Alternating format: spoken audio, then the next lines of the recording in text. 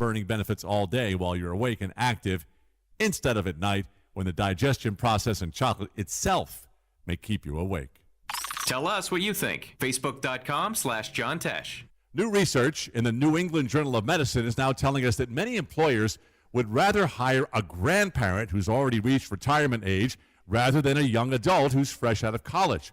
Why the trend? What's going on? I have the answer next. Mr. Clean, Mr. Clean. Of course I use Mr. Clean Magic Eraser to clean tough messes off my stovetop and bathtub. But then I discovered I can also use it to easily clean my patio furniture and even my shoes. I'm hooked. And when wipes won't cut it, I use Magic Eraser Sheets. They're thin and flexible erasers, perfect for everyday messes, like gunk on my counters and sinks. They really are magical. The reviews are in. Mr. Clean Magic Eraser and Sheets make cleaning look easy. You can't get much for $5 these days, unless you go to Wendy's for a $5 Biggie Bag. Get your choice of double stack, junior bacon cheeseburger, or crispy chicken BLT, plus 4-piece nugs, fries, and a drink, all for just $5. You got that bag. You got that Biggie Bag. You got that bag. That was smooth, wasn't it? That's how you're gonna feel when you get that Biggie Bag at Wendy's. U.S. price and participation may vary. Includes 4-piece nuggets, small soft drink, and small fry. Prices may be higher in Alaska and Hawaii. The Labor Day event from Dell Technologies is here. End the summer strong by starting up a new season of productivity. Your business upgrade begins with up to 48% off top-rated laptops, like Vostro, taking performance to the next level with 12th Gen Intel Core processors. It's time to push your growing business even further. What's next for you? Upgrade today by calling 877-ASK-DELL. That's 877-ASK-DELL.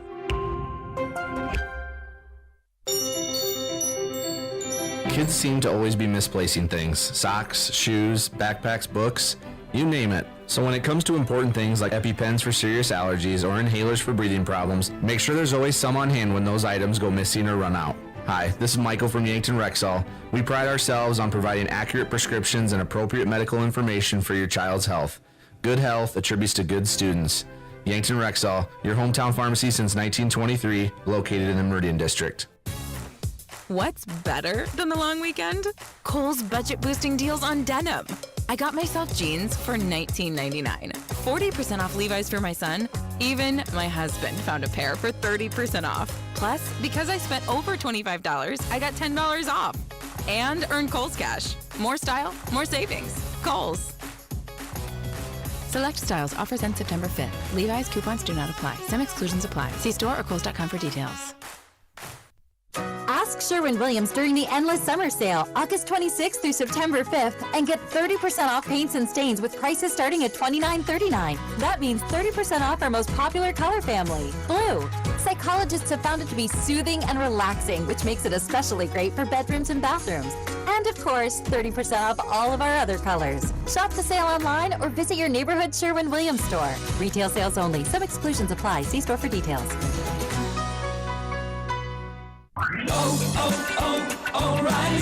O'Reilly Auto Parts is here to keep your car on the road with our free loaner tool program. Your local store has more than 80 specialty tools available to rent for your next repair. Refundable deposit required. Ask our professional parts people about the loaner tool program today at your local O'Reilly Auto Parts store or visit O'Reilly.auto.com. O'Reilly Auto Parts.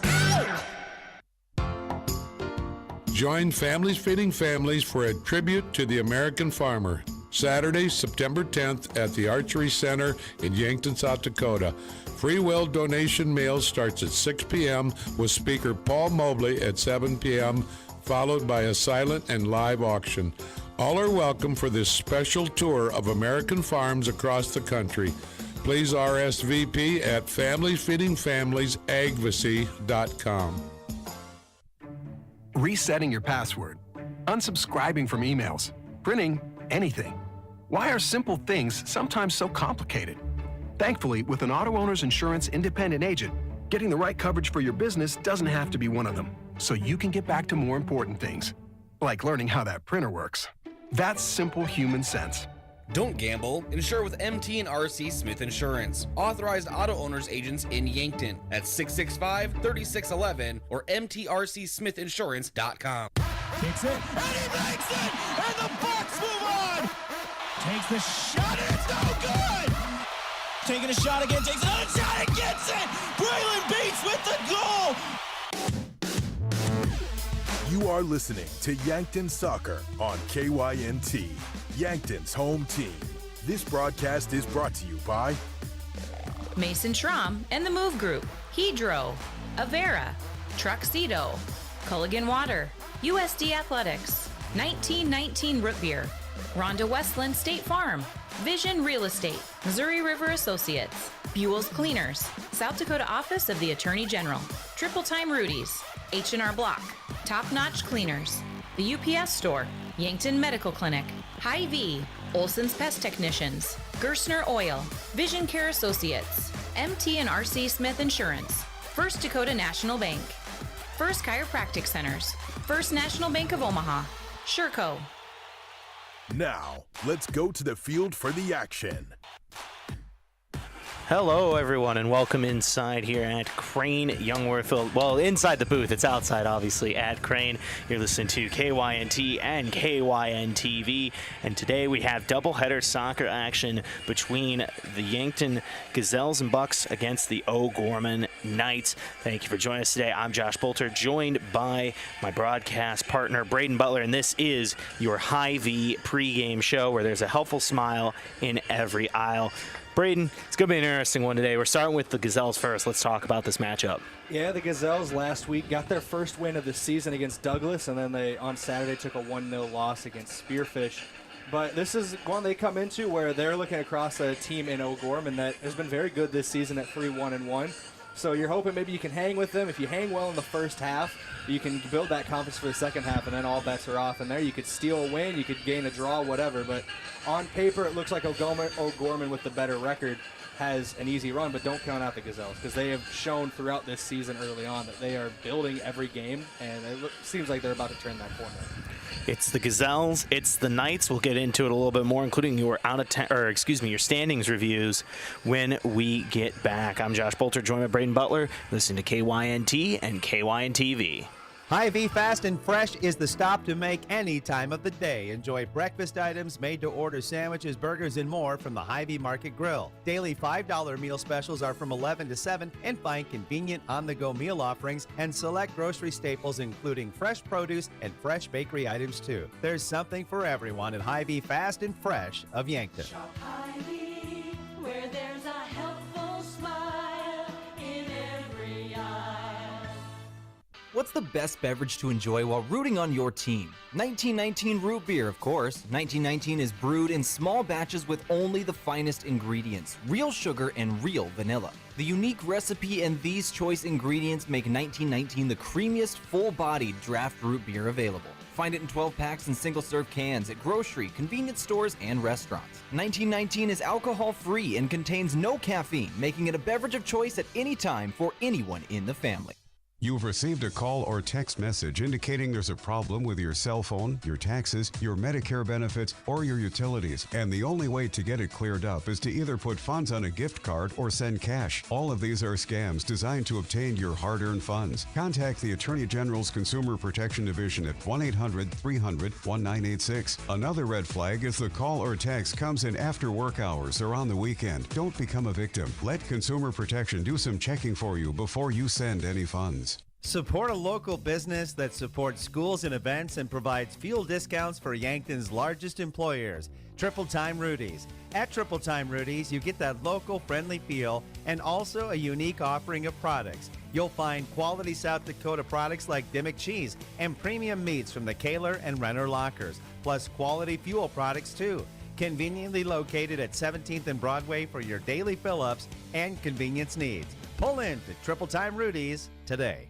There are a lot of benefits for your small business when you have a relationship with your locally owned and operated The UPS Store. I'm Doug Frederick, manager of the UPS Store of Yankton. Not only do we provide excellent customer service, but we also provide the necessary tools to help your small business thrive. We can help you with everything ing, printing, packing, copying, faxing, freighting, any ing your small business needs, even shredding, notarizing, mailboxing, every ing for your small business, and of course, shipping. The UPS Store of Yankton, across from Walmart.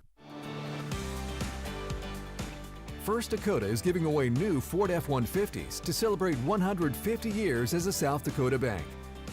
We owe it to the countless customers who have trusted us with their banking since 1872. And we want to say thanks by giving back. Click the banner to nominate someone you know to win a new Ford pickup, or go to firstdakota.com/150. First Dakota National Bank, member FDIC.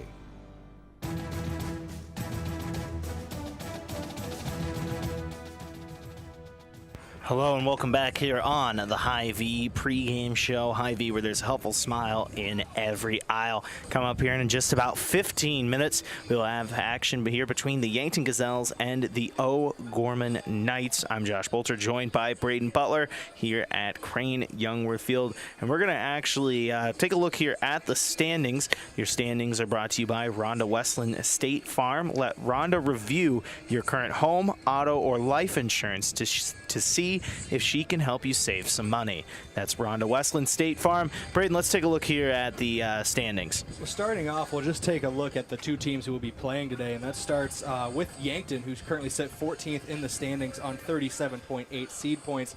A couple spots above them is O'Gorman in 10th at 40.1 seed points, so that's already early on in the season. You can see how it's starting to shake out. As for the top 5 standings in Class AA on the girls' side of things, Mitchell is currently first at 45 seed points, followed by Harrisburg's at 44.87. Sioux Falls Roosevelt and Sioux Falls Lincoln make up 3 and 4 at 44 and 43.4 seed points apiece. And rounding up the top 5 currently in Class AA is Aberdeen Central, who has 5 wins and no losses on the year, but only sits at 43 seed points. Yeah, it'll be interesting to see kind of as the season goes on how these standings continue to develop, and we'll keep you updated on that throughout the season. We're going to take a quick look here at your fans of the game, brought to you by Triple Time Rudy's. No matter what you drive, make sure to fuel up at Triple Time Rudy's. 5 cents off of each gallon of fuel on Saturdays. Just say you're a fan of KYNT or KYNTV. And, you know, there's a good Yankton crowd already coming here. We got another 13 minutes or so before the match starts, so it'll be interesting to see as the fans make their way down here, but always a great Yankton crowd. Taking a look here at your colors of the game. O'Gorman will be wearing white jerseys with blue numbers, and for Yankton, they will be, looks like in their reds today with white numbers. Your colors of the game are brought to you by Buell's Cleaners. Buell's offers dry cleaning, laundry, and business services like linens, rags, rugs, and uniforms. Buell's Cleaners at 444 3rd Street in Yankton. We're going to take a quick break, and when we come back, we'll look at the officials of the game and so much more. Don't go anywhere. You're listening to KYNT and KYNTV. Oh, Sheboygan, I just can't get you off my mind. It's tailgate season, so stock up the cooler and fire up the grill. Then load that grill with Sheboygan brats, natural casing wieners, and summer sausage. Make sure Sheboygans are a part of your tailgater. Produced with pride at American Food Groups in Yankton. The way it tastes is simply divine. I got Sheboygan on my mind. Sheboygan.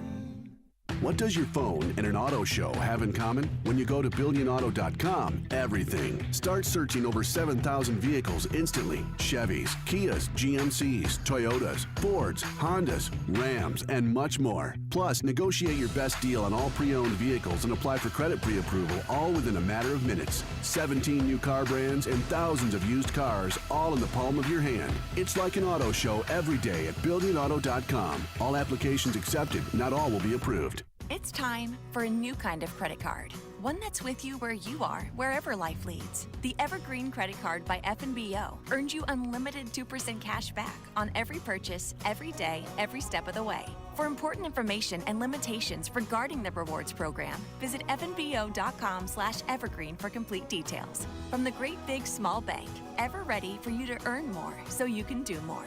Only with Evergreen by FNBO. Learn more today at fnbo.com/evergreen. Bucks and Gazelles fall sports are in full swing. Unfortunately, with them may come injury. The Yankton Medical Clinic provides patients with the latest technologies and procedures in orthopedic care. Orthopedic surgeons, Dr. Brent Adams and Dr. Jeremy Kudera, specialize in athletic injuries, including fractures and sprains, shoulder, ankle, and knee injuries, and more. They'll have your favorite athlete back in the game in no time, offering the highest level of care right here at home. Call the Yankton Medical Clinic today. So much care, so close to home. The treatment of eye diseases and injuries requires the best technology, along with the newest surgical techniques. So turn to the experts from Avera Medical Group Wilcoxon Eye Associates in Yankton. We are on the forefront of eye care that will allow you to see clearly and with more comfort. Schedule an appointment with us or learn more by visiting avera.org/Wilcoxon. Checkers Sports Bar and Grill is everyone's favorite place to eat and catch the game. Whether it's dine-in or carry-out, Checkers' menu has mouth-watering burgers, satisfying sandwiches and wraps, and, of course, wings. With 17 specialty wing flavors, there's a sauce for everyone, like buffalo, maple bacon, and Asian zing. And don't forget to try their sauce of the month. You can get all these hot and ready to eat Tuesday to Sunday at 11. Checkers Sports Bar and Grill, 689-2244.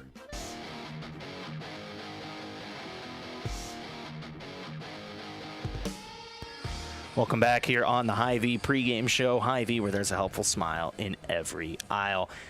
Take a look at it here. We have the O'Gorman Knights taking on the Yankton Gazelles here in just about 10 minutes. I'm Josh Boelter, joined by Brayden Butler.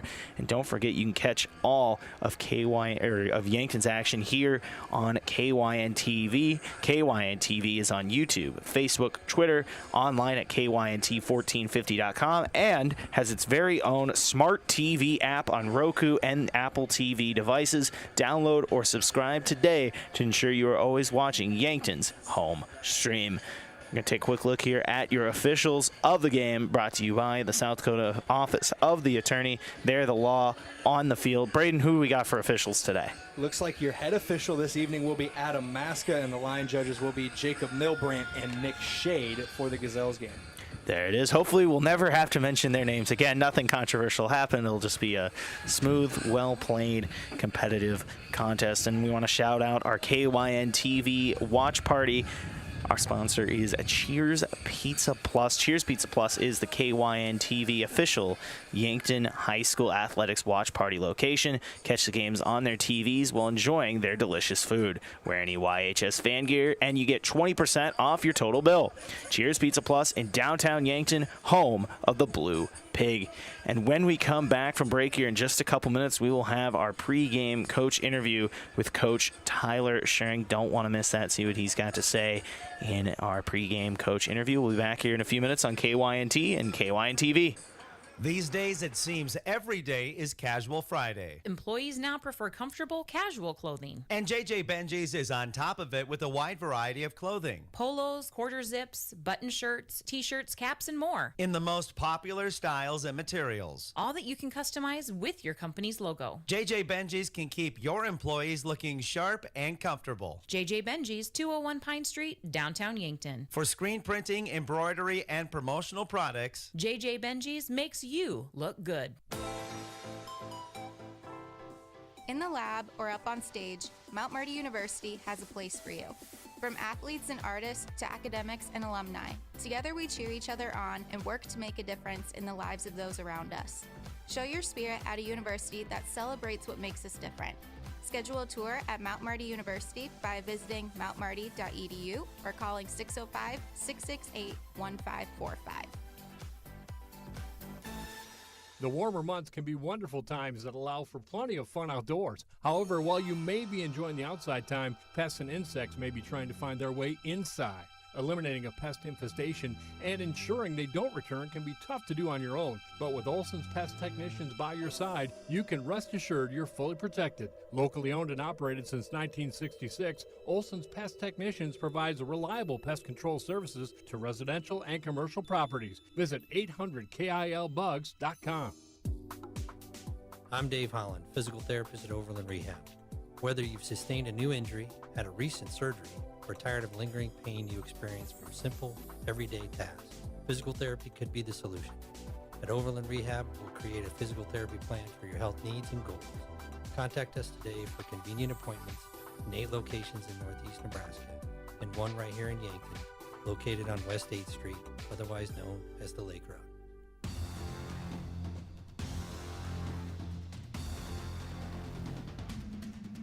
Welcome back on our KYNTV and KYNT pregame show, brought to you by Hy-Vee, where there's a helpful smile in every aisle. We're a few minutes away from here from the Yankton Gazelles taking on the O'Gorman Knights. But before we do, we have your pregame coach interview with Coach Tyler Schuring, brought to you by 1919 Root Beer, the creamiest full-bodied draft root beer available. Find it on tap at Charlie's Pizza or in large cans at Yankton Hy-Vee. This interview with Coach Schuring is from the last matchup they had on Saturday against Spearfish. Here's Coach Schuring. Coach, welcome in. And we were kind of talking during the break. You saw a lot of things you liked. Can you just kind of point that out to people so then they know what you liked? Yeah, I think we built off of some of the success that we saw last night. I thought the first 15, 20 minutes of the game, we really put pressure on them. Controlled the ball, passed the ball, moved the ball well side to side. Created a couple half chances getting forward. And then we pressed and counter-pressed when we had the opportunities that first 15, 20 minutes. I think the last part of the first half, legs got a little tired, from that hard pressing, and they were able to push us back a little bit and move the ball a little bit around us. I thought they were probably stepping the ball a little bit harder that end of that first half, but I thought we were able to reset really good at halftime. Yeah, and you mentioned a late ad there with Saylor, and this one mentioned she had a good JV game. Can you just tell me a little bit more about her? Yeah, she had, I believe, 3 goals in the JV game. She's one that's just a hustler. She's got some quickness on her. We got a lot of girls with speed, but she's one that's got that speed and just that explosive quickness that we've got a few others like that, but it's something that you just can't teach. She's a hard worker. She's going to put pressure on the girls. She usually plays striker at the JV level. She came in and stepped in the midfield when we were missing a player due to injury today, and she was able to hold her own, just keeping pressure and not letting them get free passes. Yeah, and O'Gorman on Thursday. Can you just tell me a little bit more about that matchup? What can we expect? I'll be honest, I haven't watched a whole lot about O'Gorman this year. I know they have a really good attacking mid, Castillo. She was a first team All-State last year. Really quick player. She kind of controls the tempo for them. I believe with the midfield I have this year and the quickness we have, I think that we match up really well in the midfield. It's just, can we put the ball in dangerous areas and take advantage? It's been kind of the name of the game all season. So I also want to give credit to our defense. I thought, overall, they played really well today. For a team that, from time to time when we give up a goal, we kind of struggle just keeping it at 1 goal. I thought they responded well, kept it tight, and, were physical when they had to. All right, well, thank you for your time today, Coach. Really appreciate it. Thank you. And that was Coach Tyler Schuring here for the Yankton Gazelles. And we are just a couple minutes away from action. We'll be back here in a couple minutes on the KYNT and KYNTV pregame show.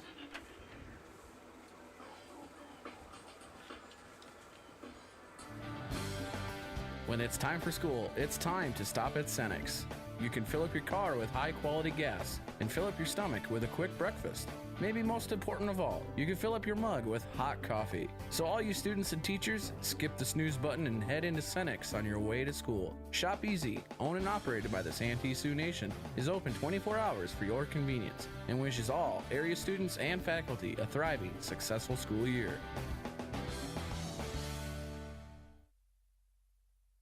With grain carts getting bigger and better every year, don't you think it's time to outfit them accordingly? Sherco's 4500 Series HD electric tarp works seamlessly with existing Sherlock tarps. The heavy-duty extruded arms are the strongest on the market and come with a lifetime warranty. Operating is easy and convenient with one of our smart remote options that let you open and close your tarp with the push of a button. Call to order yours today at 1-800-474-8756. When you need to be sure, make it Sherco. Think about how people really see you. The kid at the drive-thru just sees a coffee drinker. Please go forward. Your local barista sees the person who loves a smiley face in their latte. See you next time. It's kind of the same way with insurance. Other insurance companies just see a customer, but a State Farm agent sees more. They see you as a neighbor. Your State Farm agent is here to get to know who you really are so they can help life go right. Call State Farm agent Rhonda Westland at 665-4411 today to learn more.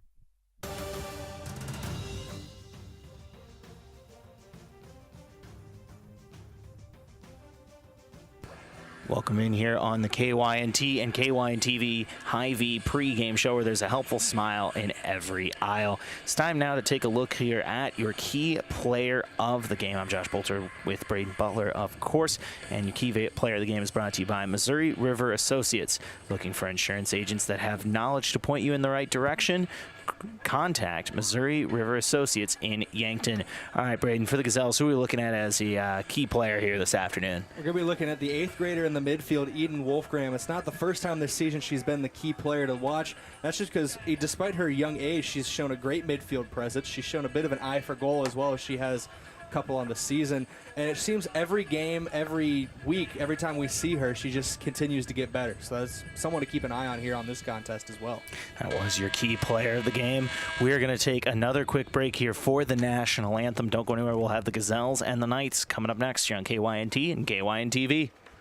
Truxedo Truck Bed Covers is proud to call Yankton home and be a part of such a strong local community. Truxedo's commitment to excellence in producing the best product available drives us forward.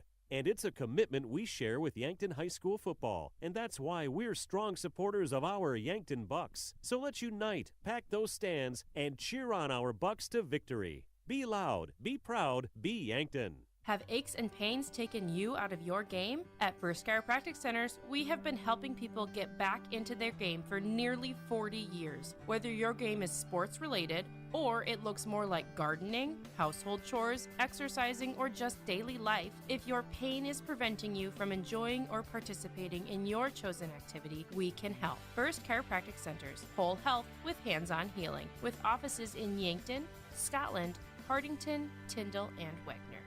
As a proud community bank, Core Trust delivers more than just checking and savings accounts.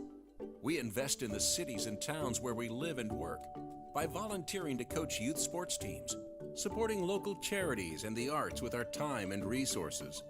Whether we live in a rural town in South Dakota or a suburban city in Minnesota, it's a place we call home. Core Trust Bank. Raise your expectations. Member FDIC. At Elwood Family Dental Care, we see patients from 1 to 101. Come experience our gentle touch while you relax in our massage chairs and watch TV. Patients are loving our new digital scanner. No more ooey gooey gaggy impressions. We'd love to meet you, and we're always accepting new patients. Call 665-2530 to make an appointment. Elwood Family Dental Care, where we take care of the entire family. South Dakota Coyote football is back, and we can't wait to see you back in the Dakota Dome. Presented by Midco, the Coyotes will host Cal Poly in the Dakota Dome at 1 p.m. on Saturday, September 17th. It's Ag Appreciation Day, so check out the Ag displays east of the Dakota Dome prior to the game. Join Coyote Nation in the Dakota Dome for the Coyote football home opener, Saturday, September 17th at 1 o'clock. Tickets are available now at goyotes.com. Hey Yankton, Hydro is excited to announce we have new wages. General production, entry level, now starting at $17 an hour, and entry level cast house starting at $18.75, with skilled positions even higher. Dollar shift differential as well. We offer day one benefits and monthly profit sharing with a variety of shifts available. Go to jobs.hydro.com, search Yankton. That's jobs.hydro.com, search Yankton, or call Evie 605-668-2344. FM 1021 and AM 1450 KYNT Yankton.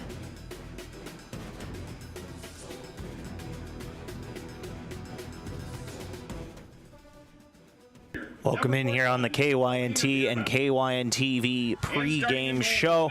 Brought to you by Hy-Vee, where there's a helpful smile here in every aisle. I'm Josh Boelter, joined by Brayden Butler. We've got the Gazelles and the Knights here. And Brayden, let's take a look here at the starting lineups, starting with the visiting O'Gorman Knights. Yeah, starting for the Knights this week will be number 2, Macy Severson, number 4, Libby Castelli, number 6, not listed on the varsity sheet. On the junior varsity sheet is Addison Doherty. Number 12, Anna Lent. Number 16, Nora Bottle. Number 21, Brooke Reeves. Number 22, Aubrey Dowling. Number 25, Kaya Folsom. Number 30, Natalie Doherty. Number 41, Elena Bierma. And in goal, number 44, the freshman, Molly Johnson. And how about for the hometown Gazelles? For the hometown Yankton Gazelles, number 1, Eden Wolfgram will be starting. Alongside her, number 2, Carly Chop. Number 3, Tessa Gillies. Number 4, Kira Christ. Number 5, Aubrey Lloyd. Number 13, Bree Lucan. Number 15, Ava Haar. Number 16, Chloe Foote. Number 23, Jocelyn Elwood. And in goal, number 99, the junior, Alex Schmidt. Those are your starting lineups, brought to you by First Chiropractic Center, or whole health with hands-on healing. As we're getting ready to start here, we'd like to mention a couple Sportscaster Club members, including America's Best Realty. Tired of renting or apartment living? Ready to upgrade own your own home? Call America's Best Realty at 260-1600 and unlock the American dream. Boston Shoes to Boots, footwear experts since 1915. Boston Shoes to Boots carries high-quality work boots, casual, athletic, and dress shoes for men and women, located at 3rd and Broadway, or bostonshoestoboots.com. And Elwood Family Dental Care, where they take care of the entire family and are always welcoming new patients. Both teams are taking the field right now, and Brayden, this should be a good one. Oh, it should be a good one between these two squads. Hoping for a good game today. Hoping to see more continued improvement from the Gazelles that we've seemed to see every time we call a match. Getting ready to go here once again.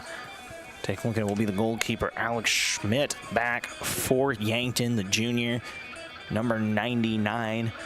As we are underway, and that is number 41, Elena Bierma. Kicking this one over into the right side of the flank, over to number 30, Natalie Doherty. We talked about her a little bit in the pregame. So that one's going to go out of bounds, and it will be Yankton possession. Tessa Gillis throwing this one in. It's going to go out of bounds once again.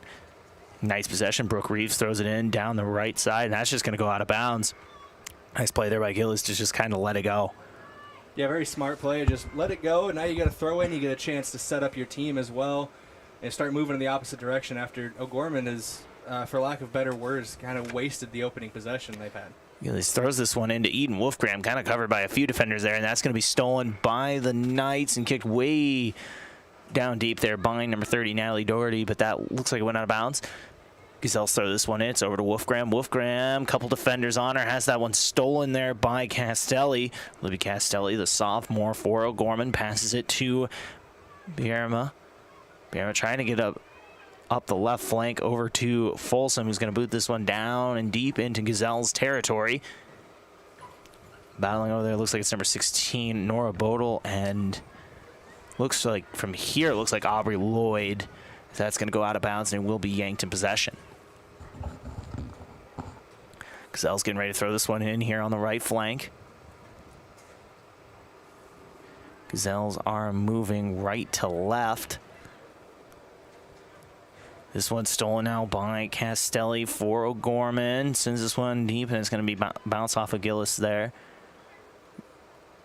Gillis spins, tries to pass up to Lloyd, just misses Lloyd, and that's stolen by Macy Severson. Severson now has that blocked by Carly Chop, and that's going to go out of bounds on the right flank. It will be O'Gorman possession. Yankton spending a lot of time in their half of the field right now on the defensive foot. You're going to have to try to get a counterattack going here. Nice header there from Bierma for O'Gorman, and that's going to go out of bounds. Looks like it will be O'Gorman possession, and they've already gotten down here deep a couple times early in this first half. Throwing in will be Nora Bodel, the sophomore, with a nice little flip there, and is able to throw that one. Just misses Elena Bierma on that one, and that one is kicked and in for the goal, and that's Libby Castelli there with the first goal of this one, and O'Gorman now leads 1-0 here with 37-38 remaining in the first half. And don't forget, your first score of the game is brought to you by Gerstner Oil. And Brayden, Libby Castelli gets this one open early for O'Gorman. Yeah, it was a great goal. Put it top of the net where Schmidt couldn't get it, but What a throw-in as well. I know it wasn't initially off the throw-in that the goal was scored, but that kind of handspring forward, that extra fulcrum, got the more that extra leverage, got more force on the ball to get it as far as it did. That play does not happen without the incredible acrobatic throw-in. But once again, just a great goal by O'Gorman, and that's what's going to happen if you keep spending a lot of time in your own defensive end. I know we're only a couple minutes into this game. Yeah, great start there for the O'Gorman Knights on offense. Now as Boelter gets this one down the left flank, and it looks like that's going to go off of Aubrey Lloyd and out of bounds. Will be O'Gorman possession here on the left flank. Boelter getting ready to throw this one in. Castelli with the goal, like we mentioned. It is O'Gorman 1, Yankton 0. We're only 3 minutes into this one. Going to be interesting to see if the Gazelles can respond as that pass goes a little while. I was looking for Christ on that, and that's going to go just past her. Yankton's able to recover. Chop trying to get it down the right flank. Stolen, though, once again by O'Gorman. Booted up. Nice block there by Ava Haar, fighting for the ball with Bierma on the left flank. Bierma now sets, tries to pass it up to Bodel, and that's going to go down the left flank once again. Over to Kaya Folsom. Folsom trying to get in the middle, and that's blocked and out of bounds. It will be O'Gorman possession. See if we see another acrobatic throw in, or more of a normal one there, but something where just being able to have a player who can do that for O'Gorman is a big help. Severson with the shot there. Nice block by Schmidt. Kind of lost control of it. Was able to keep it out of the goal, though. That was scary accurate, though, on the shot there from Severson. That's something you don't want to see if you're head coach Tyler Schering, and something that Alex Schmidt's going to be upset with herself about, too. She's done a good job in the last couple of games of being able to maintain control of the ball on those stops. Just that one's got by her, and luckily it went out of bounds. Corner kick here for O'Gorman's going to go out of bounds. Looked like it bounced off of Eden Wolfgram there, but they're going to say actually might have bounced off of O'Gorman. Corner kick now. Oh, they are going to say that was off of Wolfgram, and this will be another corner kick here for O'Gorman. Castelli getting ready to boot this one. Yeah, after the initial confusion, O'Gorman gets set up with another set piece. Castelli with the corner kick, finds number 30, Natalie Doherty. This one's passed back out over to Brooke Reeves. Reeves passes back over to number 25, Kaya Folsom. Wolfgram able to send this one back, and the Gazelles do a nice job there on that defensive possession to recover on this one. That's going to go all the way down to the goalkeeper there, Molly Johnson, the freshman. Picks that one up and sends it back. We're just 5 minutes into this one. O'Gorman leads 1-0 here over the Gazelles. So this one goes way down the right flank for Yankton, and it's going to be right where you want it if you're that Gazelles offense, getting a chance here to set up. However, that is going to go out of bounds on that, and that will be O'Gorman possession here on the goal kick. Gonna have to see if maybe the Gazelles going forward try to use that those long balls over the top or just down the flanks to try to get it onto the feet of their attackers from the midfield, because it seems like if they have to meet O'Gorman one-on-one in the midfield right now, O'Gorman is winning that battle. Chop boots this one down the left flank or right flank, and that's going to go out of bounds. Once again, it will be O'Gorman possession. Just a few minutes into this one, once again, O'Gorman leads 1-0 here. If you missed it, there was a goal by Libby Castelli with just a few minutes into this one. For the Knights, number 32, Chloe Fritz. Chloe Fritz number 39, and Hadley Kirkflight. And Hadley Kirkflight checking into this one for O'Gorman here. It's been talked about often on this broadcast and others we've done that Yankton is a very young team, so it's interesting to see how they've responded so far to that early goal and how they will continue to respond throughout this first half and the rest of this match. Ball goes out of bounds, and it will be Yanked possession on the left flank. Elwood passes this one in over to Chris. Bounced off her foot. That's going to be blocked there by number 22, Aubrey Dowling, the sophomore.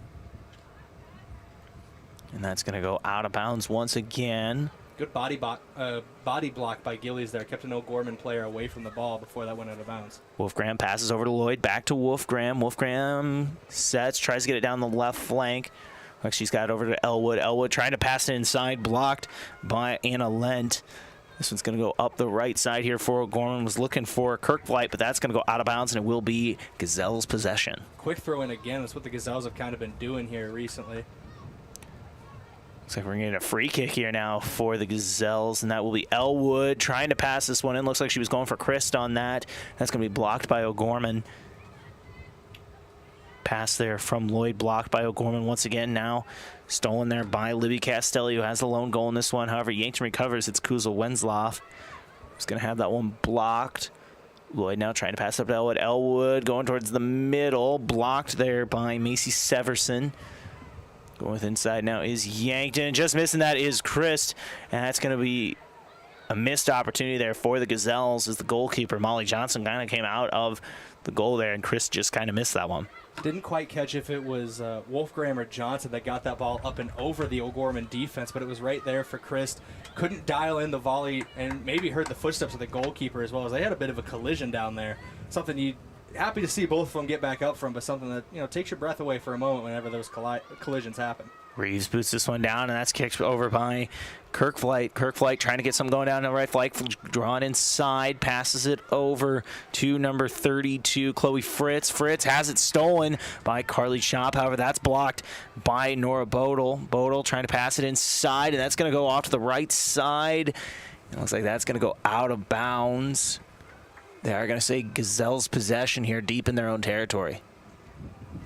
31-33 remaining in this first half. It was a great initial play by Carly Chop to close down on her, on the attacker she's marking on that far side from our position down that flank.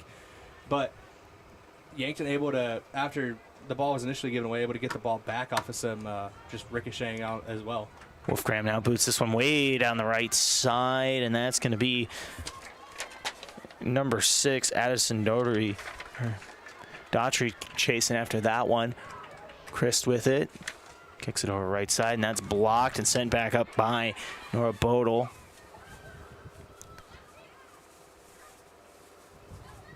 Barema passes it over to Libby Castelli. Castelli moving down the right side, tries to pass it up to Kirkflight. Kirkflight's chasing after. It looks like it's going to be Gillis getting it to it first, though, for Yankton. That's going to roll out. And they will say that'll be a goal kick here for the Gazelles. Maybe it's a difference in velocity we've seen since the Spearfish game. I know we talked about it a little bit. When the ball would get near the touchline, near the out-of-bounds markers, that Spearfish's defense would trap Yankton very well and not give them any lanes to pass the ball. It looks like O'Gorman is trying a similar thing, but Yankton has made the adjustment where instead of trying to play the ball in those tight areas where they're going to get trapped and locked down and have nowhere to go with it, they're just letting them roll out of bounds, get your throw in, get your set pieces, and able to open up the team or open up the field a little more. Hard passes one up the right side. That's blocked by Severson. Antonin trying to pass this one over on the left side, and that's going to roll out. Looks like it will be Gazelle's ball. It is Carly Chop getting ready to throw this one in. Chop over to Alyssa Doby, who's checking in for the first time today. Wolfgram with the header looking for Chris. Stolen by Anna Lent. Lent over to Dowling. Dowling passing it down the left side. Looks like it's number 32, Chloe Fritz, in on that. Moving down the left flank now. Once again, it is Castelli who has the lone goal in this one for O'Gorman. And a couple defenders miss is number 39, Kirkflight, for O'Gorman. That's going to go out of bounds. Just under 30 minutes to play here in the first half. Pass inside, blocked by Chop, and that's going to stay O'Gorman possession for moving a little further down the field now. Looks like Chop was trying to get another clearance there out of that, but the ball just went out of bounds. Pass in there to number 20, Mackenzie Antonin, is blocked, and that's going to go out. Looks like it's going to be Gazelle's possession here with a goal kick.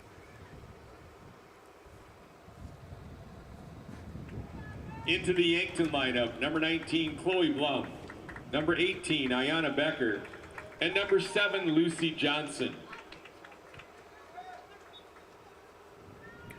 Chloe Blum as well as Ayanna Becker and Lucy Johnson checking into this one for the Gazelles. Pass stolen there. Looks like it was number 9, Eleanor Johnson, with the block, trying to pass it over now to Lucy Johnson, blocked by O'Gorman. This one sent out now, chasing after it is Ayanna Becker. Becker moving down the middle there, stolen by Dowling. Dowling passing it over and up the left flank to Daughtry, and that's going to go out of bounds. Maybe some good news in the health of Becker. We've seen her all season playing with a large knee brace on her right leg. It looks now like she has a wrap under her socks. So the more improvement on whatever she's been dealing with or whatever she's went through previously. So it's something good to see improvement health-wise. Yeah, for sure. Gorman moving down the right side, and that's going to go out of bounds once again. It is O'Gorman possession. That's going to go out on the left flank.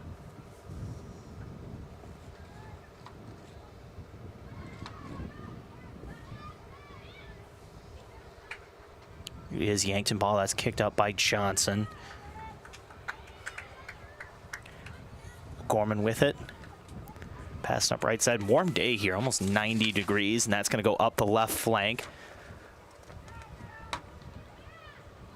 Blocked, and that's going to be Eden Wolfgram chasing after it, going up the right flank, and that's going to be passed down. She's got a couple gazelles there. Leading the charge is number 18, Ayanna Becker.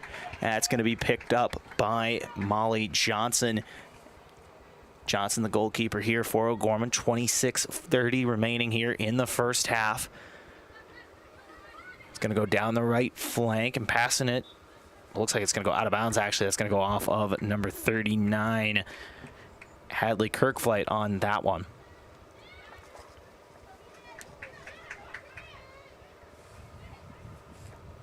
Eden Wolfgram passing this one over. She was looking for Becker, and that's blocked.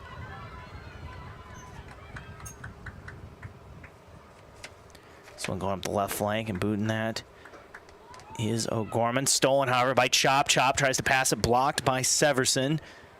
Severson recovers and gets it up the flank, or up the middle there to Castelli. Castelli and Severson kind of passing it back and forth there. Nice block by Yankton. Looks like it was Kuzla Wenzloff in there on that one.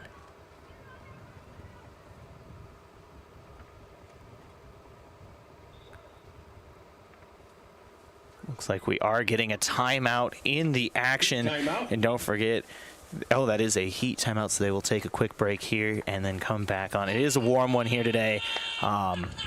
So don't forget that this water break is brought to you by your local water expert specializing in water softeners, water filtration, and bottled water. There is a heat break on the field, and we're going to take one with them here on KYNT and KYNTV. For Brayden Butler, I'm Josh Boelter. We'll be back here in just a minute. Education. That is one of our core values here at Missouri River Associates.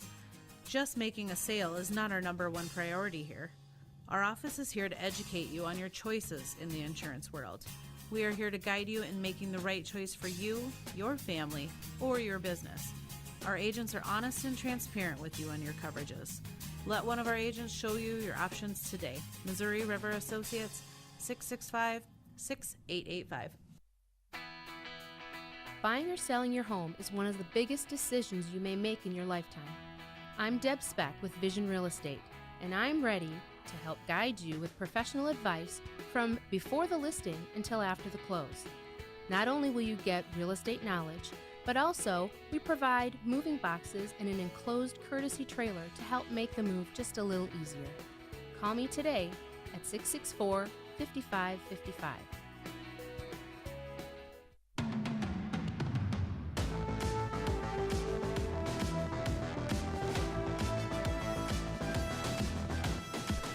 Welcome back here on KYNT and KYNTV. I'm Josh Boelter, joined by Brayden Butler. The O'Gorman Knights lead over the Gazelles 1-0 here with 24:52 remaining in the first half. Had to take a quick heat break there. Like I said, it is kind of a warm one here today. And Brayden, what have we kind of seen so far? Well, early on, Gorman had an extended residency. It's almost like they were staying in a hotel down in the defensive end of the Yankton Gazelles. But since then, the Gazelles have been on the front foot a lot more, and now it's turn the tide. O'Gorman seems like they can't get out of their own end recently. There's a good chance here. Shot on goal there for Yankton. Looks like it was Wolfgram. Just misses right. Wolfgram is wide right. Nice look there. Really kind of the best look the Gazelles have had here in this first half. Yeah, so far it has been the best look. And Wolfgram, and that's something Coach Shering's talking to us about, is Wolfgram's trying to get more confidence in front of goal, because he said she has the ability. It's just the mental aspect that kind of makes her think too much about it. She just needs to do it. And right there, taking that shot on goal when she had the lane just wide right, but that's something you like to see if you're Coach Shering. Yankton now has this one, and it looks like it's going to go out of bounds, and it will stay with the Gazelles here. Carly Chop getting ready to throw this one in, the sophomore for Yankton. This one thrown in on the right flank and booted up towards the middle. Chasing after it there is Kuzel Wenzloff, who just kind of loses control. But looks like she's battling back for it here, back and forth with Castelluzzo. Something you like to see out of a young team, a player like Winslow, who is an 8th grader, Free kick didn't Knights. give up on the play. Immediately after the initial mistake, went back after the ball and ended up drawing a free kick. Aubrey But that Downing aggression can is take something the you free got to be kick. happy to see. Free kick here coming from the Knights, and that is brought to you by Hedro. This break in the action is brought to you by one of Yankton's best and biggest employers, Hedro. When you're ready for a break and looking for a new direction, visit jobs.hedro.com. And you know, you're talking about a lot of aggressive offense here so far for Yankton. Maybe not on the scoreboard yet, but they've really done a good job of keeping it on the other end. You haven't seen Alex Schmidt have to do a ton on the defensive end for Yankton so far. Yeah, outside of the first 3 minutes when O'Gorman was really peppering the goal, trying to get that attack, it has been kind of a smooth day in this first half for Schmidt in goal. Lady Knights possession here as Wolfgram's going to grab this one and pass it over to Kuzel Wenzloff. Move this one down the right side, or excuse me, left side, over to Chloe Blom. Blom, a sophomore. So that's going to go out of bounds. Will stay. Yankton possession. Gillis throwing this one into Blom. Blom moving back just a little bit, trying to get it reset. Looking for Kuzel Wenzloff. Couple of O'Gorman defenders, though, in the area, and it looks like it was Kaya Folsom who kind of was on the lead there on defense. And this one's going to roll all the way down towards the O'Gorman goalkeeper, Molly Johnson, and Johnson's going to pick it up and reset things here for the Knights. Becker's had a couple of those where the ball gets over the top to her, but it's just put too far out by whoever the initial pass is. So that's something, maybe just timing up those runs a little more with getting that synergy between the midfield and the attacking front could pan out nicely for Yankton. There's a whistle, and it will be a free kick here for O'Gorman. Brooke Reeves, they switched me out at the last second there. It's going to be Aubrey Dowling getting ready here on the free kick on the right side here. This one passed deep, header there off of number 25, Kaya Folsom, and that's going to go out of bounds. 1-0 is your score. O'Gorman here over the Yankton Gazelles. Don't forget, we'll have your halftime show coming up here at the conclusion of this first half. We'll talk about what happened here in the first half. So far, only one goal here at about 3 minutes in. It was Libby Castelli who had the goal in this one for O'Gorman.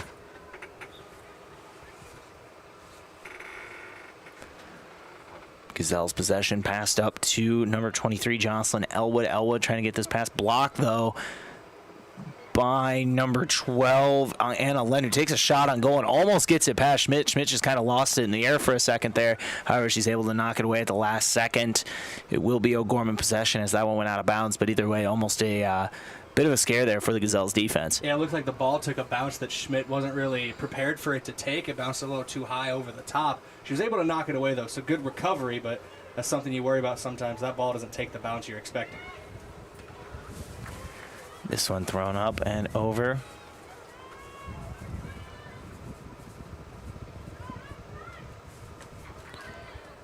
With it now is Castelluzzo, and that's going to be passed over to Severson.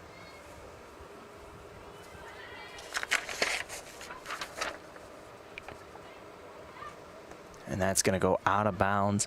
Looks like that's Brenna Kuka who has checked in here, the 7th grader for Yankton, number 29.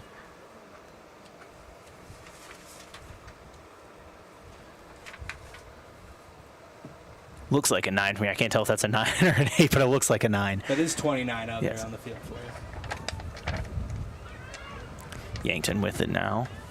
Kuzla Winslow trying to get things going here for the Gazelles, trying to get on the scoreboard here. Makes the defender miss. Has a block though by Severson, but recovering is Kuka, and she's going to pass this one down, and that's going to roll deep. Chasing after it here for O'Gorman is number 21, Brooke Reeves, and she just boots that one out of bounds and it will be Gazelle's possession over on the left flank deep in O'Gorman territory. This is something you want to see if you're able to get out of this throw-in and get the ball into the middle of the field here. Kira Chris passes this one up.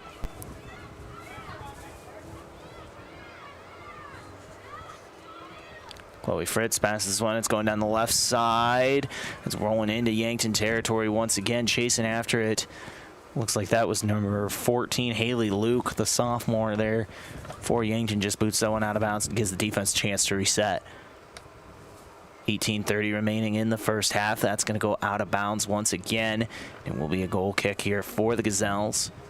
Looked like just a miscommunication on a quick throw-in by Returning O'Gorman. to the Gazelle lineup, number 15, Ava Hart. It just wasn't really ready for the throw-in, it seemed like, was the O'Gorman player right there, so it just went right past her. I believe that was number 32, Chloe Fritz, off the initial throw-in there, where just miscommunication, ball goes past, and now Yankton gets the ball on a goal kick. Alex Schmidt passes it over to Ava Har, and that's going to go off of O'Gorman defender's head. Looks like it's Daughtry over there with it for O'Gorman. Passes this one way down the left side. Blocked though by Chloe Foote. Foote has that one stolen by Kaya Folsom. Folsom stolen there, but able to recover it is O'Gorman. Chloe Fritz moving down the left flank. Gets past the defender and trying to chase after it. Looks like Ava Har is going to be the closest one to it. Tries to pass it, but it looks like that's going to go out of bounds. Went out of bounds before Har touched it too, so Yankton's going to get the throw in here. I believe that's Aubrey In for the Knights, Lloyd. number 4, Libby Castelli. Number 39, Hadley Kirkleet. For the Gazelles, number 1, Eden Wolfgram. And number 16, Chloe Foote. Eden Wolfgram checking into this one here for the Gazelles.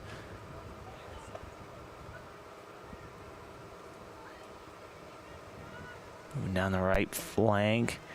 Just losing that one is Wolfgram. Lost a little bit of control with 16:51 to play here in the first half. 1-0 is your score. O'Gorman leads. Lone goal in this one scored by Libby Castelli, the sophomore. Just a few minutes into this one. Really got the action started early. Yeah, got the action started early, as you mentioned, but nothing really has happened since then. There's been a few shots taken by both O'Gorman and Yankton, but still nothing really fruitful has been shown since that opening goal in the first 2.5 minutes. I'd say the closest was probably Wolfgram down on the Yankton offensive end. Had a shot and just missed it right. But other than that, like you said, not a ton of great offensive looks for either side. The closest O'Gorman's got is when the ball took a weird bounce and almost got over the head of Schmidt. With it now is Wolfgram here for the Gazelles. Wolfgram trying to pass up the middle to Kira Chris. Chris running after it. That's booted way back by the goalkeeper, Molly Johnson, right down the middle of the field. Bounces off a Yankton defender. Looks like that is number 5, Aubrey Lloyd. The Knights with it now, trying to go down the left flank, and that's going to go out of bounds. Should be Gazelles' possession. And it is 15:40 remaining here in the first half. Chop looked like she was going to go for a quick throw in there, but slowed down and took her time. Libby Castelli running after it. She's got one goal already. Tries to pass it inside. Gets it past a couple of Gorman players, but trying to pass it back in. Over to Castelli. Shot on goal. Blocked there by Alex Schmidt. And that will be your big block of the game. Brought to you by H&R Block. Open year-round. Providing bookkeeping, payroll, and tax services. 665-3366. Nice block there by Alex Schmidt as Castelli put a little bit of heat on that. Yeah, great concentration by Schmidt in positioning to stay in front of that one, because Castelli has shown earlier on in this contest she's more than capable of scoring when in front of net. Yeah, and that one got really close to getting in there. Nice block by the goalkeeper, the junior goalkeeper for Yankton, Alex Schmidt. Got in there on that nice play. Is Yankton possession. 14:45 remaining here in the first half. Knights lead 1-0 here over the Gazelles. We'll have your halftime show coming up here in just about 14 minutes and 30 seconds. This one passed up to Kaya Folsom. Folsom over there. It's going to be sent up in the air. Tacky over to Elwood. Elwood moving down the left side. Tries to boot this one deep, but that's going to be blocked by O'Gorman. It looks like it's Dowling over there. However, Wolfgram's able to get it back. Actually, they're going to say that's out of bounds. Will be O'Gorman possession. Wolfgram with it. Gazelles are deep in O'Gorman territory. Trying to pass this one to Elwood. Elwood back to Wolfgram. Just misses Wolfgram. Brooke Reeves with it and passes it up the right side. It's not just Wolfgram that's doing it. She's just been the latest example of it. But Yankton has been very good at pressuring after they lose possession, staying on the ball and trying to win it right back. Castelluzzo kicks that one out of bounds. Tacky throwing that one in. Castelluzzo passing it up to Libby Castelli, stolen by Yankton, but O'Gorman gets it back. Castelli moving down the middle all by herself a couple ways, but she's pushed this one all the way down, trying to pass it inside there to Folsom. Folsom sets, close defense there by Folsom passing it up. Trying to pass this one inside is O'Gorman. It's going to go over to Castelli. Castelli drives inside. Nice block there by Aubrey Lloyd. Nice defensive play there by Aubrey Lloyd, the junior defender for Yankton, making the play and forcing O'Gorman to reset. Yankton's defense there showed a very good job of balancing aggression while maintaining shape, because they were going up and marking whoever had possession of the ball almost immediately and causing them havoc and giving them no space to look. But at the same time, they still maintained their shape enough where players were in position where there was not a lane for an attacker to get in behind the defense. Tessa Gillis, as well as a couple other Yankton players checking back into this one. 12:30 remaining here in the first half. Looks like that's Bree Lucan over there on the right flank who falls. That's going to go out of bounds. Should be Yankton possession. And it is 12 minutes remaining here in the first half. 1-0 O'Gorman is the score. Yankton throws this one way down deep over there on the inbounds pass, and that's going to be Yankton's got a bit of a lane here on the right side, trying to pass it in over to Elwood. Elwood with it now. Can make something happen there. A couple of O'Gorman defenders, though, are able to knock it away, and Brooke Reeves boots this one up. It's Gillis now, tries to get this one, but it ricochets off the right side of her foot. And now Libby Castelli here for O'Gorman, going way down the right flank, and that's knocked out of bounds there by Chloe Foote for O'Gorman. The timing on those volleys, especially the one Chris tried right there, because you're trying to hit it with the plane of your foot, get it up where you need to go. It looks like it just kind of tipped off of her toes, and that's why it went wayward. It looks like we are going to get another timeout here for the Heat, and we're going to take a break with them. Don't forget, these breaks are brought to you by your local water expert specializing in water softeners, water filtration, and bottled water. It's Culligan. There's a break on the field, and we're going to take one with them. For Brayden Butler, I'm Josh Boelter. This is KYNT and KYNTV. We'll be back in 60 seconds. Exciting news, Yankton area. Amazon Delivery is hiring. Amazon Delivery is searching for drivers to deliver packages in the Yankton area. You must be 18 years or older with a valid driver's license and pass an Amazon background check. Work for a company with competitive pay, flexible scheduling, and job security. If you are interested in becoming an Amazon Delivery driver, please contact Yankton Computer at 605-664-2222 to find out more and to fill out an application today. Yankton is thriving. This is Nancy Winandy of Yankton Thrive. We've improved our quality of life in Yankton with projects like the Aquatic Center and Mount Marty Fieldhouse. We've addressed housing issues with the Westbrook Estates development. And to grow our workforce, we've conducted virtual job fairs, recruitment marketing, and offered scholarship opportunities for careers in our high-need areas. Yes, Yankton is thriving thanks to all the great people and companies that make Yankton their home. For more on Yankton Thrive, go to yanktonsd.com.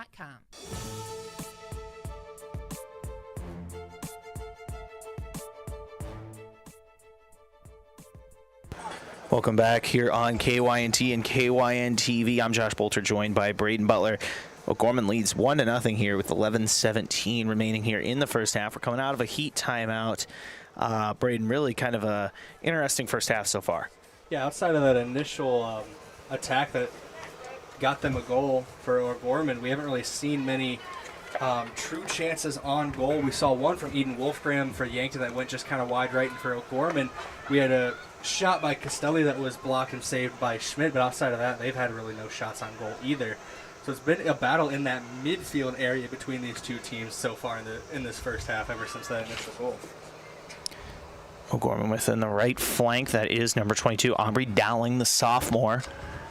He's going to pass this one up, and that's blocked by the Gazelles. However, O'Gorman's able to send this one way down towards midfield. Castelli with it, has the one blocked by number 5, Aubrey Lloyd, as that one's going to boot high in the sky. And going with an open look here is Becker. Becker just misses that one, and that's going to go out of bounds. Molly Johnson kind of left the territory, and actually they're going to call offsides here on the Gazelles. Yeah, the offside penalty would have negated anything anyway, but it looked like Becker initially kind of slowed up because Molly Johnson was coming towards them. They were about to have a collision on the ball. Fortunately for Yankton, even though that's one of the better opportunities they've had in the last 10 or so minutes, it was an offside anyway. Johnson now sending this one deep here for O'Gorman. Folsom trying to pass it over to Anna Lent. Gorman with it. Severson over to Castelli. Castelli back to Severson. Severson trying to get this one over in the flank to Bodel. Bodel on the left side trying to pass it to Kirkflight, but that's going to get past her and kicked out of bounds there by number 15, Ava Haar. 9:30 remaining here in the first half.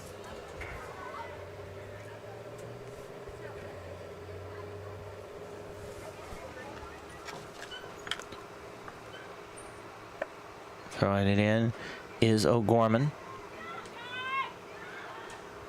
Seems like Bodel's kind of the expert on that, as she's the one that tends to go to that style of throw in the most. Yankton with it. Looks like that was Jocelyn Elwood trying to get that one down the middle of the field, though. Blocked by Severson. Now blocked by Eleanor Johnson, the sophomore for Yankton. Bree Lucan trying to get this one going, and is blocked, but that's going to go out of bounds, and it will be Yankton possession here with 8:45 to play in the first half. Returning to the Yankton lineup, Carly Chop, Kiera Christ, and Lucy Johnson. Carly Chop and Kira Chris checking in here. Lucy Johnson also coming onto the field for the Gazelles here.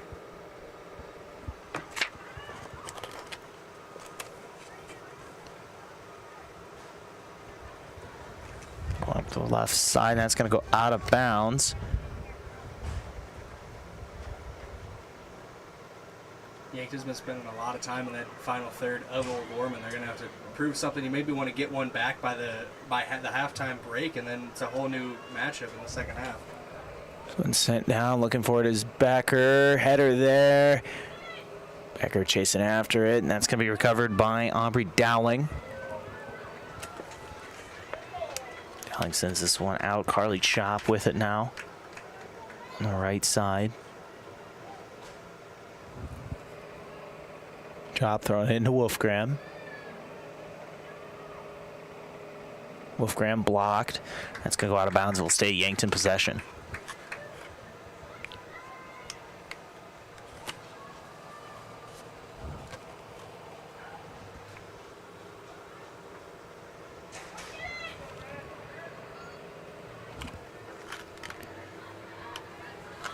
Side's throwing this one in. Left side here.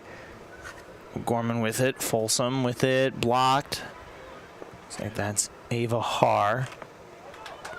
So it's going to get past O'Gorman on the right side. Becker chasing after it. Taking a shot. Saved there by Molly Johnson. Ayanna Becker saved Molly Johnson. Score remains 1-0 here with 6:45 remaining in the first half. Good scoop there by Johnson, but also a great run in behind the defensive line, or the defensive back line of O'Gorman by Becker. She had Wolfgram with her, but there really wasn't a lane to pass because Wolfgram was behind her and to her right, so it wouldn't have really yielded a better shot on goal there. So good decision by Becker, just wasn't far enough left to get around the keeper. Johnson trying to pass this one into Wolfgram, just misses Wolfgram. Popped out by O'Gorman. Anna Lent trying to move over here. Castelli passes this one. I'm looking for Severson, but that's blocked by Gillis. That's going to roll out of bounds, and it will remain O'Gorman possession.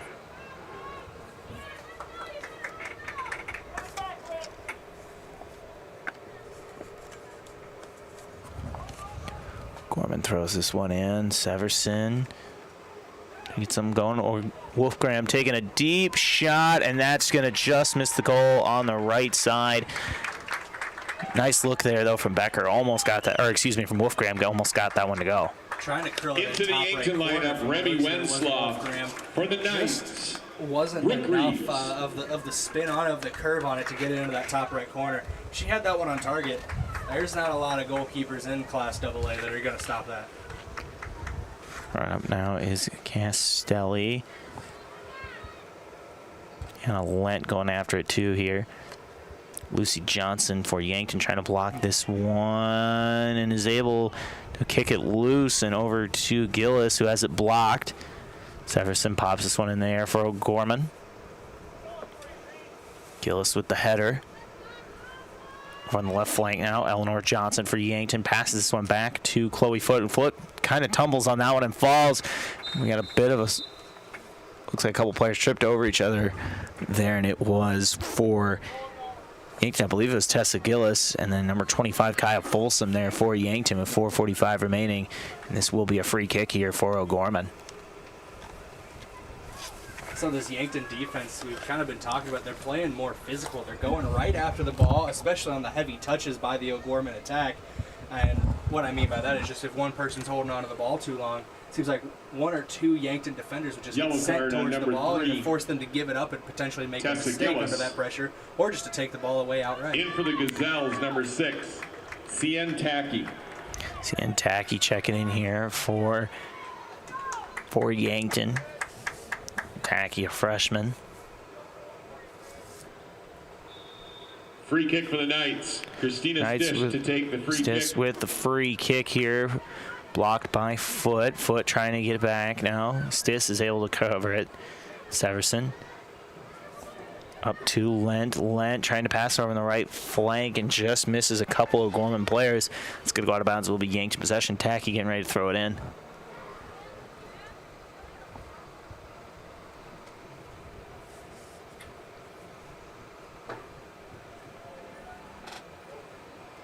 Is throwing this one in again. Boots it deep. Just overhead's got number 39 Kirkflight in there, but is having to roll out back left. Kirkflight trying to bring it back towards the middle, deep in Gazelle's territory.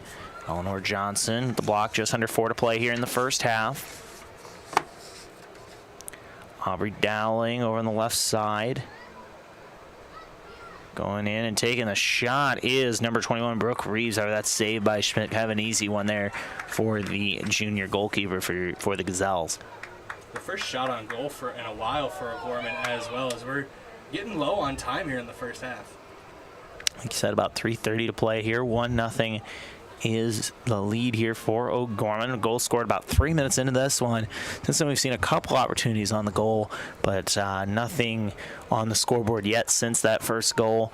So O'Gorman trying to hold on to their lead going into the second half. Yeah, for Yankton, Wolfgram's had a couple shots on goal or near goal. Ayana Becker's had one that was saved by Molly Johnson. So the opportunities are there for Yankton. Right now it's just trying to convert on one of those. If you get one of them in the next 3 minutes, and it'll give you some momentum going into the second. And there's a whistle on there, and it looks like it'll be on O'Gorman. Will be Yankton possession. Free kick Gazelles. Chloe Foote to take the free kick. Chloe Foote taking the free kick here for the Gazelles. Sets up. Sends this one down the middle. Header there, and that's going to go over on the right side.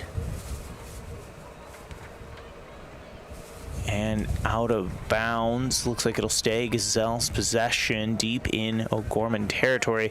And just off the foot there of Eleanor Johnson on the throw-in, and that will be a goal kick here for O'Gorman. Into the O'Gorman lineup, number 30, Natalie Doherty. Natalie Doherty checking in here. 2:09 to play in the first half.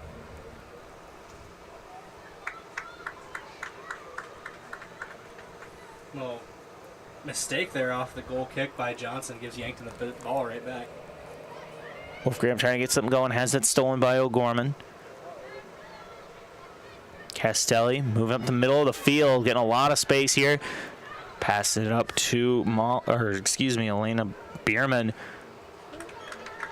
Shot on goal by number 41, Birema. Elena Bierma. That's going to be blocked there by Alex Schmidt. Bierma with the shot on the goal. Schmidt with the save. 1:30 remaining here in the first half. Yankton leads 1-0 over O'Gorman. Gordy now passing it to Castelli. Stolen by number 20, Kuzel Wenzlaw for Yankton. Passing it up to Lucy Johnson. Johnson on the left side, moving it back towards the middle. Trying to pass it to Becker. Becker's got a little bit of look, has to slow it down and loses control. And now having to chase it back, and stolen there by number 21, Brooke Reeves. Yankton just missing out on an opportunity there. Doherty's going to kick that one out of bounds with just about a minute to play. It's good defense there by O'Gorman as the initial pass into Becker kind of tipped off of the shin of an O'Gorman defender, and from there it was really hard to regain possession of the ball. So that's one of those things where it's a game of inches out there. That goes a little bit around the shin of the keeper. We could be talking about Becker scoring a goal, and we could be watching Molly Johnson pick the ball at the back of her net, but can't really play the game on what is. There's going to be a whistle, and that will be free kick here for Yankton. Once again, don't forget, this break in the action is brought to you by one of Yankton's biggest and best employers, Hedro. When you're ready for a break and looking for a new direction, visit jobs.hedro.com. Passed up to Castelli now. Castelli moving up the left side, trying to get some going here with 10 seconds remaining in the first half. Loses control, and that's Har moving up here in the right flank and boots it deep. Was looking for Becker, blocked by O'Gorman, and that will do it for the first half. After one half of play, Yankton leads 1-0 here. O'Gorman leads 1-0 here over the Yankton Gazelles. We're going to take a quick break, and we'll have your halftime show here on KYNT and KYNTV. I'm Josh Boelter for Brayden. We'll be back here in a couple minutes. Configuring the Bluetooth, deciding who controls the music, remembering where you parked. Why are simple things sometimes so complicated? Thankfully, with an auto owner's insurance independent agent, getting the right coverage for your vehicle doesn't have to be one of them. So you can get back to more important things, like remembering if you're on the 3rd or 4th level of the parking garage. That's simple human sense. Don't gamble. Insure with MT&RC Smith Insurance in Yankton, your independent agent for home, business, auto, life, and bonds. Visit mtrcsmithinsurance.com. Do you have dry, sore, or irritated eyes? If so, you may have dry eye. At Vision Care Associates, we offer a simple, fast, and non-surgical procedure to treat black glands in your eyelids that can help your eyes to feel comfortable again. Schedule an appointment with Dr. Fieser to find out about dry eye treatment with our newest technology. Vision Care Associates, where the health of your eyes comes first. Kids seem to always be misplacing things. Socks, shoes, backpacks, books, you name it. So when it comes to important things like EpiPens for serious allergies or inhalers for breathing problems, make sure there's always some on hand when those items go missing or run out.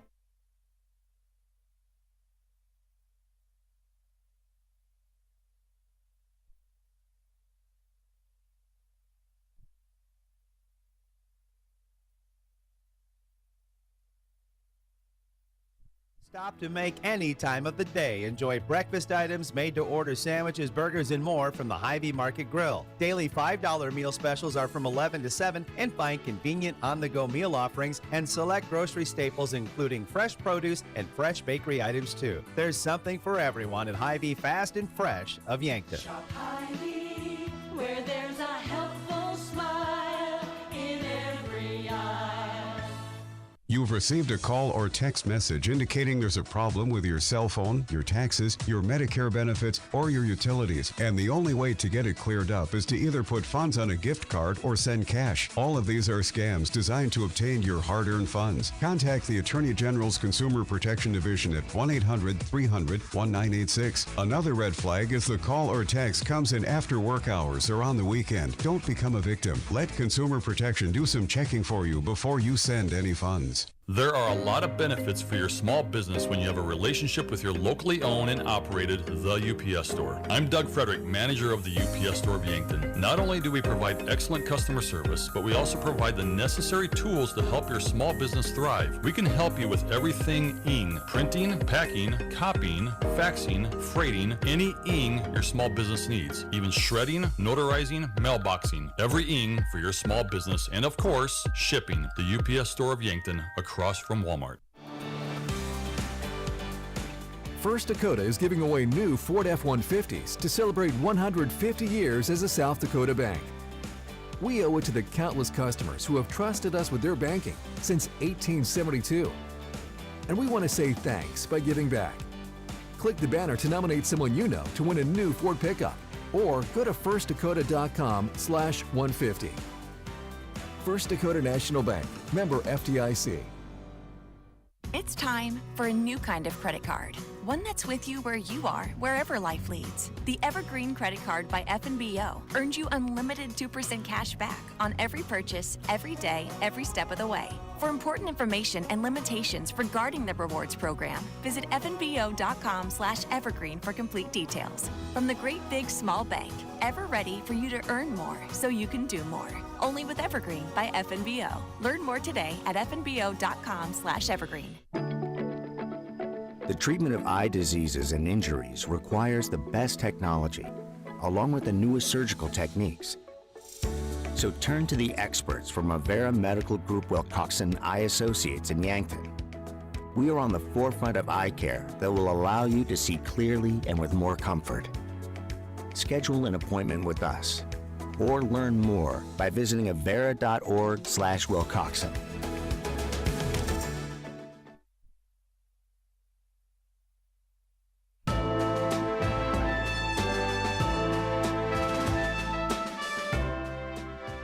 Hello and welcome in here on your Avera halftime show, moving health forward, Avera. And after one half of play, the Yankton Gazelles find themselves down 1-0 here against the O'Gorman Knights. Brayden, what did we see in that first half? So we got a ton of wind here. Wind's really picked up here. We're going to shut the window for the halftime show right now. In that first half, we really saw early on a good attack by O'Gorman, got them a goal to start the game about 2.5-3 minutes in. But since then, it was a defensive stalemate. There were a few attacks for either team. I know Libby Castelli for O'Gorman had a couple shots on goal that were saved by Alex Schmidt. And then on Yankton's side of things, Eden Wolfgram had a couple shots on attacks, and Anna Becker had one as well that was on goal that was saved. So each team is still getting some opportunities to attack on goal, but the defenses have really settled in, especially in that midfield where it seems kind of a yo-yo effect right now, going from 20 to 20 instead of in that final 30 yards.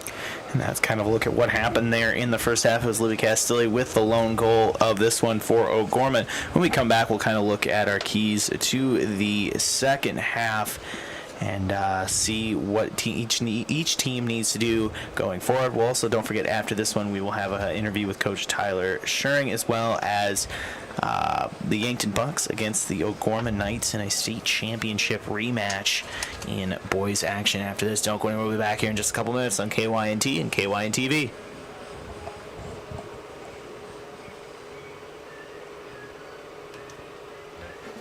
Checkers Sports Bar and Grill is everyone's favorite place to eat and catch the game. Whether it's dine in or carry out, Checkers menu has mouth-watering burgers, satisfying sandwiches and wraps, and of course, wings. With 17 specialty wing flavors, there's a sauce for everyone, like buffalo, maple bacon, and Asian zing. And don't forget to try their sauce of the month. You can get all these hot and ready to eat Tuesday to Sunday at 11. Checkers Sports Bar and Grill, 689-2244. These days, it seems every day is Casual Friday. Employees now prefer comfortable, casual clothing. And JJ Benji's is on top of it with a wide variety of clothing. Polos, quarter zips, button shirts, t-shirts, caps, and more. In the most popular styles and materials. All that you can customize with your company's logo. JJ Benji's can keep your employees looking sharp and comfortable. JJ Benji's, 201 Pine Street, downtown Yankton. For screen printing, embroidery, and promotional products, JJ Benji's makes you look good. The treatment of eye diseases and injuries requires the best technology, along with the newest surgical techniques. So turn to the experts from Avera Medical Group Wilcoxon Eye Associates in Yankton. We are on the forefront of eye care that will allow you to see clearly and with more comfort. Schedule an appointment with us or learn more by visiting avera.org/Wilcoxon.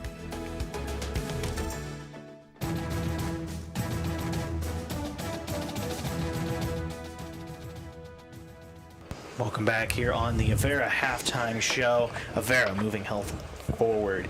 After one half of play, the Knights lead here 1-0 over the Yankton Gazelles. Brayden, what do the Gazelles need to do here in the second half to either tie or win this one? Well, we saw in the last about, I want to say 20 minutes or so of that first half that Yankton was getting into that final third of the O'Gorman defense. It's executing now. They did have the one shot, or a couple shots on goal, two by Wolfgram, one by Ayana Becker, but it wasn't enough there late down the stretch. So now it's putting the finishing touches on those attacks. You're starting to get it going if you're Yankton, if you're head coach Tyler Shearing. You're happy to see it as well. So it's just putting on the finishing touches. It seems it's simple in statement, but it's difficult in practice. Yeah, it'll be interesting to see what happens here in the second half. And don't forget, after this one, we do have the Bucks and the O'Gorman Knights in the second part of this doubleheader, and that'll be a rematch of the state championship game where we saw Brayden Beats knocking a goal to win the state Class AA state championship for Yankton last year. It's going to be interesting to see those two teams meet again. You know, Coach Tannenbrink's been looking forward to that one. Yeah, no, definitely. It'll be interesting to watch that one. I know you had the honor to call that state title game last year. I did not get a chance to cover it for KYNT and KYNTV, so it's going to be fun being able to see that rematch, albeit with a lot of pieces from both sides of this of that coin going on and graduating. About 30 seconds here till we get going here. Heat playing a factor so far. We've had a couple heat timeouts. You'll see that in the second half too as well. So that'll be interesting to see if that plays a factor here as, another 40 minutes into this one. It seemed about every 10 minutes is when they're running those heat timeouts, so we'll see. Maybe 10 to 15. I believe they only ran 2 in the first half, so we'll see how that all shakes out. Teams have taken the field here, at least Yankton has, and we're getting ready here for second half action. Your halftime show is brought to you there by Avera, moving health forward. It will be Yankton taking this one off. Kira Christ getting ready here for Yankton. Put the big 4-0 back on the clock, and we're ready here to play second half soccer action. Open the window a little bit. That's what you're hearing here at Crane Youngworth Field. It's warm up here. You know, we may not be on the field, but we're sweating a little bit too. Yeah, and I made the decision to wear, the undershirt and then the polo on top, so it's a little toasty up here. I'm not going to lie to you. You made a bold choice this afternoon. I will give you that. You always got to look nice, even on the radio. Kira Chris kicking this one off for Yankton. Over to Foot. Foot on the right side to Chop. That's blocked by Severson. With it, trying to get it going. Severson kicks this one down, blocked by, looks like that's Becker in on that. Blocked that one for Yankton. Moving forward now is O'Gorman.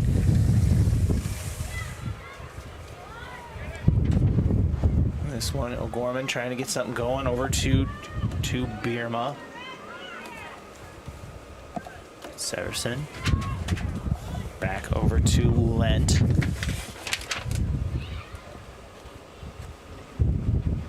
Bierma trying to move here on the left flank. Over to Aubrey Dowling. Dowling on the right side to Brooke Reeves. Reeves moving up the right flank for O'Gorman. O'Gorman been in total control here in this first minute on the offensive side. It's very similar to what we saw out of the opening kickoff in the first half.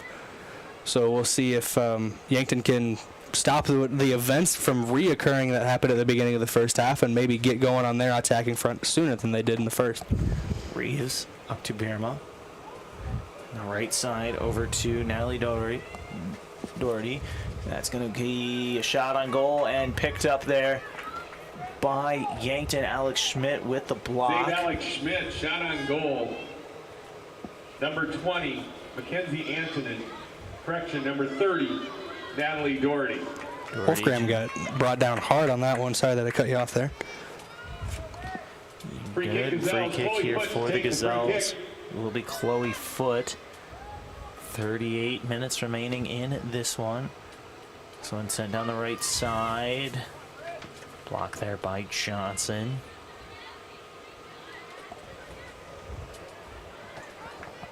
Elwood in the left flank. Wolfgram. Trying to pass this one over. Blocked by O'Gorman. Passed up to Doherty. Doherty on the right side over to number 25, Kaya Folsom. Folsom sent it down the left to Bierma. Blocked there by Chop, and both players hit the deck. BRCC, they're going to say that is a penalty on O'Gorman. And don't forget that this break in the action is brought to you by Yankton's biggest and best employers, Hedro. When you're ready for a break and looking for a new direction, visit jobs.hedro.com.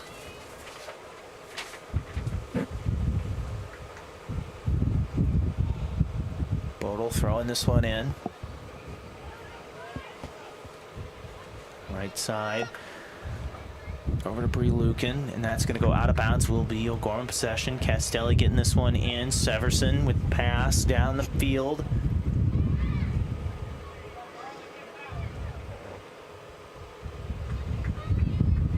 Chop with it now. Throwing this one in for Yankton. Backer, and that's going to pop high in the sky. Castelli. Over to Wolfgram. Wolfgram now trying to get something going.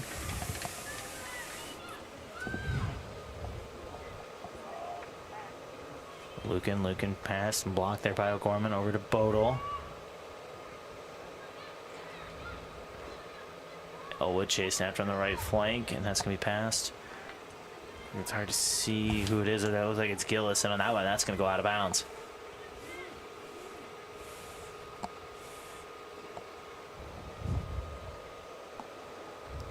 Eleanor Johnson boots this one up and up the right flank, and that's going to go out of bounds. Will be O'Gorman possession.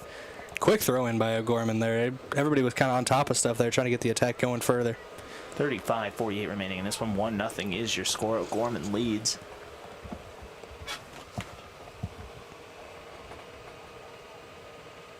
Castelli takes a shot, blocked there by Schmidt. However, Bierma's able to get it back. Has to chase after it, and that's kicked out of bounds there by Yankton. Looks like it was number 13, Bree Lucan, in on that one.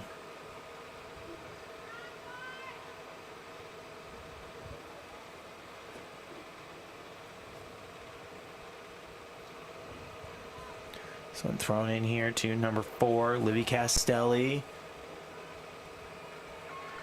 Castelli got brought down hard there, but there is no foul or anything on that one, and now Yankton gets to a chance to attack the other way. Elwood boots this one down the field. Over to Aubrey Dowling. It's going to be blocked, and we'll go out of bounds. Looks like it'll be O'Gorman possession here.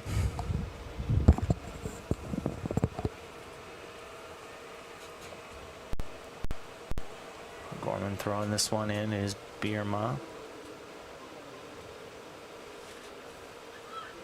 Severson boots this one down the middle. And that's going to be picked up by the goalkeeper, Alex Schmidt. He's going to reset here with 34-22 remaining here in the second half.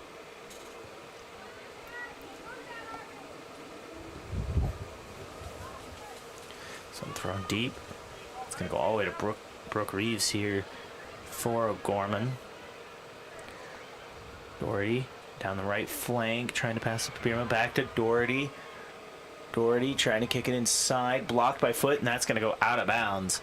33-50 remaining in the second half. O'Gorman lineup, number 32, Chloe Fritz.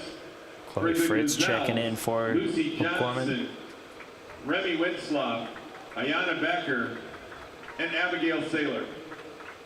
And a variety of Yankton players checking here, and a large amount, I believe 3 or 4 players at least, checking in here for the Gazelles at this point.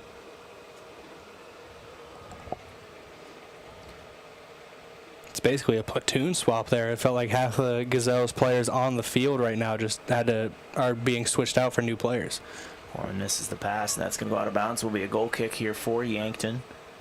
it is a warm day, and there's something where Yankton has been playing this kind of aggressive press on heavy touches, where if an O'Gorman player has the ball at their feet for what they feel like is too long, they'll send players after them, and that heavy pressure can take a lot out of your midfielders and defenders if you're Yankton. So having to be able to swap out and having the depth to be able to continue swapping out and continue playing at that level is crucial. Thrown down the field, and that's going to go out of bounds. It will be Yankton ball. Looks like on the goal kick here. Alex Schmidt getting ready here to kick this one. 1-0 is your score. O'Gorman leads. I'm Josh Boelter, joined by Brayden Butler. Of course, we want to thank our KYNTV watch party at Cheers Pizza Plus. Cheers Pizza Plus is your official Yankton High School Athletics watch party location. Catch the games on their TV while enjoying their delicious food. Wear any YH's fan gear and get 20% off your total bill. Cheers Pizza Plus in downtown Yankton, home of the Blue Pig. Block there by Yankton. As we keep going here, we want to thank a couple of our Sportscaster Club members, including J&H Cleaning, carpet, upholstery, area rugs, air ducts, dryer vents, power washing, and janitorial services for businesses. Dirty doesn't stand a chance. If it's dirty, J&H can clean it. Check out jnhcleanings.com. Kaiser Heating and Cooling. When it comes to heating and cooling, be the wiser and go with Kaiser. That's Kaiser Heating and Cooling of Yankton. Nice save on goal there from Alex Schmidt as play continues. 31:30 remaining in this one. Schmidt boots it up deep. And of course, Explorers Credit Union. Wherever you want your financial journey to take you, Explorers Credit Union is here to help with a vision of financial empowerment for everyone. Discover the difference at explorers.cu.com. 31-18 remaining in this one. O'Gorman with a 1-0 lead. Sienna Techie checking in here. Kira McIntyre. It looks like Kira McIntyre checking in for O'Gorman.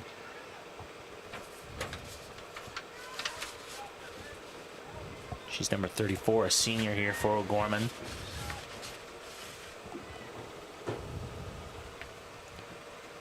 That's going to go out of bounds.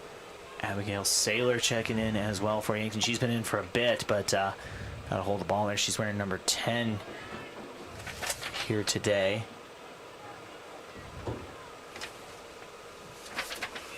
Saylor saw a lot of minutes into the O'Gorman lineup earlier in the season, but is getting some time here as well with a chance to make something happen. Aviana Seiler. Those Aviana Seiler checking in here. Wolfgram. The right flank tries to back kick that one. Stolen there by Castelli, and she's going to fall, and that will be a free kick here for O'Gorman.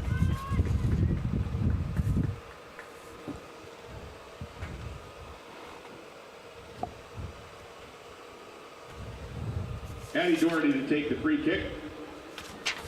Free kick it right here. Under 30 minutes to play. 1-0 is lead for O'Gorman. That kick blocked by Wolfgram. Wolfgram covered closely by Severson. Severson is not able to get that one as Wolfgram passes it out to Aubrey Lloyd. Lloyd went down the right side looking for Saylor. Blocked there by Bodel on that one. That's going to go out of bounds. Will be Yankton possession. Good block there by Bodel, because Yankton could have had an opportunity there down the right flank to whip that ball into the center, and then once that ball's in front of net, all bets are off. Wolfgram over to Saylor. That's blocked. Castelli trying to move this one up. Going towards the middle of the field to Anna Lent, and that's stolen by Johnson. Johnson over to Wolfgram. Wolfgram stolen by Aubrey Dowling. Dowling passing it up to McIntyre. McIntyre spins, looks for a pass up the field. That's going to go deep down the right side. Chasing after his Becker, and that's going to be kicked out of bounds. It will be Yankton possession.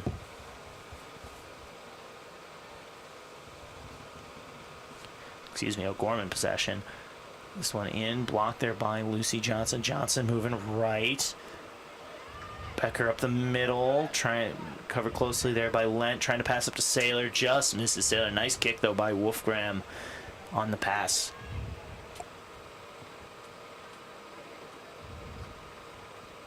Now is Antonin. She tries to pass it out, blocked by Yankton.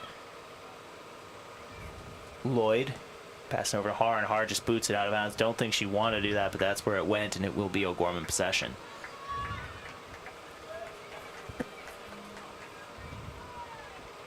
Castelli blocked.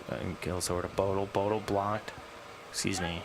That's going to go out of bounds. It was Boelter.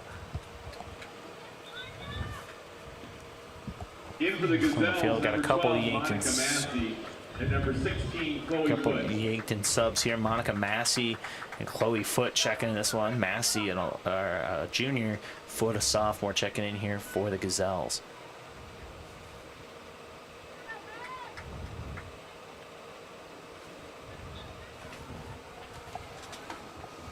Tacky throwing this one into Kuzel Wenslov. That one's going to be blocked by number 20. For O'Gorman, this one going deep down. Johnson chasing after it. So is Dowling for O'Gorman. Dowling's going to win that one. Trying to move over. Pass inside. Blocked there by Lent. Over to Severson. Severson moving up the right side. Pass to Castelli. Castelli trying to turn it on the Jets a little bit there. Lloyd covering her closely. Castelli stops, hesitates, moves back just a little bit towards the inside. Tries to pass to Severson and is behind Severson. However, O'Gorman recovers. Nice block there by, looks like that's Ava Haar. That's going to go out of bounds. It will be O'Gorman possession.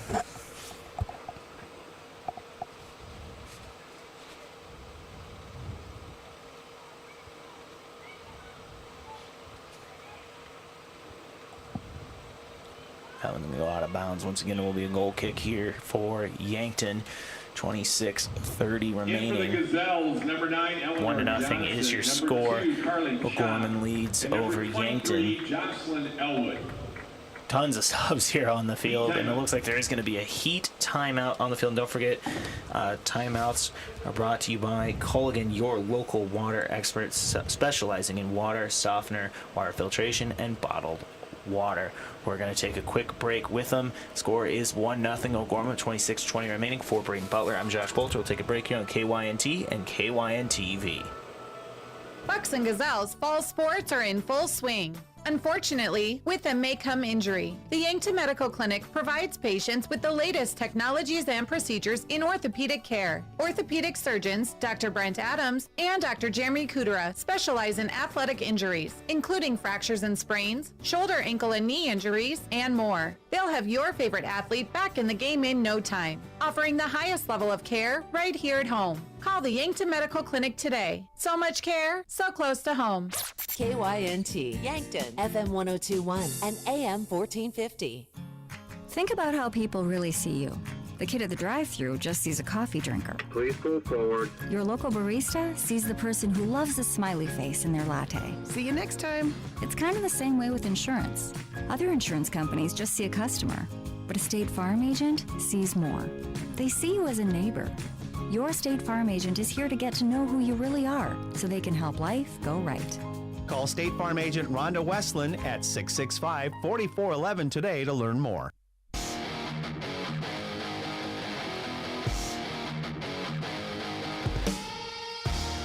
Welcome back here on KYNT and KYNTV. I'm Josh Boelter, joined by Brayden Butler.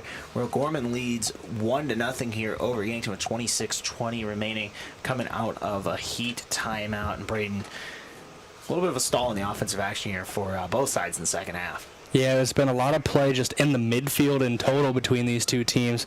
I do want to say something about O'Gorman. I want to give a lot of credit and a lot of props to Libby Castelli, the sophomore for O'Gorman.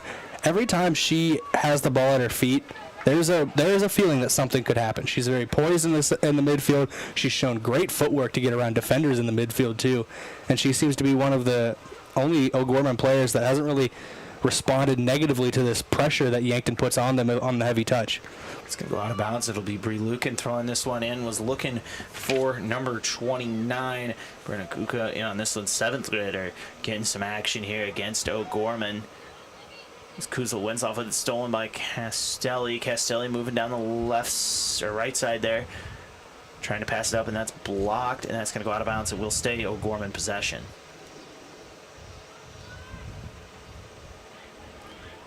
O'Gorman with it, and that's going to be booted deep there by Yankton. Actually, header there from O'Gorman. Elwood going after it. Passes this one up. Header there for O'Gorman. That's number 16, Nora Bodel, in there on the right flank. And that's going to go out of bounds.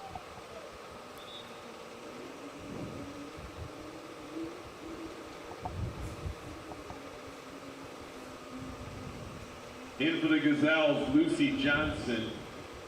For the Knights, Hadley Kirkleet. Thrown in here is Boelter. That's going to be blocked by Chop. Chop trying to put it in play. Blocked by O'Gorman. Becker booting this one. Header from Anna Lent. Severson with it now for O'Gorman. Passes it over to Brooke Reeves. Reeves over on the right side. 24:30 remaining. 1-0 is your score. It's going to go off of Chloe Foote. Stolen, though, by O'Gorman. Trying to make a push down the field. It looks like it's number 32, Chloe Fritz. And that one, and that's going to go out of bounds. We'll take a quick second here to thank a couple Sportscaster Club members, including Aztec. Colbert Pioneer has changed names to Aztec, and change can be a good thing. Aztec is offering a healthy sign-on bonus, wage and benefits, plus walk-in interviews. Build your career with the group that's built to connect from rock to road. Click careers at aztecindustries.com. I'm going to go over to Fritz. This one's stolen and rolling down the field now is Boelter. Boelter down the left flank. Cutting in front of it is Chop, and that's going to go out of bounds.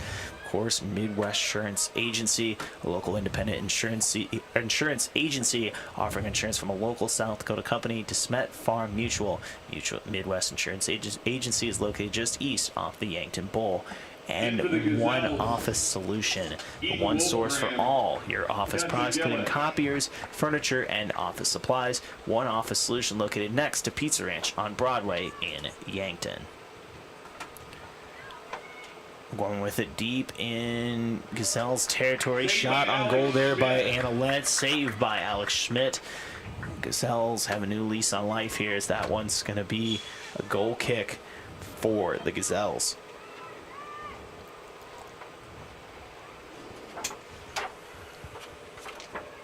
Gazelles were able to get it to about the midfield marker. As soon as I was about to mention something about them still being in their own half, they boot it down to the other end of the field. Yeah, it's the first time we've called Molly Johnson's name here in a bit as she boots this one out the right flank. Not seeing a ton of action here in this second half. Guzel Winslow boots this one over to Bree Lucan. Wolfgram trying to pass it up to Kira Chris, and that's blocked by O'Gorman. Chloe Fritz. It's going to go out of bounds here, and it looks like it will be O'Gorman possession. Throwing this one into Anna Lent. Lent, a senior for O'Gorman. 22:10 remaining here in the second half. Don't forget, we will have your post-game show. We'll hear from Coach Tyler Shang, and we'll also preview the Bucks and the Knights, as they will be having a rematch from last year's Class AA state championship match. Be interesting to see those two teams take the field again. You know, O'Gorman might be looking for a little bit of revenge in that one. Yeah, no, definitely. Losing in a state title game, you got to be proud of how far you've come and how far you went, but just falling that one step short always hurts more than maybe even falling in the first round. So they're definitely going to be looking for revenge against the Bucks later today. Lucan passes this one. That's blocked by Dowling. Dowling over. Wolfgram with the block, trying to move up the right side, kicks it in, and tries to pass it over to Elwood. Elwood chasing it down over on the left, passing it in, and that's just going to go out of bounds, and that will be a corner kick here for the Gazelles with 21 minutes remaining here in the second half. Jocelyn Elwood will be lining up here for this corner kick. Yankton trying to tie this one up. It is 1-0 O'Gorman. Elwood with the kick. Finds Wolfgram. Wolfgram had to kind of jump to get at it, but Wolfgram's got a shot on the goal and just blocked there by Molly Johnson. Chris recovers and gets it in! Kira Chris with the goal. My apologies, I believe that's actually Eleanor Johnson. No, I believe you had it right the first time. That was Chris. It was Chris on that one, and now we're tied at 1 apiece. Kira Chris with the goal. It's kind of hard to see numbers from up here, but Chris gets the goal, and we are tied with 20:46 remaining, 1-1 apiece. And off of the initial deflection there, off of the kick by Wolfgram, right place, right time for Chris, able to sneak it past the keeper into the bottom right corner. It was a slow roller, but it was able to get in. Great goal there by Chris. You're all knotted up now, and you got 20 minutes to go out there and try to get a win if you're Yankton.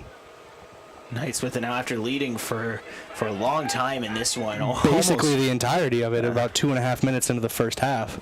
Yeah, almost an hour into play, and they were leading this one, and now all of a sudden tied once again at 1 apiece after Yankton gets that goal from Kira Christ. Chris, the junior, getting that one in. 20 minutes remaining in this one. Yankton capitalizing off that corner kick, having to rebound it. Both looks were very good on that possession. First, I believe it was Wolfgram, then it was Chris off the rebound, and Chris is able to get it in. That's why you have so many people up in the box in that scenario, especially off of a corner. In case of that rebound happens or that ricochet happens, you got the person in the right position. Chris was there, right play, right time, and great play made by her to put the ball in the back of the net. Gazelles with it now, trying to get something going here. It's stolen by Castelli. Castelli moving down the right side. It looks like it's going to be Foot, though. It's going to be able to get a hold of that one and kick it out of bounds. It will be O'Gorman possession, but the defense here for Yankton able to reset. O'Gorman's kind of turned up the pressure here since in the last about minute and a half since allowing that goal to Chris. They want to get that lead back immediately.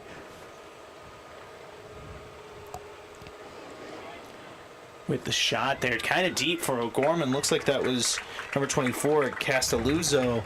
And on that one, Sienna Castelluzzo, who tried to take a deep shot there, though, but nice save by Alex Schmidt.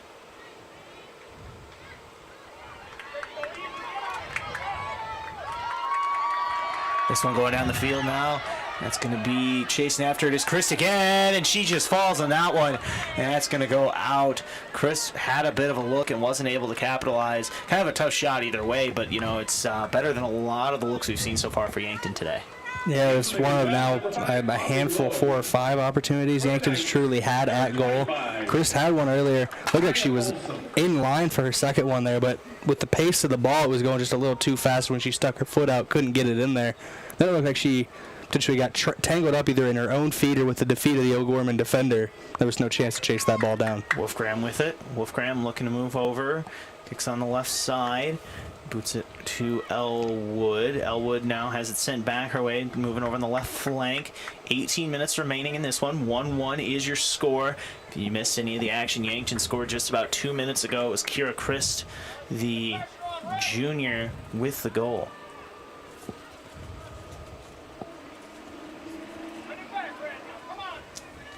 Moving is Castelli. Castelli down the right side. That's going to go out of bounds. It will be, I believe, O'Gorman possession here, and it is O'Gorman possession. 17:45 remaining. This one thrown in. Looks like it was going down towards number 32, Chloe Fritz, and Fritz moved down the right side. That's going to go out of bounds.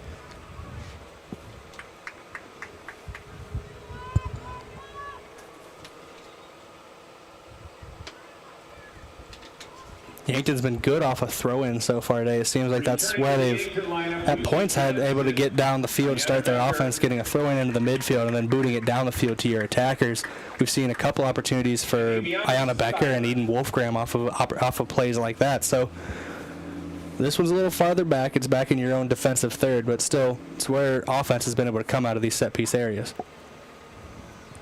Yankton now with possession, 17 minutes remaining in this one. 1-1 is your score.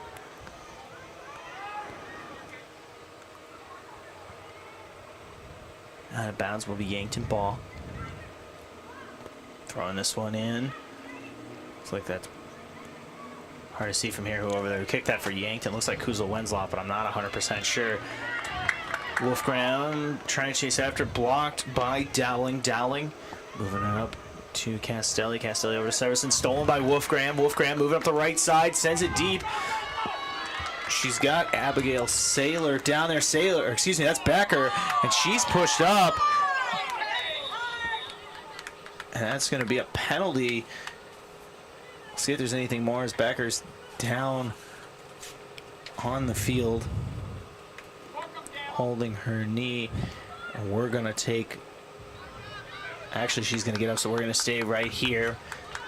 Under 16 to play. Becker gets up in her own power. Favoring that left knee just a little bit, but was able to get up, and it will be a free kick here deep in O'Gorman territory for the Gazelles. She's going to remain in the game, too. She's tough on that one, and good free kick opportunity here for the Gazelles off this set piece. Try to get a lot of bodies there into the box in front of the goal. You can maybe set up a situation like you just had where a ricochet falls to someone like Kira Christ or someone else and make some magic happen again, take a 2-1 lead with 15:30 remaining. Right, and in some ways this is almost better than a corner kick just from the angles. This one goes up from Wolfgram, just missing. It's going to go outside. All right, over to Aubrey Lloyd. Lloyd loads up, blocked though. Nice block by Fritz. Surprised they almost didn't call anything there. It looks like Fritz had knocked Lloyd to the ground. Foot there, picking it up, and that's going to be sent back out by O'Gorman on the left side. That's going to go out of bounds. Will be Yankton possession, but either way, though, not as successful last time Yankton was down here, but they will get another chance here. Throwing it back in will be Lloyd.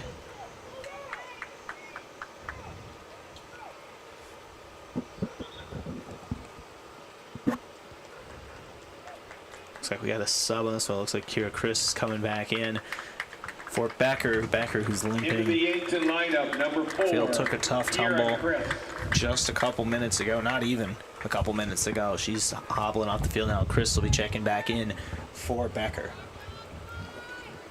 14:51 remaining. 1-1 is your score. You listen to KYNT and KYNTV. I'm Josh Boelter, joined by Brayden Butler.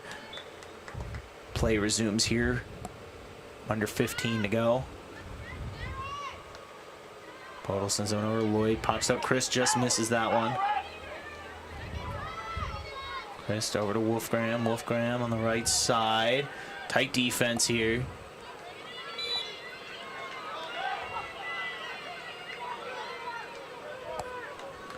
Wolfgram looked a little upset with that one too, as both her and number 22 from O'Gorman, Aubrey Dowling, were battling for that ball down there, and Dowling fell to the ground. Wolfgram felt they were both being equally physical with each other, so the whistle wasn't necessary, but it's just one of those things where the Gazelles have been playing a very physical brand of soccer when they're trying to meet the attacker or meet the players with the ball who have possession for O'Gorman. So sometimes those things are going to happen. Stolen by O'Gorman there. I almost thought it could have been called the other way around. In fact, I thought it was going to be called the other way around. Either way, though, play resumes, and it will be O'Gorman ball at about midfield, under 14 to play. And my initial thought was potentially that whistle could have been for a foul, and that occurring in the box would have led to a penalty kick as well, but Yankton with the steal there. Looks like it was Lucy Johnson. O'Gorman gets it back. Blocked there by Kuzel Wensloff. However, she has it stolen by number 13, Christina Stiles. Seen limited action in this one. It's back in. 1-1 is your score. 13:25 remaining. That's going to go out of bounds. O'Gorman possession. O'Gorman throws it in over a couple of their own heads, and that's going to go out of bounds once again.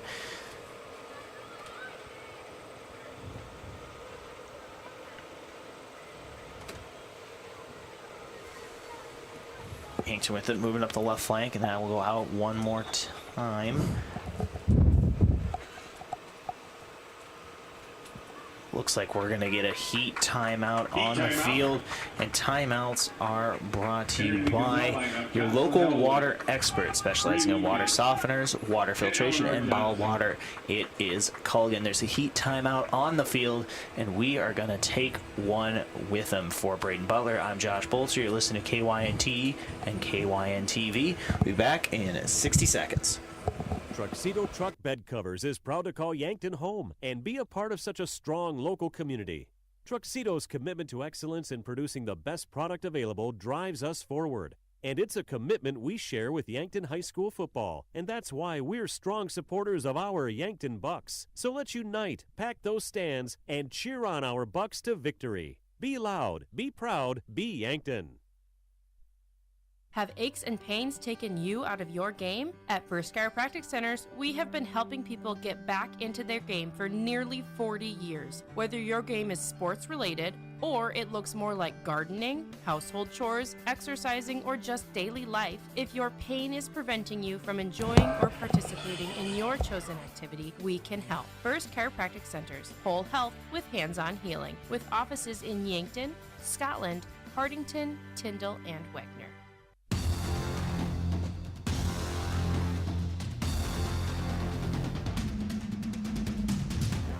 Welcome back here on KYNT and KYNTV. Score is 1 apiece.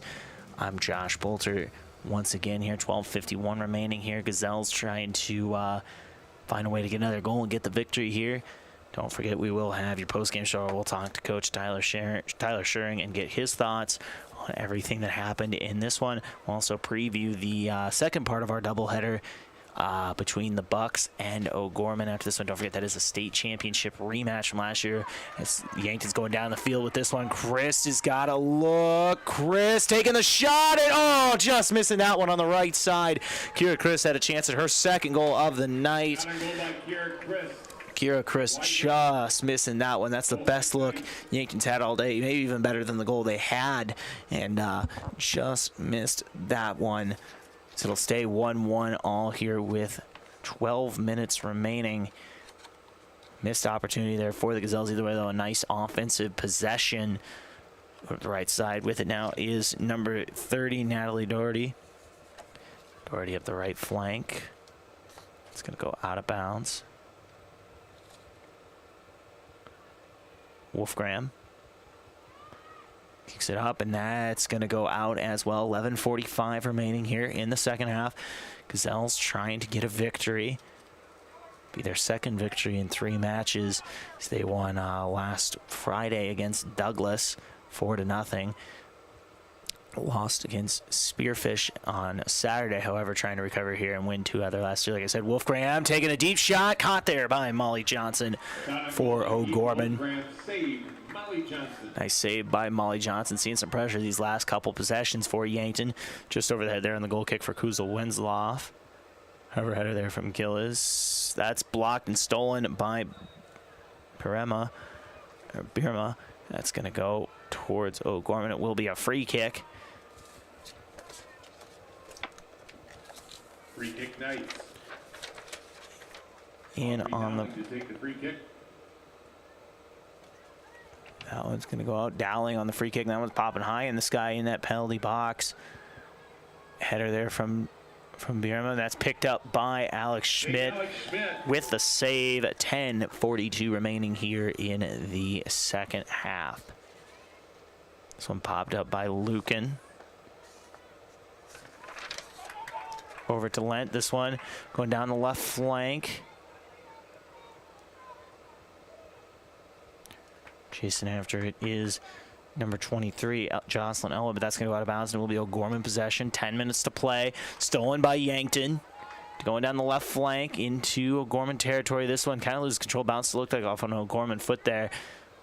And O'Gorman recovers it. However, Yankton with it now. Gillis passing it up. Blocked. Looks like it was Antonin in there for O'Gorman. This one passed down the right flank by Castelli. Taking the shot is Birma. Just missing. Actually, she's passing it. And just missed it there on the pass. Was O'Gorman. Had an open look. A beautifully drawn up play with a couple extra passes there. And just missing it is O'Gorman. Had a chance to take the lead. Schmidt was kind of tricked there by that play. And O'Gorman just misses it. Interesting on that one. And we do have a player down for Yankton. Number 5, Aubrey Lloyd. Lloyd checking in. I can't see who's injured there. There's a couple Gazelles all around here. So we are going to take a quick break. Don't forget that break in the action are brought to you by your local water expert specializing in water softeners, water filtration, and bottled water. That is Culligan. We'll be back here in 60 seconds on KYNT and KYNTV. As a proud community bank, Core Trust delivers more than just checking and savings accounts. We invest in the cities and towns where we live and work by volunteering to coach youth sports teams, supporting local charities and the arts with our time and resources. Whether we live in a rural town in South Dakota or a suburban city in Minnesota, it's a place we call home. Core Trust Bank. Raise your expectations. Member FDIC. Education. That is one of our core values here at Missouri River Associates. Just making a sale is not our number one priority here. Our office is here to educate you on your choices in the insurance world. We are here to guide you in making the right choice for you, your family, or your business. Our agents are honest and transparent with you on your coverages.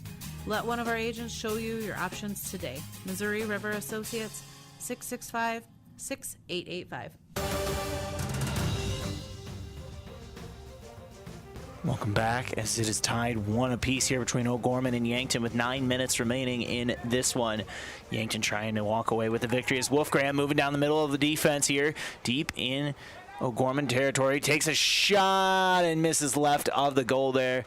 Does the 8th grader Eden Wolfgram on that one. Nice look at the goal though, however.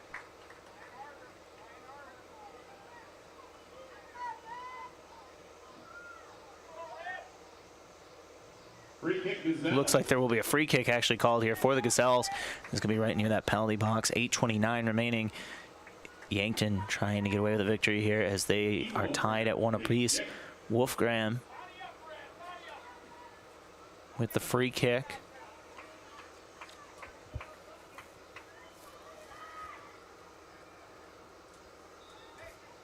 Wolfgram takes the shot, misses it left, just left of the goal there, and that'll go out of bounds, and it will be O'Gorman with the goal kick. 8 minutes remaining in this one.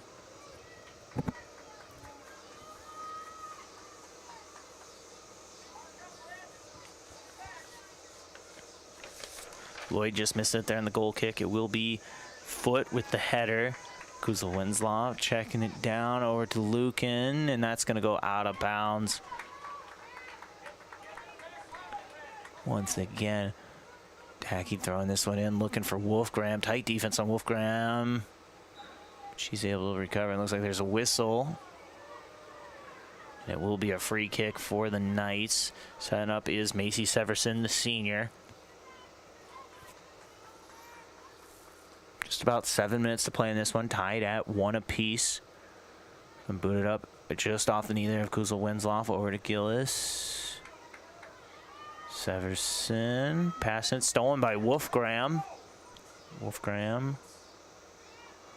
Move it over, Kuzel Winslow. With it now, trying to pass it to Wolfgram and finds Wolfgram. Stolen by O'Gorman, passed up, and Gillies with it now. Blocked by O'Gorman, now blocked once again by Yankton. Looks like that's Abigail Saylor in on that one on the left flank, and that's going to go out of bounds. It will be O'Gorman's possession. This one passed up to Elena Bierma, and there's a couple players getting tripped up there, and it looks like it will be a free kick here for O'Gorman.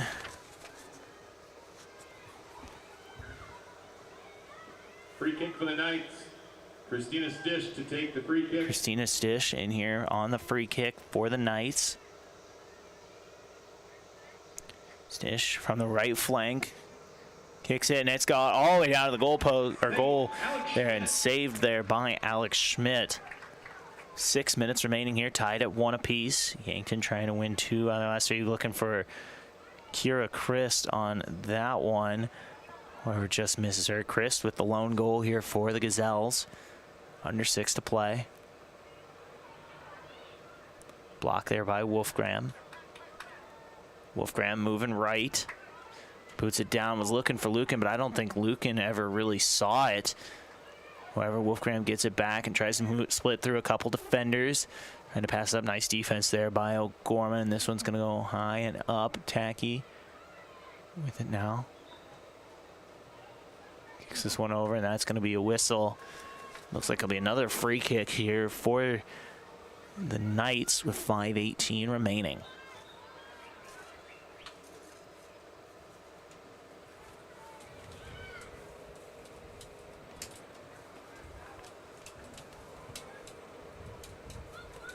Tacky with it, passes to Lloyd. Lloyd up to Lukin, just misses Lukin, and that's going to go out of bounds. Will be O'Gorman possession, under 5 to play. Out of bounds once again. O'Gorman will keep it. Throwing it in is Boelter. Boelter getting ready to throw it in. 4:38 to play.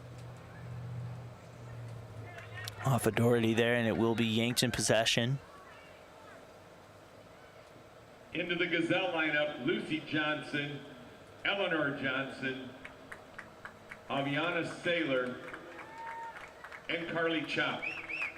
4 Yankton Gazelles checking in here in this one, including Carly Chop. 4:13 to play. 1-1 is your score. Gazelles taking their time. Throws this one in. His chop. Header there from Boelter. Couple Yankton defenders close. Johnson with the steal. Har passing up. Kick left by Boelter. Off of Kuzel-Winsloff. Now Kuzel-Winsloff looking, trying to get something going. Tumbles there with Castelli, and this one's going to go deep into Yankton territory. However, it's going to be Chop picking it up for the Gazelles, and that's going to go out of bounds. It will be O'Gorman possession.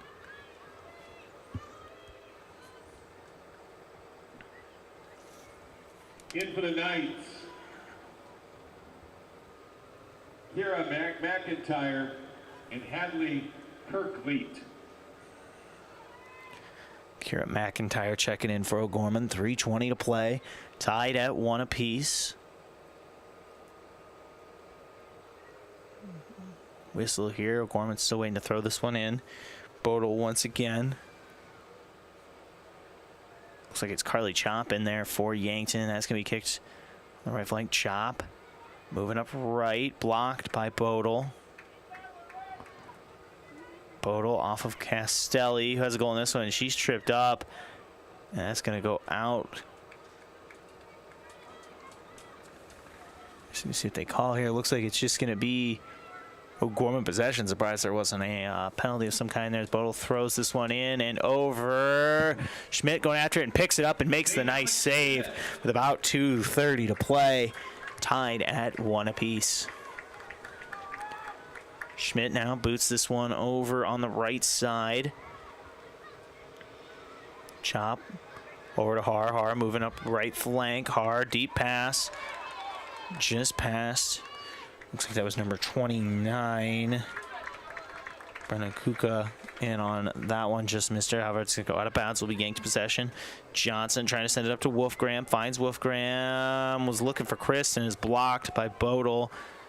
Boelter now blocked by Kuzel-Winsloff. Wolfgram sent this one into penalty box, chasing after his Kuka, and that's picked up by Molly Johnson, the goalkeeper for O'Gorman. Still tied at 1 apiece, under 2 to play.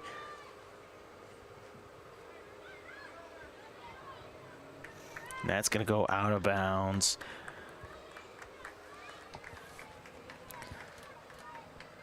Chop. Walks over to Wolfgram, and that's going to go out once again. Minute 30 to play. These two teams trying to avoid the tie. About a minute 20 remaining. Boelter throws it in. That's going to go past number 34, Kira McIntyre. That's going to go out of bounds.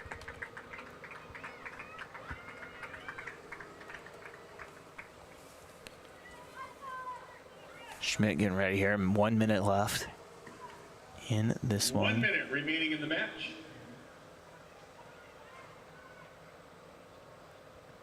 That's going to go out.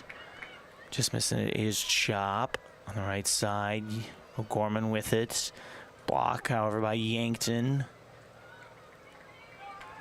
Looks like it was Wolfgram in there, excuse me, Johnson in there. Just off Castelli on the inbound. 30 seconds remaining. Whistle.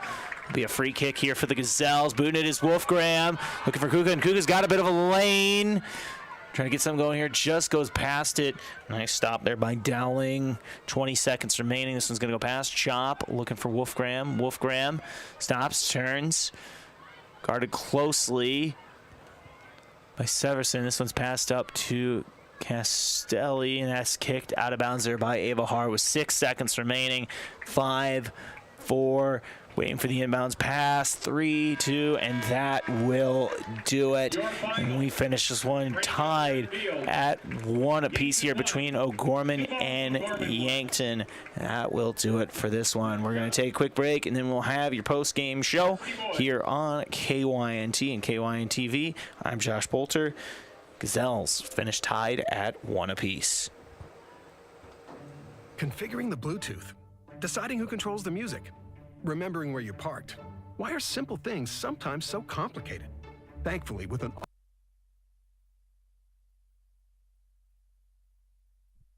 to be one of them, so you can get back to more important things, like remembering if you're on the 3rd or 4th level of the parking garage. That's simple human sense. Don't gamble. Insure with MTNRC Smith Insurance in Yankton, your independent agent for home, business, auto, life, and bonds. Visit mtrcsmithinsurance.com. Do you have dry, sore, or irritated eyes? If so, you may have dry eye. At Vision Care Associates, we offer a simple, fast, and non-surgical procedure to treat black glands in your eyelids that can help your eyes to feel comfortable again. Schedule an appointment with Dr. Fieser to find out about dry eye treatment with our newest technology. Vision Care Associates, where the health of your eyes comes first. Kids seem to always be misplacing things. Socks, shoes, backpacks, books, you name it. So when it comes to important things like EpiPens for serious allergies or inhalers for breathing problems, make sure there's always some on hand when those items go missing or run out. Hi, this is Michael from Yankton Rexall. We pride ourselves on providing accurate prescriptions and appropriate medical information for your child's health. Good health attributes to good students. Yankton Rexall, your hometown pharmacy since 1923, located in the Meridian District. Hy-Vee Fast and Fresh is the stop to make any time of the day. Enjoy breakfast items, made-to-order sandwiches, burgers, and more from the Hy-Vee Market Grill. Daily $5 meal specials are from 11 to 7, and find convenient on-the-go meal offerings and select grocery staples including fresh produce and fresh bakery items too. There's something for everyone at Hy-Vee Fast and Fresh of Yankton. Shop Hy-Vee, where there's a helpful smile in every aisle.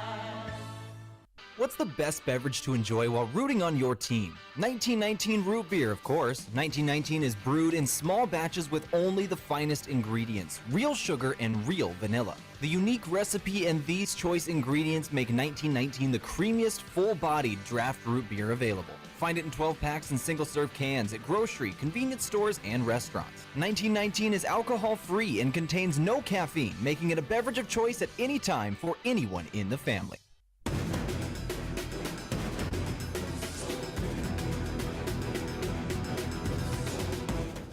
Welcome in here on your post-game show, brought to you by Yankton Rexall, your hometown pharmacy since 1923. Gazelles tie in this one, 1-1 against O'Gorman. And Brayden, what do we kind of see there in that one? Well, we saw very early on a good attacking force by O'Gorman. They got their first goal of the game about 2.5 minutes into the contest even. So after that, though, the Yankton defense really stepped up. I was very impressed by their ability to close down on attackers. They showed a lot of aggression, especially in that closing down on attackers, and the pressure that they put on anytime any O'Gorman player had the ball in the midfield. Yankton's defense across the board, all 11 players on the field at any given time were doing a good job defensively, even if they aren't classified as defenders. And that's something that was really important for Yankton down the stretch as they tried to battle back, and they eventually did battle back with a goal to make it one apiece and end up getting out of there with a draw. So it's not the perfect result, but it's a result that I think you can come away with a lot of positives if you're Yankton and be happy with. Yeah, you know, it's going to be interesting to see as they continue to grow. A couple road games coming up next week. We'll talk about those more in a little bit. It's going to be interesting to see how they continue improving. You know, you saw it there in the second half, really a lot more aggressive on offense, were able to get a goal in, had a couple opportunities. I thought Chris was going to get one for sure again at one point, but came up just short. Be interesting to see how they go as the season goes on. When we come back, we'll kind of preview what's next for the Gazelles, as well as hopefully catch word from Yankton Gazelles head coach Tyler Schering when he's got an opportunity. We'll be back here on the Yankton Rexall post-game show on KYNT and KYNTV in just a few minutes. I'm Josh Boelter, joined by Brayden Butler. You've received a call or text message indicating there's a problem with your cell phone, your taxes, your Medicare benefits, or your utilities, and the only way to get it cleared up is to either put funds on a gift card or send cash. All of these are scams designed to obtain your hard-earned funds. Contact the Attorney General's Consumer Protection Division at 1-800-300-1986. Another red flag is the call or text comes in after work hours or on the weekend. Don't become a victim. Let Consumer Protection do some checking for you before you send any funds. reasons. Support a local business that supports schools and events and provides fuel discounts for Yankton's largest employers, Triple Time Rudy's. At Triple Time Rudy's, you get that local friendly feel and also a unique offering of products. You'll find quality South Dakota products like Dimmick cheese and premium meats from the Kaler and Renner lockers, plus quality fuel products too. Conveniently located at 17th and Broadway for your daily fill-ups and convenience needs. Pull in to Triple Time Rudy's today. There are a lot of benefits for your small business when you have a relationship with your locally owned and operated The UPS Store. I'm Doug Frederick, manager of the UPS Store of Yankton. Not only do we provide excellent customer service, but we also provide the necessary tools to help your small business thrive. We can help you with everything ing, printing, packing, copying, faxing, freighting, any ing your small business needs, even shredding, notarizing, mailboxing, every ing for your small business, and of course, shipping. The UPS Store of Yankton, across from Walmart. First Dakota is giving away new Ford F-150s to celebrate 150 years as a South Dakota bank. We owe it to the countless customers who have trusted us with their banking since 1872. And we want to say thanks by giving back. Click the banner to nominate someone you know to win a new Ford pickup, or go to firstdakota.com/150. First Dakota National Bank, member FDIC. Oh, Sheboygan, I just can't get you off my mind. It's tailgate season, so stock up the cooler and fire up the grill. Then load that grill with Sheboygan brats, natural casing wieners, and summer sausage.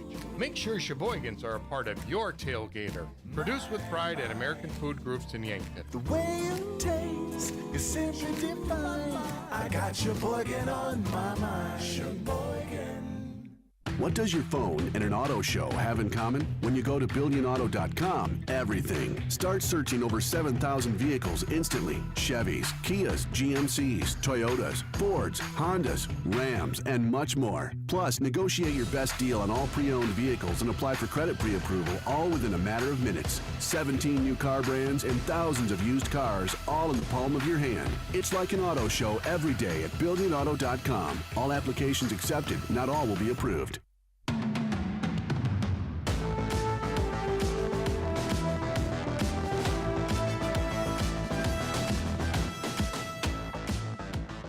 Welcome back here on the Yankton Rexall postgame show, your hometown pharmacy since 1923.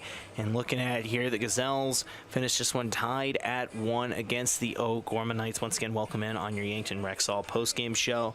Taking a look at what's next here for the Gazelles. They have a bit of a road trip coming up next week. Two matches on the road at Brookings on Thursday, but before that they have Brandon Valley on Tuesday.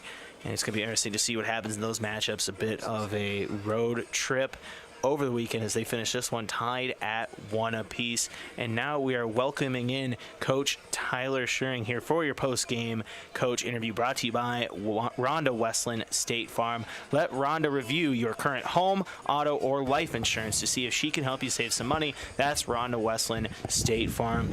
Coach, thank you for joining us today. And, a lot of great opportunities on offense, and really were able to capitalize there in that second half on the goal from Kira and, to walk away with a tie in this one.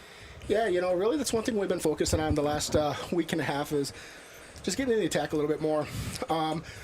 We spent the first half of the season really working on possession, solidifying our defense a little bit more. The attack is always the last thing to come. So we're happy with where we're at right now. Did a good job putting the ball in dangerous areas, had some half chances. Quite a few good looks in front of the goal. Capitalized on one more of those, and could be a different game. But yeah, Kira was in the right spot on that. Eden had a great turn off the corner. Keeper made a really good save. But yeah, Kira did her job following that up, put it in the back pocket. So good for her.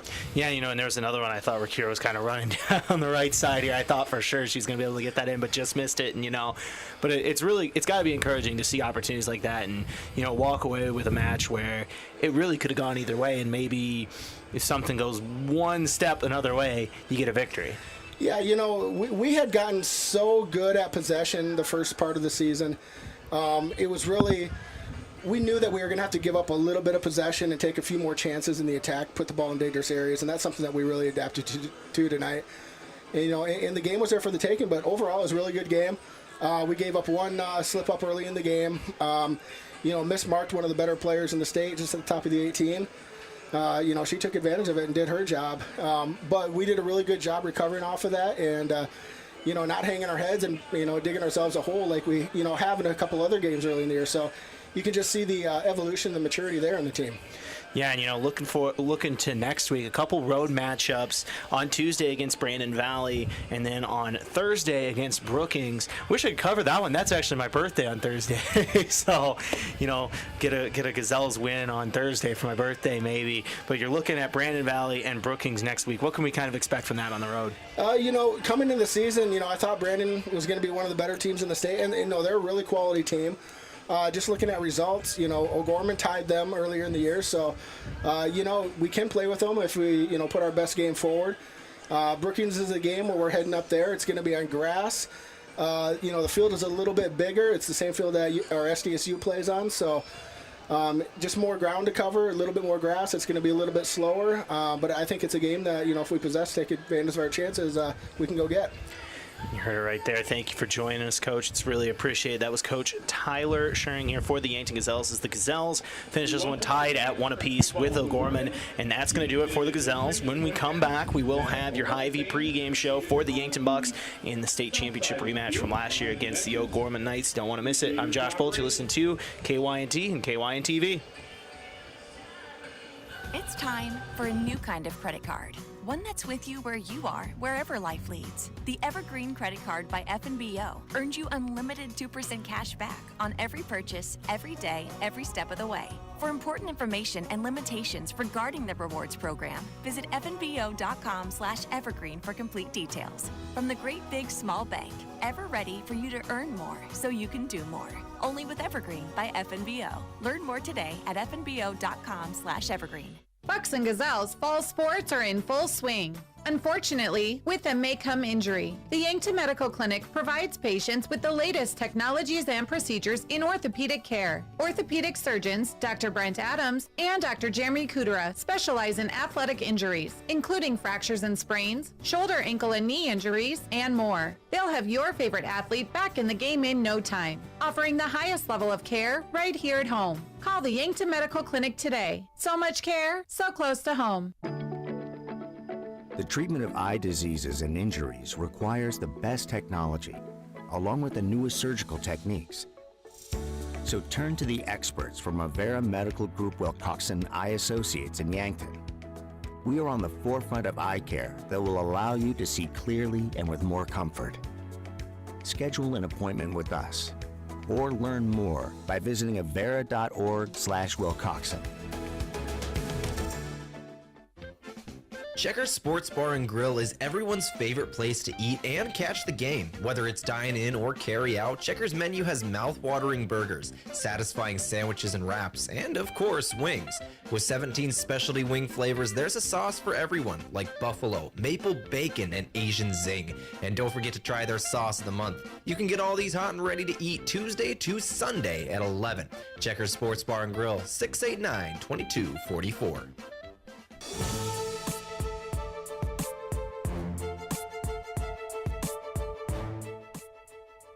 Welcome in here on the Hy-Vee pregame show. Hy-Vee, where there's a helpful smile in every aisle.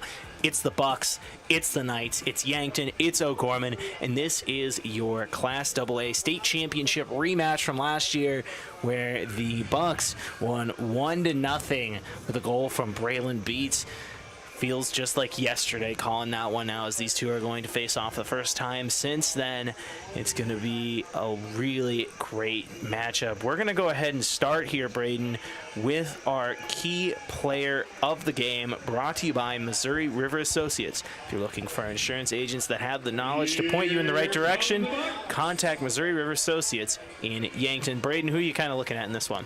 Well, for me, I'm looking at the forward midfielder. I say forward midfielder because he's been playing in a more attacking role recently with the change to a 4-3-3 formation. That's Christian Pacheco, the freshman wearing number 20. And since that shift to a 4-3-3, he has been kind of the main striker that's moved Brayden Beats, who was initially a striker, kind of out to the right wing. So that's just a different attacking formation for everybody. And it's interesting to see how that has changed, the changes that Coach Dannenbring has made. And that Pacheco, it looks like he's settling into his new role and might be in a position to thrive. Yeah, let's move right in here to your vision of the game, brought to you by Vision Real Estate, where the focus is always on you. Brayden, what's going to be kind of the key here for the Bucks? You kind of talked about some new formations with Pacheco and Beats kind of and things like that, but what are you kind of looking at here as the key for the Bucks here to get a victory? Well, I know I just talked about an attacker and how they've changed the formation on the attacking front, but the key is going to be defense. O'Gorman has not been shut out this season. They've scored a goal in at least every game, and they have 10 goals in their last 2 games combined. So this is an attacking front that is hot. The Yankton defense is going to have to keep that in mind and shut that down early and maintain their shape in the back line. You can't be giving up free runs and shots on goal to the O'Gorman attack because they've shown recently that they'll make anybody pay for that. There you hear it. That's the key of you, or the vision of the game, brought to you by Vision Real Estate once again. We're going to take a quick little break, and when we come back, we will have your starting lineups and the start here between Yankton and O'Gorman. For Brayden Butler, I am Josh Boelter. You're listening to KYNT. Watch this on KYNTV. We'll be back here in 2 minutes on KYNT and KYNTV.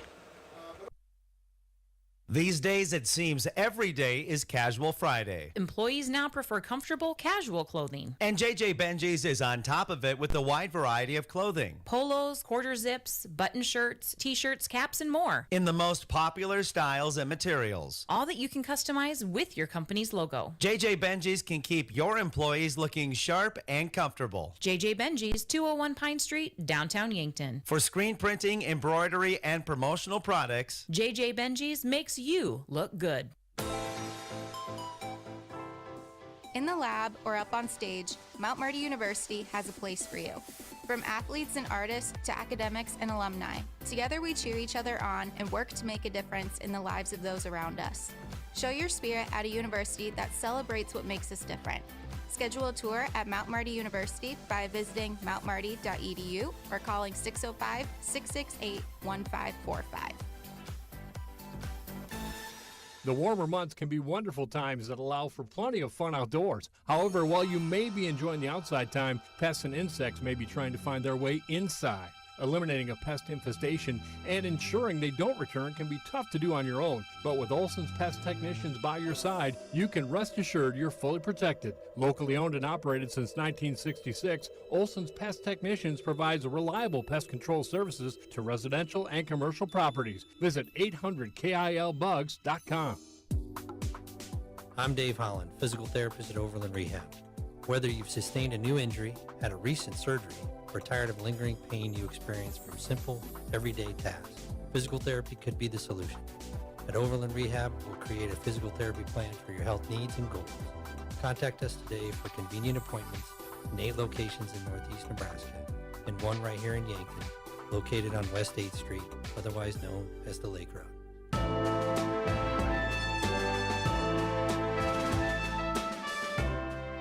Welcome back to your Hy-Vee pregame show, Hy-Vee, where there's a helpful smile in every aisle. I'm Josh Boelter, joined by Brayden Butler as we have Bucks and the Knights here in soccer action. First off, let's take a look here at your starting lineups, brought to you by First Chiropractic Center, Whole Health with Hands-On Healing. First off, let's take a look at the visiting O'Gorman Knights.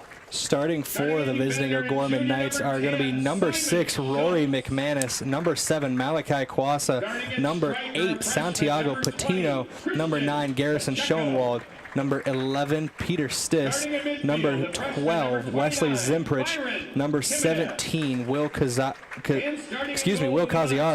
number 21, Nicholas North, number 30, Connor Watson, number 31, Vincent Riddell, and in goal for the O'Gorman Knights, the senior, number 1, Carter Hansen. And for the hometown Bucks. Starting for the Bucks today will be number 2, Andrew Newman, number 3, Brady Blum, number 4, Ty Bindi. Number 5, Lance Dannenbring. Number 6, Milo Johnson. Number 7, Samuel Huber.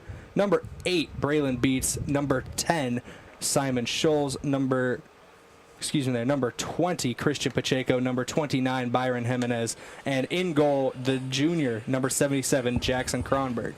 Yeah, it's going to be interesting to see what happens with those starting lineups. And let's take a quick look here at your officials of the game, brought to you by the South Dakota Office of the Attorney. They are the law on the field. Let's take a look at the officials in this one. Looks like your officials in this one will be Jared Anderson, Jose Buenrostro, and Ernesto Garcia. It's going to be interesting to see what happens in that one. Thank you for Brayden for joining us here on the pre-game show as we get going between the Knights and the Bucks. This one is a rematch of the state championship last year. What I'm looking at is Jimenez getting the start here for Yankton. 29, Byron Jimenez, a freshman, getting a start. That's something Coach Dannenbring has said about this team. He's been impressed by a lot of the freshmen here, and he is getting the start today against O'Gorman. We're getting ready here. It is going to be Christian Pacheco getting ready to boot this one off here. Good Yankton crowd here, of course, as always, and that is your fans of the game, brought to you by Triple Time Rudy's. No matter what you drive, make sure to fuel up at Triple Time Rudy's. 5 cents off each gallon of fuel on Saturdays. Just say you're a fan of KYNT and KYNTV. Colors of the game brought to you by Buell's Cleaners, visiting O'Gorman Knights in white jerseys with blue numbers, and of course the Bucks in their red with white numbers. And your colors of the game brought to you by Buell's Cleaners. Buell's offers dry cleaning, laundry, and business services like linen, rags, rugs, and uniforms. Buell's Cleaners, 444 3rd Street in Yankton. Start play here, and that goes out of bounds. It will be Jimenez with it for Yankton. Boosts this over on the left flank to Schultz. Yankton moving fast to start here, and they're going down the left flank immediately, and that's blocked and goes out of bounds there off of Santiago Patino. Actually, is going to recover it is Pacheco. Over, and that's going to go out of bounds.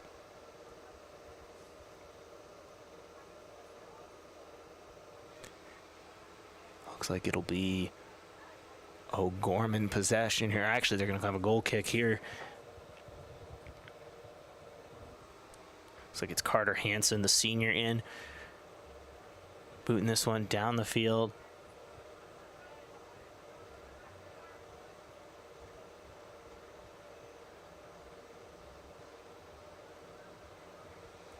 This one going out on the left flank. It's Simon Schultz at about midfield here for Yankton. Scoreboard says 1-1, but that has not been updated from last match where the Gazelles and O'Gorman scored. So if you're watching this on KYNTV and you see 1-1 on our scoreboard here, it is actually 0-0. Still tied, but score on that is wrong. As Dannenbring over the head of Beats. Beats trying to spin around and get control of it. Beats kicking it back over to Newman. Newman in the starting lineup today. Tries to get this one over to Milo Johnson. Does Johnson. Move over to Schultz in the left flank. Schultz taking his time, sets it up, is looking for Pacheco, and just a little bit too much on that. Was really kind of a tight crease to fit that one in. And Carter Hansen with the save there. Kind of a tough look for Schultz. I think he was trying to get it to Pacheco and wasn't able to find him. Kwasa, and on this one, Malachi Kwasa. Taking this one down for O'Gorman, passes it to Will Kozira. Kozira back over, blocked by Beats. Beats over to Dannenbring. Dannenbring trying to get a Pacheco, just a little bit too much on it, but Dannenbring gets it back off the block. Jimenez up the middle. Kicking this one down the left flank and chasing after it is, it looks like that's Brady Blom in there, and that's going to go out of bounds once again. This one's just starting. 37 minutes remaining here in the first half, tied at 0. So it's going to go out of, looks like it's actually going to be a goal kick here for O'Gorman. And Hansen boots that one deep. This one goes over the left. Kwasa passing it up the middle, trying to get it down to Nicholas North. And North kind of loses it and kicked out of bounds by Newman. Both teams moving fast so far. Yankton a little bit faster. trying to force them early. You can tell they're trying to be aggressive and get something going, and you know that's how Coach Dannenberg likes to play soccer. He likes to move fast and aggressive, and you're seeing that from Yankton. Here's Pacheco with the header, moving down the right side, chasing after it. Pacheco moves inside, takes a shot, and gets the goal! Christian Pacheco with the goal, and the Bucks lead 1-0 early in this one, and get the quick goal, and now the Bucks are up 1-0, and that is your first score of the game, brought to you by Gerstner Oil. How about the freshman? You know, our color guy, Brayden Butler, kind of highlighted him early, and Pacheco with the goal, and now the Bucks lead 1-0 with 36:26 remaining. If you're Coach Dannenberg, that's got to bring a smile to your face, being able to get a score early here and get things started on the right foot. Gorman with it now. Connor Watson moving up the left flank, almost blocked by Dannenberg.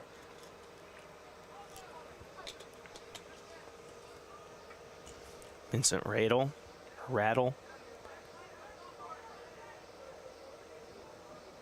Trying to move up the midfield. Passes it over to Zimprich. Zimprich passes it over on the right flank. This one's going to roll. Header there from O'Gorman. Zyra block there, and that's going to go out of bounds. Looks like it was off of Yankton. Looks like it was Brady Blom.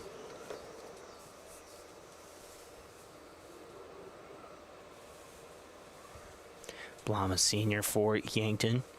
Playing with an early 1-0 lead here. If you missed any of the action, Christian Pacheco, the freshman, able to get it going and find a lane on the right flank for the goal. Nicholas North passes this one in. Going for it was Peter Stiles, and that's blocked by Yankton.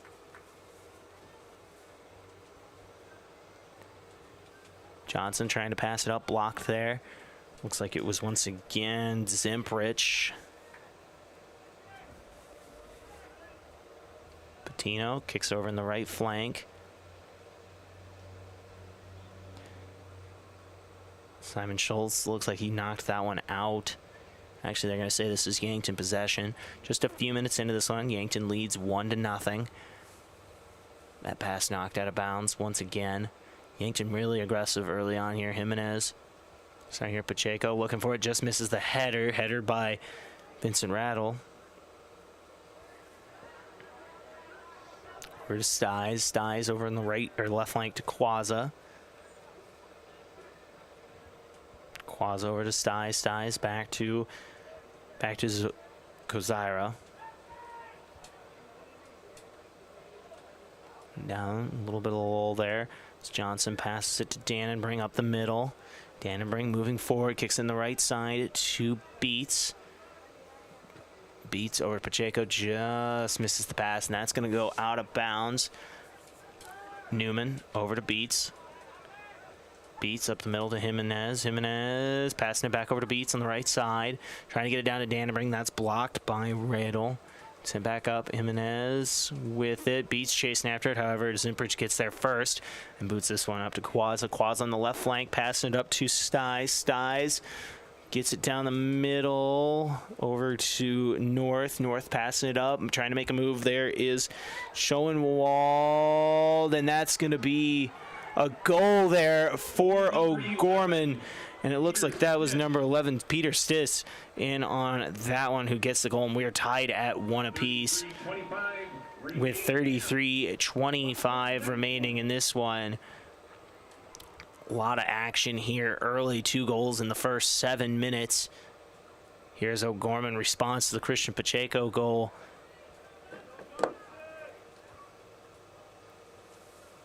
A lot more scoring in this one already than in the state championship game last year. We saw 1 goal the entire time. This one we've seen 2 goals in the first 7 minutes. So both teams trying to come out and attack early and often. We've seen that.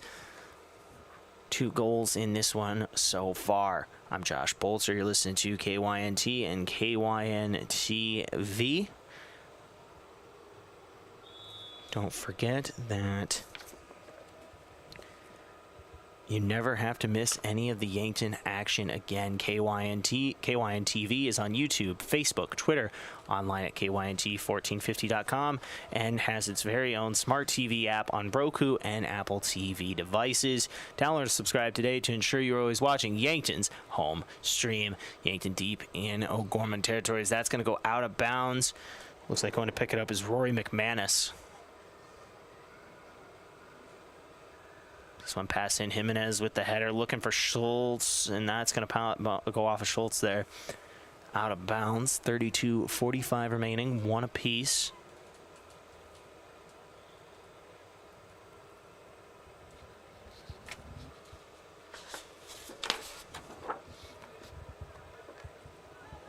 Taking a look here, we'd like to thank a couple Sportscaster Club members, including Graham Tire. If you notice issues with your vehicle, don't hesitate to call the service experts at Graham Tire, because they do more than sell tires. Graham Tire of Yankton, your auto service and tire store next door.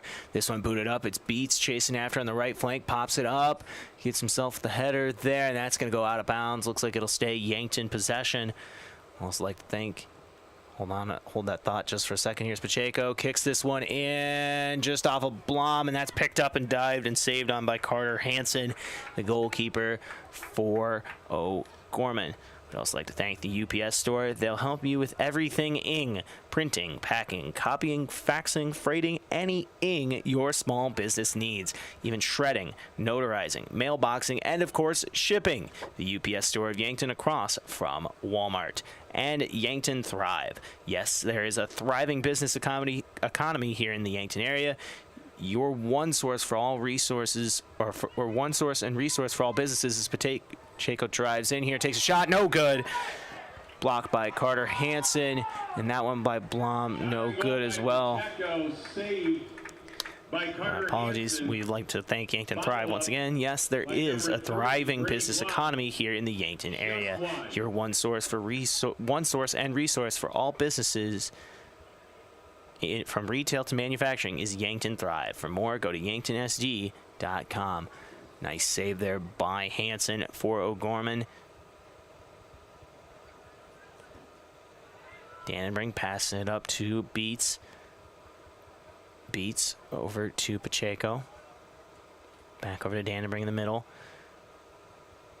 Goes past Huber and over to Schultz. Schultz over to Blom in the left flank. Trying to pass to Huber, just misses him. Gets it over to Kozira. Kozira passing up, Ty Bindi. Blocked by number 9, Garrison Schoenwald. Schoenwald passes over to North. North moving it on the left side, passes up to Quazza. Quazza trying to get a foot on it and just misses, however, able to corral it. Blocked by Bindi. Bindi passing up to Newman. That's going to roll with the foot of number 30, Connor Watson. This one going up the right side. Dannenberg with it now. Stops, moves back, kicks it towards the middle to Jimenez. Jimenez at about midfield. Boots this one on the left side. Looking for Blom, and that's going to roll deep. Blom's got to look. Blom spins, tries to pass this one back out, and gets it back in, but that's going to go to Rory McManus for O'Gorman. Will be yanked to possession. It's going to be curious to see where they place this one. Into the Yankton lineup, number 17, Cole Pedersen. Cole Pedersen checking in here for Yankton. And number 1, Alex Knuckles. Looks like Alex Knuckles checking in as well here for the Bucks. Simon Schultz getting that one back over to Knuckles, and Knuckles is going to be thrown in here. We're just about 10 minutes into this one. This one booted high in the sky. Pacheco looking for it, and that's going to bounce off of Patino and go out of bounds. Knuckles getting ready again here. Yankton deep in O'Gorman territory. If you've just tuned in, you missed a lot. 1-1 is the score, just about 11 minutes into this one. Both teams with a goal in the first 7 minutes. This is a state championship rematch from last year, and both teams off to a quick start on the offensive end here. Hansen passing this one in over to Patino. Patino on the right flank. Kicks it over to Zimprich. Zimprich on the left side to Watson. Watson passed up, and that's blocked by Beats. 28-20 remaining here in the first half. Watson, sophomore, getting ready to throw this one in.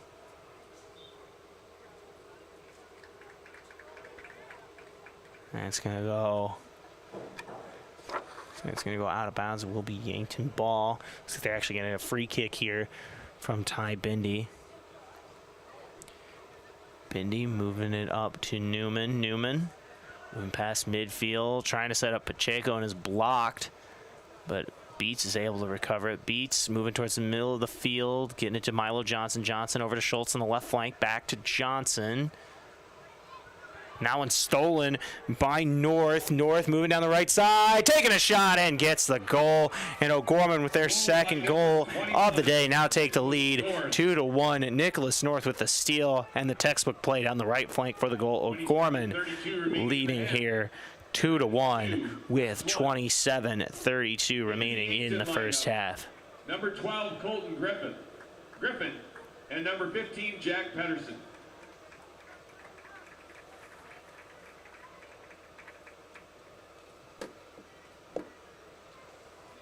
Pacheco getting ready to kick this one here for Yankton. Has the lone goal for the Bucks in this one.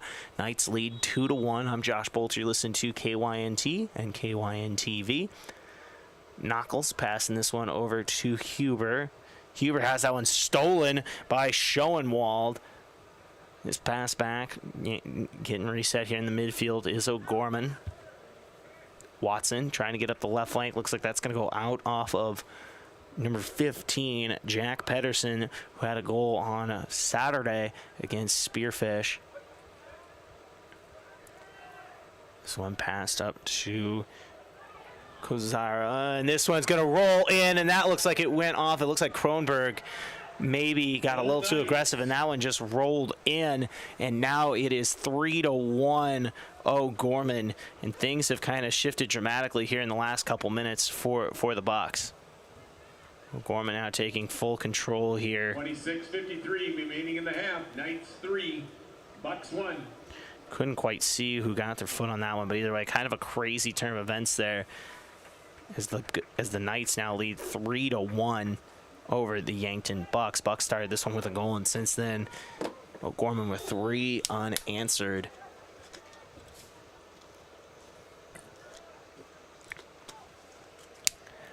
Cole Pedersen trying to pass this one up. That's blocked. Over to Quazza on the left flank. Quazza trying to move in. Kicks it down the middle. Kicks it over. And Quazza now on the left side. Nice block there by Bindi and kicks it out of bounds. Looks like it was North in there trying to pass, who just had a goal a couple minutes ago. 3-1 is your score, O'Gorman. Like I said, if you're just tuning in, you've missed a lot. We've seen 4 goals here in the first 14 minutes. O'Gorman leads 3-1. This one kicked up high in the sky near goal as Griffin's able to kick this one out. Header from Zimprich. Simprich spins, tries to kick in the left side, blocked by Pedersen. Over to Dannenbrink, Dannenbrink to Knuckles. Knuckles moving up the middle of the field. No one near him, is going to take his time and passes this one up. And falling is Cole Pedersen. Pedersen, the senior, just couldn't get back to that one on the kick and fell. It will be O'Gorman possession. O'Gorman looking for North just past him. Yankton able to capitalize, gets it over to Jack Pedersen on the right side. Stolen by North. Quazza moving up the flank. Quazza trying to get something going here. Griffin gets in front of it. Quazza's going to fall.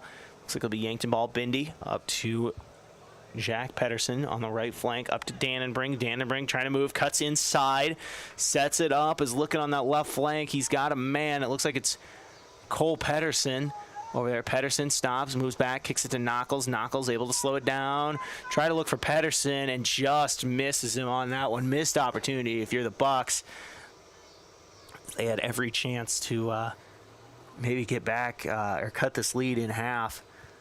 They find themselves down 2. 3-1 is your score.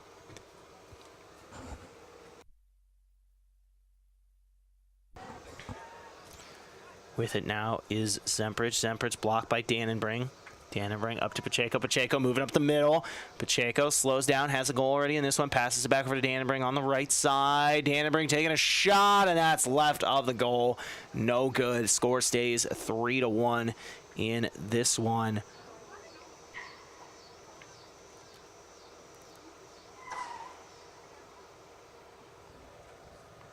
Carter Hansen getting ready here for the goal kick. 24 minutes remaining here in the first half.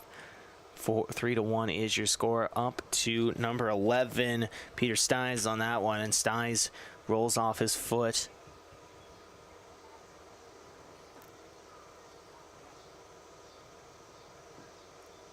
Returning to the Yankton lineup, number 29, Byron Jimenez. Byron Jimenez checking back in here. This one kicked in, and that's going to be high. Looks like it was Pacheco in on that one. No good. Took a bit of a tumble, too, after the kick. The score will remain 3-1 here in this one. I want to take a quick second to thank a couple Sportscaster Club members, including Northtown Automotive, your local Chevrolet, Buick, and GMC dealer. Visit northtownusa.com. And Stockman's Motorsports. Stockman's Motorsports is your local Polaris dealer with a full lineup of Rangers and Sportsmans ready to get you in the fields, in the woods, or wherever you like to go. Stockman's Motorsports is a proud supporter of all area students and athletes. And FloorTech, whether your home or floor is wet, call FloorTech 665-4839. Quazza trying to move up here on the left side, blocked by Bindi. Bindi over to Pedersen. On the right side. Pedersen sends this one back to Bindi, and Bindi boots it down deep. Maybe not even looking necessarily for a teammate, just trying to flip field. However, O'Gorman's able to return the favor. Knuckles gets a foot on though and gets it over to Schultz. Schultz up to Pedersen on the left flank. Pedersen trying to pass it in, blocked by Zemprich. Zemprich up to, looks like that's number 17, Will Corzaira. This one blocked. Pedersen bounces off his chest. Header there from number 30, Connor Watson for O'Gorman. Gorman trying to get something going here. 22 minutes remaining. We're almost halfway through this first half. Knuckles up to Johnson, blocked.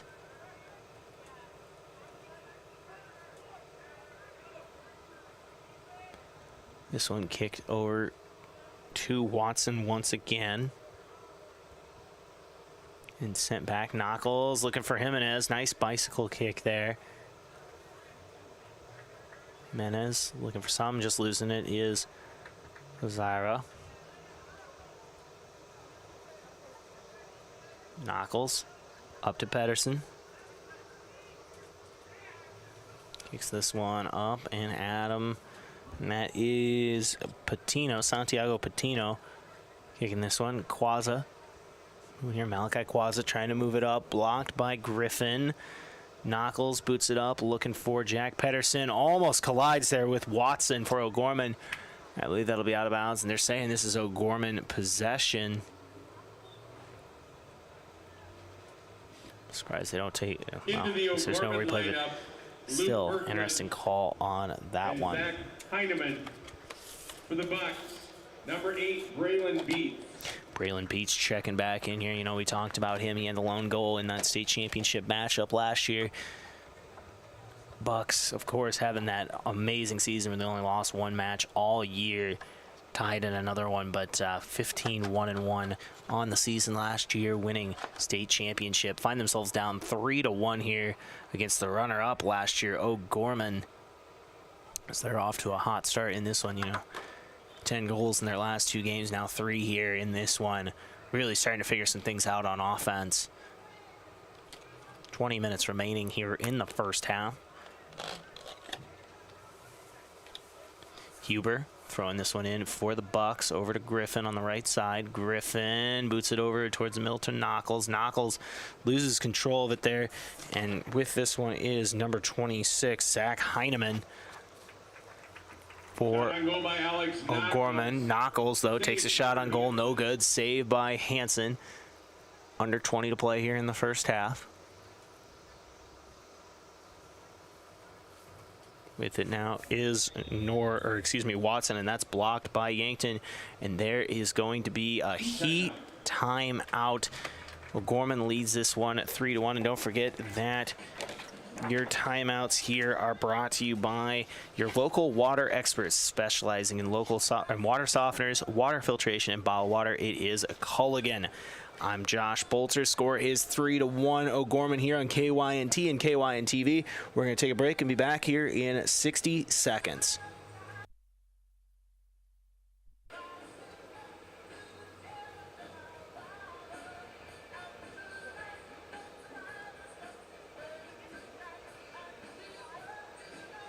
Actually, we'll be keeping it right here during this water break.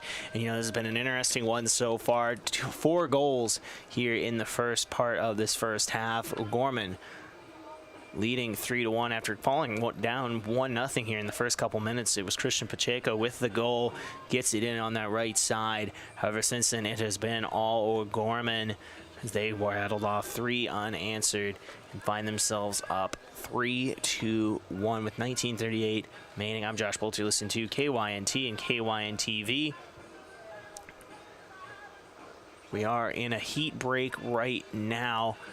It is kind of a warmer day, obviously. You know, if there's a heat break, I hope they wouldn't be having it if it was like a cold day. But, you know, heat break right here, get the guys a chance to keep their legs underneath them. You know, a lot of running here, and it's going to be interesting to see how these two teams respond out of this heat break.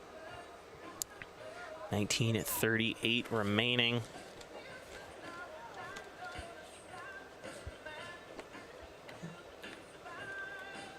Both teams are taking the field here once again as we get ready to go here to resume play.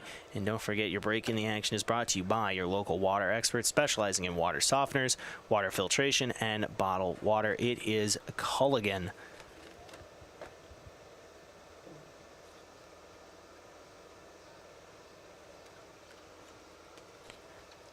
Moving in here now, it will be resuming play here. 3-1 is your score. 19:38 remaining here in the first half.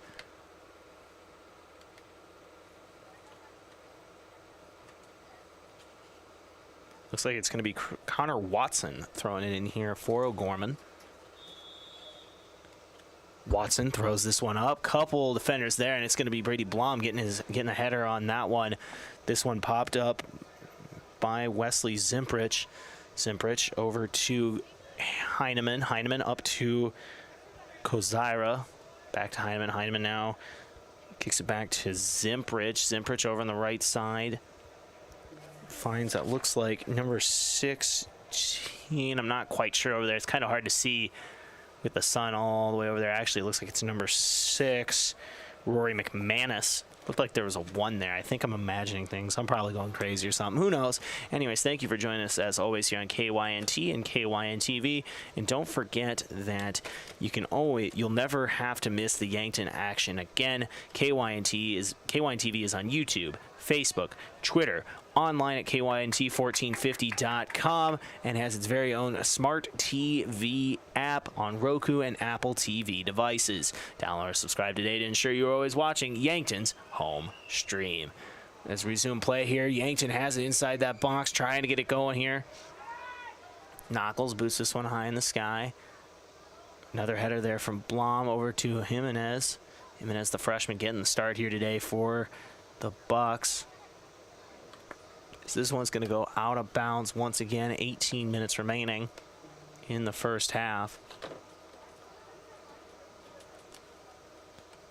Looks like we'll be yanked in possession here, trying to cut into this lead. They find themselves down 3-1 with 18 remaining. Header on the throw-in by Zimprich. Quaza now kicks this one down the left side. Moving it is North, trying to zig and zag in. Goes back, passes it to Quaza. Quaza over in the middle. Boots this one, blocked by Johnson. Johnson trying to pass it into Jimenez. My apologies, that is actually...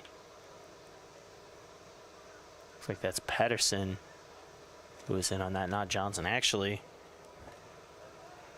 I can't tell who that is from here. I think it might be Simon Schultz, but I'm not sure. It's hard to see the number from here on the left side. 17 minutes remaining here in the first half. Corner kick, Knight. And this is going to be a corner kick for the Knights. Will Kozaria here, and on the corner kick, score is 4-1 O'Gorman. Kozaria. Getting ready here. In for the Knights, number 9, Garrison Schoenwald. Actually, it looks like Garrison Schoenwald and Peter Stish are checking in here, so it won't be Kozaria in on this one. It'll be Stish on this one. 16:30 remaining here in the first half. 3-1 is your score. O'Gorman with the lead.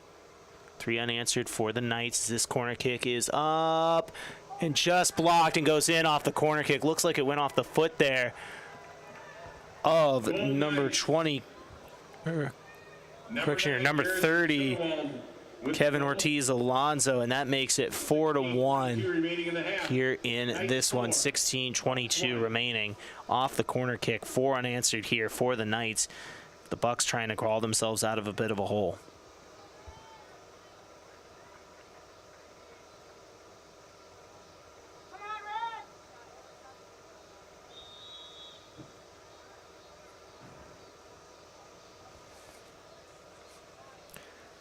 This one up to Ortiz Alonso. That's over to Schultz. Schultz blocked. With it now is number 15, Lucas Birkland, who's checking in for the first time here today. This one passed over to number 9, Garrison Schoenwald. Schoenwald over to McManus. The right flank blocked there by Ortiz Alonso, excuse me. Watson chasing after this one, so is Pacheco for Yankton. 4-1 is your score with 15:40 remaining here in the first half. Left flank down to Quazza. Quazza almost tripped up, but recovers, moves towards the middle, passes it to number 26, Zach Heineman. Heineman over on the right side to number 15, Birkland. Since it's going to be kicked out of bounds, it will remain O'Gorman possession. 4-1 is your score with 15:18 remaining.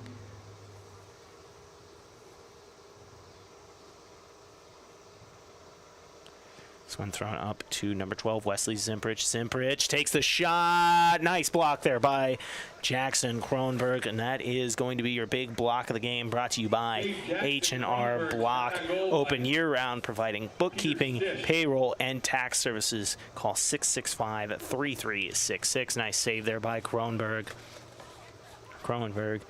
Dannenberg over to Blom. Blom moving down the right side, passes it to Beats. Bucks moving left to right. So passed over, it's going to be Griffin. Within that's going to go out of bounds. Looks like it'll be Bucks possession. Beats thrown in, trying to get it to Pacheco. That's blocked.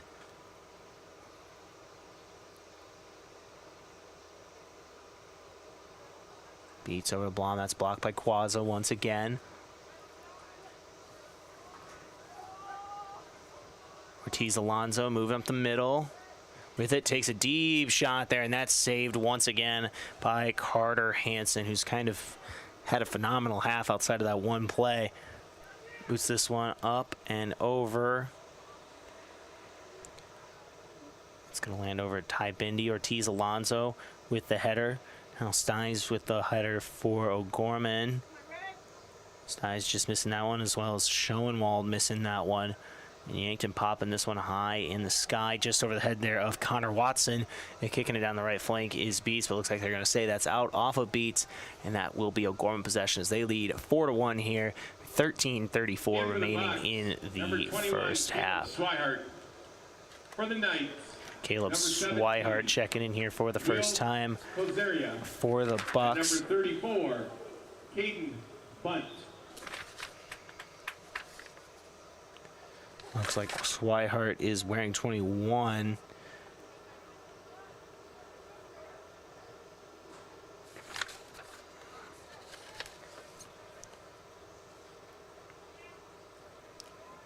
This one moving over on the right flank now. Under 13 remaining here in the first half. Gorman moving it back, kind of taking their time, playing with their lead here just a little bit. Watson on the left flank sends it up, blocked by Beats once again. Don't forget, we'll have your halftime show coming up. We'll kind of recap everything from this one, as well as talk about the Gazelles. So they had a 1-1 tie against O'Gorman in the first part of this doubleheader. Connor Watson. Returning to the Knights lineup, number 21, Nicholas North. Ready to throw this one in. Nicholas North now.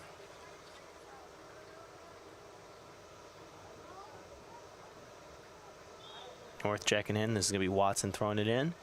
Watson over to Vincent Radel. Radel, 12 minutes remaining here in the first half. Passes it up. Going over there is Patino. Patino kicking on the right side.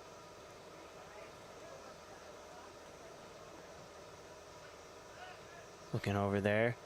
And moving is number 30, Connor Watson. Watson over to Peter Stice. Chasing after now is Nicholas North on the left flank. Griffin as well for Yankton. Griffin wins that battle and boots it over to Blom.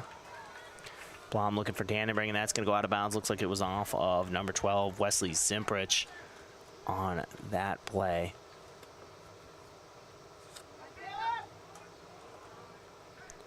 Zimprich now booting this one towards midfield. Takes a bounce. Header off of Schultz. Ortiz Alonso with it. Barely getting some of that one.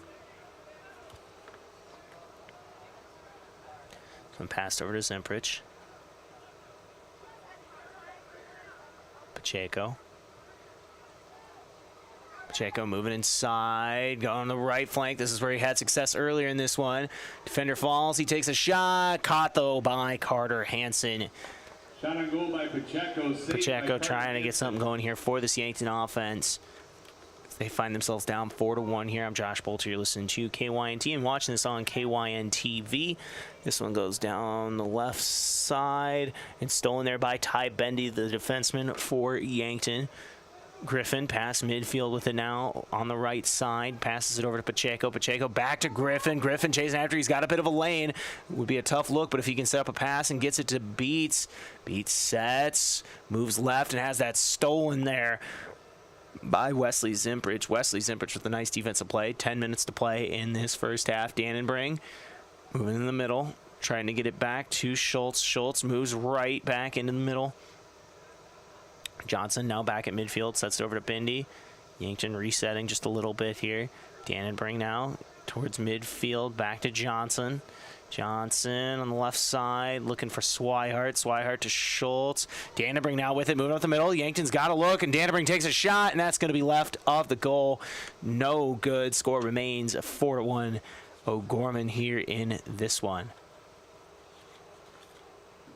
Into the O'Gorman lineup, number 18, Colin Olson. Colin Olson, the sophomore, checking in here for O'Gorman. He wears number 18. Carter Hansen, putting this one up the right side. Ortiz Alonso chasing after it as well for Yankton. And that's going to go out of bounds. Looks like it'll stay O'Gorman possession, as it is 4-1 with 9 minutes remaining here in this first half. Zimprich kicks it back to Radel. Radel sending it with a little bit of heat on that one, trying to find North, but just misses him. And it should be Bucks possession here. Actually, they're going to say maybe it went off of a buck, and it will be O'Gorman possession as North. Sats has a goal in this one already. Watson back over to North on the left flank. Griffin on him closely. Watson tries to pass this one in, and that's just going to go over there off the header. Looks like it was Colin Olson. Nice setup there by North. However, Olson wasn't able to get control of it, and that's going to go out the back there. And it will be a goal kick here for Jackson Kronberg, the 11th grader for the Bucks. Just about 8 minutes to play in this one. 8 and some change in this first half, I should say. Griffin up the right to Beats. Beats with the header. Beats trying to get it over there and getting the nice defensive play there is Zimprich, and booting that way back down on the Bucks side is Santiago Patino. North chasing after now. Nice defensive play there by Griffin to knock it out.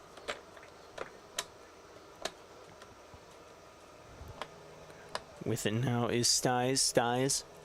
Trying to get it over to Schoenwald. Schoenwald back to North. North trying to set up Schoenwald. Schoenwald on the left with it. Trying to pass it. Gets it blocked by Griffin. However, North's able to recover it. And there's Ortiz Alonso. Send it way back towards midfield for Yankton. Getting control though once again is O'Gorman. Stolen there by Swihart. Swihart trying to find Schultz and just kicks it behind him just a little bit there. And Schultz has got to chase after it. He has to just boot that one out of bounds just to reset things.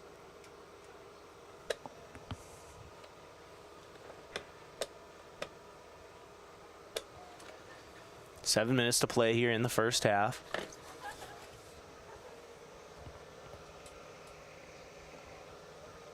This one's going to go out the back there. Under 7 to play. Corner kick now. It will be a corner kick for O'Gorman. Last time they had a corner kick, they did succeed and get a goal. Peter Stish in here to kick this one. 4-1 is the score. O'Gorman leads, 6:30 remaining in the first half. Corner kick is up off of North, and the Bucks are able to defend this one. And chasing after it is Connor Watson, and Brayden Beats here down the right side. Beats chasing it. That's going to be kicked out of bounds there by Vincent Radel on that one. Just about 6 minutes remaining here in the first half. Don't forget, we will have your very halftime show coming up here in just a few minutes. Dannenbrink kicking this one down the left side to Swihart. Block there by number 34, Caden Bunt. That's going to go out of bounds on the left flank for Yankton. They will have it deep in O'Gorman territory. Into the Yankton lineup, number 2, Andrew Newman. Andrew Newman checking in here for Simon Schultz.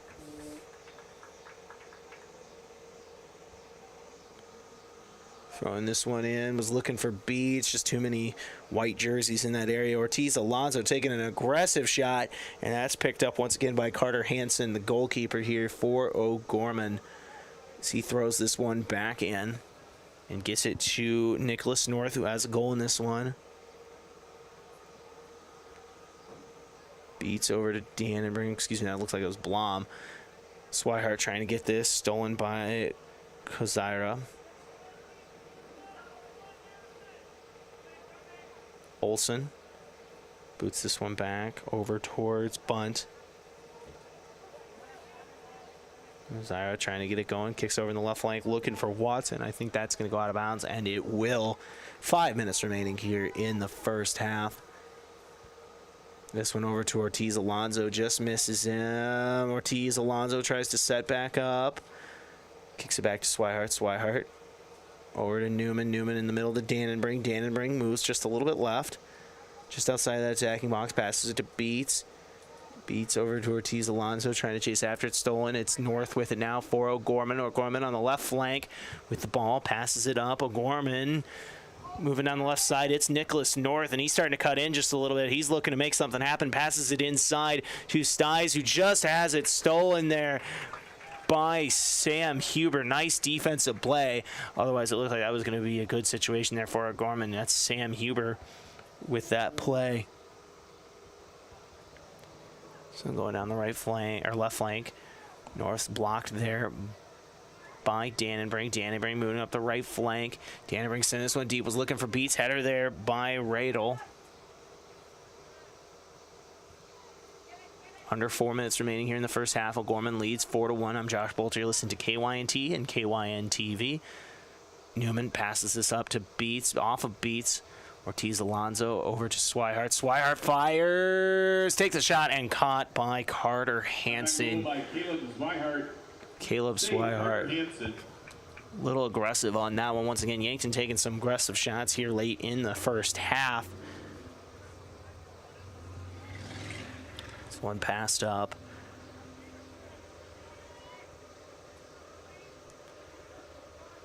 Passing over to number 8. Santiago Patino. Olsen on the right side loses a shoe and just boots this one back in.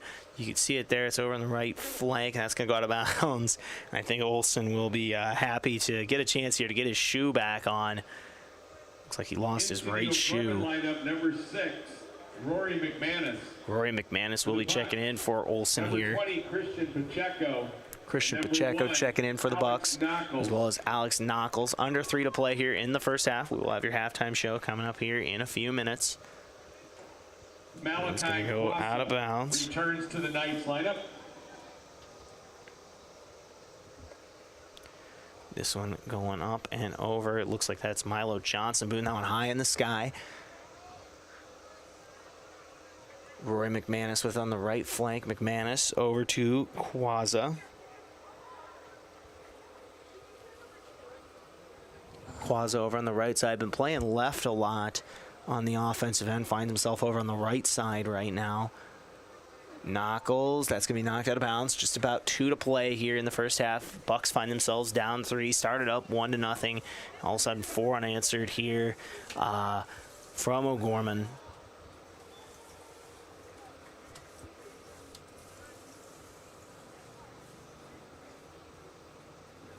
Free kick Knights. Will be a free kick here for the Knights deep in Yankton territory. Peter Stish here on this one. 1:30 remaining here in the first half.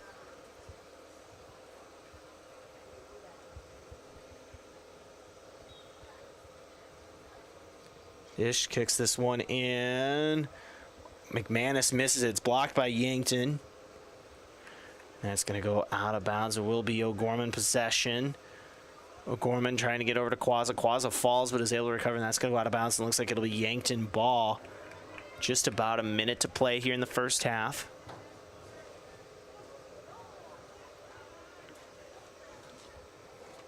One minute remaining in the half.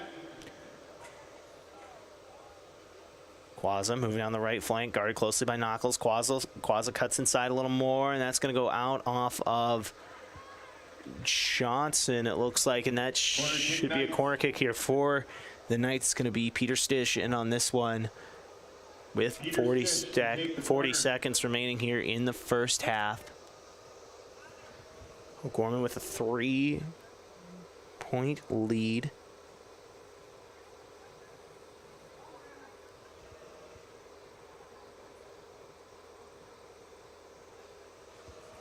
Corner kick here is blocked by Yankton, and Kronberg's just going to be able to fall in that one with 15 seconds remaining here, and he boots that one up. That's high over off the head there.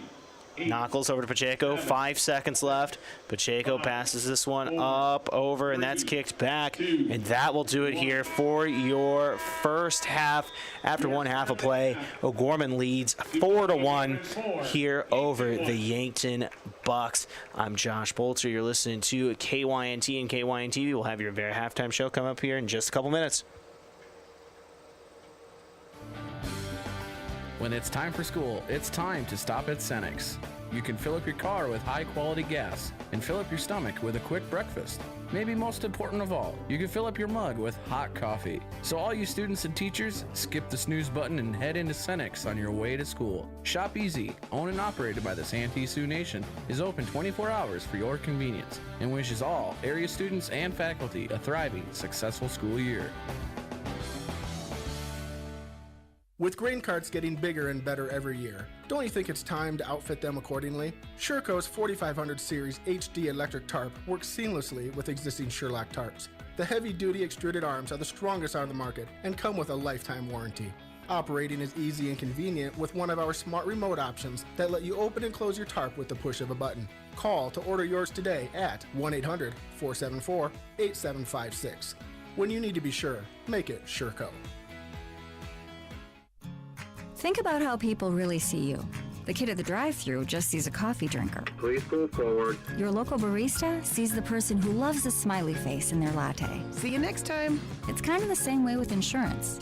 Other insurance companies just see a customer, but a State Farm agent sees more. They see you as a neighbor. Your State Farm agent is here to get to know who you really are, so they can help life go right. Call State Farm agent Rhonda Westland at 665-4411 today to learn more. Truxedo Truck Bed Covers is proud to call Yankton home and be a part of such a strong local community. Truxedo's commitment to excellence in producing the best product available drives us forward. And it's a commitment we share with Yankton High School football. And that's why we're strong supporters of our Yankton Bucks. So let's unite, pack those stands, and cheer on our Bucks to victory. Be loud, be proud, be Yankton. Have aches and pains taken you out of your game? At First Chiropractic Centers, we have been helping people get back into their game for nearly 40 years. Whether your game is sports related, or it looks more like gardening, household chores, exercising, or just daily life, if your pain is preventing you from enjoying or participating in your chosen activity, we can help. First Chiropractic Centers, whole health with hands-on healing, with offices in Yankton, Scotland, Hardington, Tyndall, and Wagner. As a proud community bank, Core Trust delivers more than just checking and savings accounts. We invest in the cities and towns where we live and work by volunteering to coach youth sports teams, supporting local charities and the arts with our time and resources. Whether we live in a rural town in South Dakota or a suburban city in Minnesota, it's a place we call home. Core Trust Bank. Raise your expectations. Member FDIC. At Elwood Family Dental Care, we see patients from 1 to 101. Come experience our gentle touch while you relax in our massage chairs and watch TV. Patients are loving our new digital scanner. No more ooey gooey gaggy impressions. We'd love to meet you, and we're always accepting new patients. Call 665-2530 to make an appointment. Elwood Family Dental Care, where we take care of the entire family. South Dakota Coyote football is back, and we can't wait to see you back in the Dakota Dome. Presented by Midco, the Coyotes will host Cal Poly in the Dakota Dome at 1 p.m. on Saturday, September 17th. It's Ag Appreciation Day, so check out the Ag displays east of the Dakota Dome prior to the game. Join Coyote Nation in the Dakota Dome for the Coyote football home opener, Saturday, September 17th at 1 o'clock.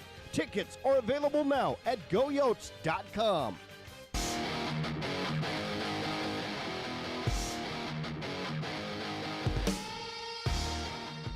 Welcome in here on your Avera halftime show. Avera moving health forward. Avera at the half. Yankton trails 4-1 here against O'Gorman. I'm Josh Boelter, joined by Brayden Butler. Brayden, what did we see there in that first half? Well, we saw that early goal by Christian Pacheco of the Yankton Bucks, and it looks like the Bucks, we're going to have that momentum early. We saw a quick answer from O'Gorman, and since then it has been all night action. You know, when we talked early on about the real estate vision of the game, or what we had to focus on for the Bucks, it was their defensive output, because this O'Gorman team has been hot recently. 10 goals in the last 2 games, and now 14 total goals in the last 2.5 games. So it's something that the Bucks struggled with in the first half. Coming out in the second half, you know, Coach Dannenberg is going to have some sort of game plan to try to answer what O'Gorman has done coming out in the second half. And that's kind of what happened the first half. Gazelles earlier today on a 1-1 draw. O'Gorman leads right now 4-1 against Yankton. The Bucks here at the half. We'll be back here in just a couple of minutes with what to look forward to in the second half. You don't want to miss that. I'm Josh Boelter, joined by Brayden Butler. We'll be back here in just a couple of minutes here on KYNT and KYNTV. Hey Yankton, Hydro is excited to announce we have new wages. General production, entry level, now starting at $17 an hour, and entry level cast house starting at $18.75, with skilled positions even higher. Dollar shift differential as well. We offer day one benefits and monthly profit sharing with a variety of shifts available. Go to jobs.hydro.com, search Yankton. That's jobs.hydro.com, search Yankton, or call Evie 605-668-2344. Education. That is one of our core values here at Missouri River Associates. Just making a sale is not our number one priority here. Our office is here to educate you on your choices in the insurance world. We are here to guide you in making the right choice for you, your family, or your business. Our agents are honest and transparent with you on your coverages. Let one of our agents show you your options today. Missouri River Associates, 665-6885. Buying or selling your home is one of the biggest decisions you may make in your lifetime.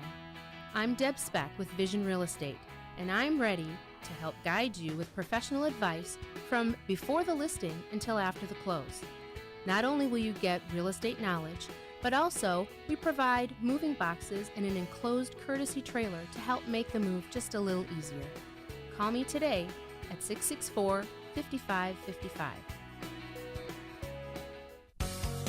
Exciting news, Yankton area. Amazon Delivery is hiring. Amazon Delivery is searching for drivers to deliver packages in the Yankton area. You must be 18 years or older with a valid driver's license and pass an Amazon background check. Work for a company with competitive pay, flexible scheduling, and job security. If you are interested in becoming an Amazon Delivery driver, please contact Yankton Computer at 605-664-2222 to find out more and to fill out an application today.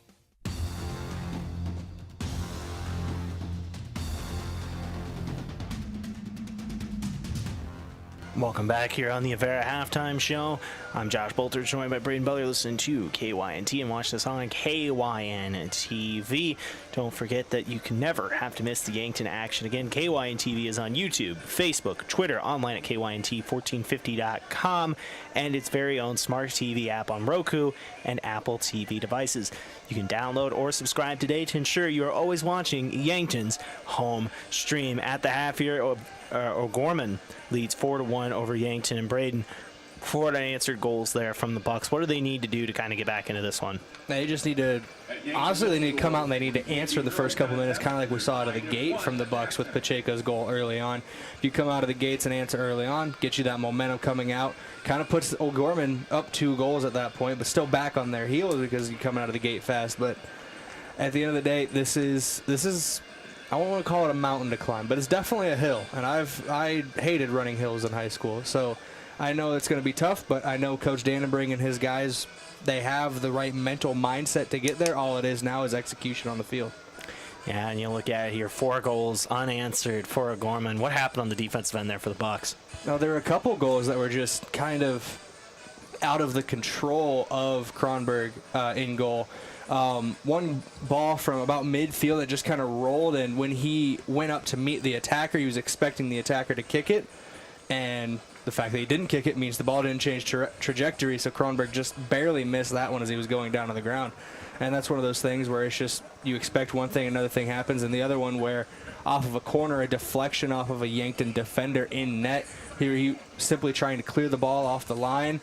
Didn't get out enough on it. Didn't get enough like outward force on it, so it popped right back up off the crossbar and into the back of the net. And there's, you know, you don't want to say, well, you can, if you take those 2 off the board, we'd be here, and if you do this, we'd be here. But it's something where the defense shaped up in the last 15 minutes, so I hope to see more of that out of Yankton.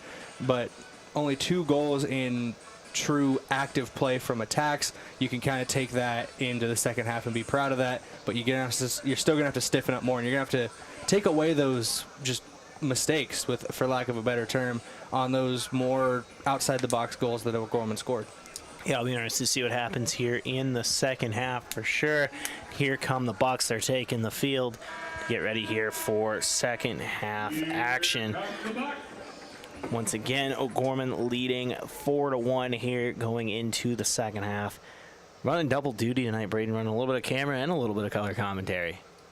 Oh, I'm a jack of all trades and a master of absolutely none of them, but everybody should know that by now. Well, you're doing great tonight. We appreciate a lot of stuff going on around here this weekend. A lot of great sports. It's a crazy weekend. So. Oh, yeah, don't even get me started on the trip to Spearfish tomorrow that we have to take. Yes, that'll be fun. I've only been out to Spearfish once. It was for basketball last year. So I'm looking forward to football tomorrow night. Don't forget that will be Central Time. It'll be 6 p.m. or 6 p.m. pregame, 7 p.m. kickoff. Y'all don't care about Mountain Time, but we'll be starting out at 6 out there for the actual kickoff. But yeah, so make sure to tune into that tomorrow night. It's going to be a lot of fun. That'll be here on KYNT and KYNTV. You know, it's easy to say you're excited for the trip out to Spearfish, Josh, when you have not been delegated the anchor leg on the way back to Yankton. I mean, we'll split that. We got this. Yeah, I got the last of the last, so fingers crossed everything goes well. We got this. We got this, no doubt. I'm trying to convince myself as we're sitting here, but it's going to be exciting tomorrow night. What's also going to be exciting here is we have second half action getting ready to go between the Bucks and the Knights. Thank you, Brayden, for joining me during the halftime show. So we're getting ready here for second half action. It's going to be O'Gorman kicking this one off, and it is number 11, Peter Steisch, on that one. Knuckles over to Brady Blom. This one blocked by North. North over to number 7, Malachi Quazza. Quazza inside looking for Steisch. Dannenbring. We're here once again. If you're just tuning in, score is 4-1.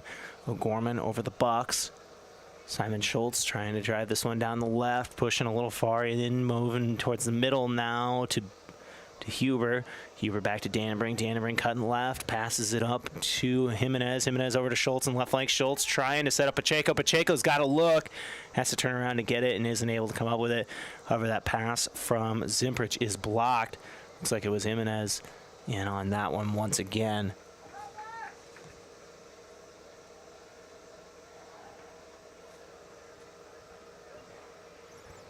This one goes down the left side and out of bounds.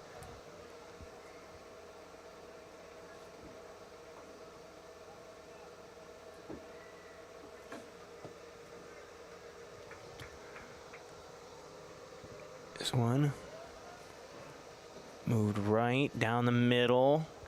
With it is Hozira. This is going left.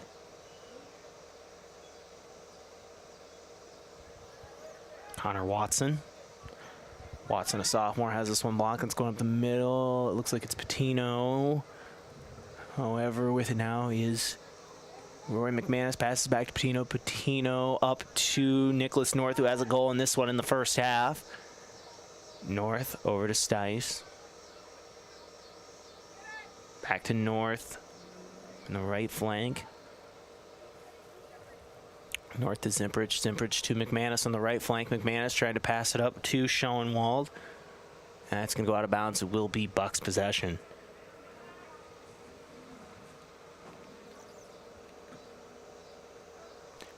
So it's going to go towards midfield. Looking for it is Connor Watson. Isn't able to get on that one.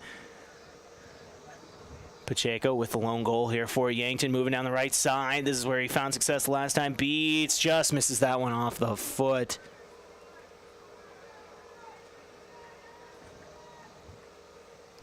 And it's going to go out of bounds.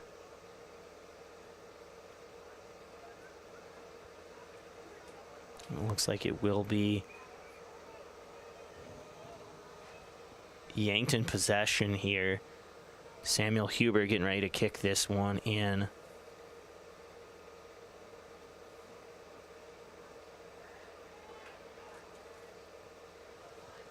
This one moving towards the middle. Stolen there.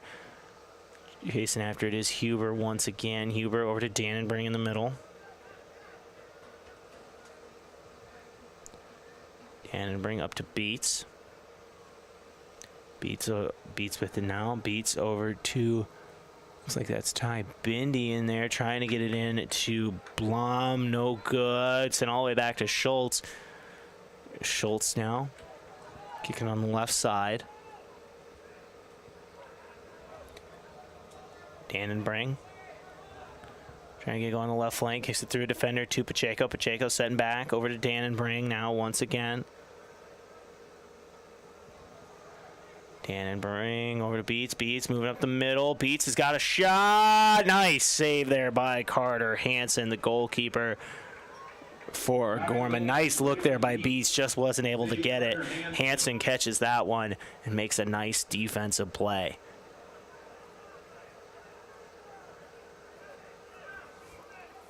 Moving up the left flank now is Watson. That's blocked off of Dannenbring.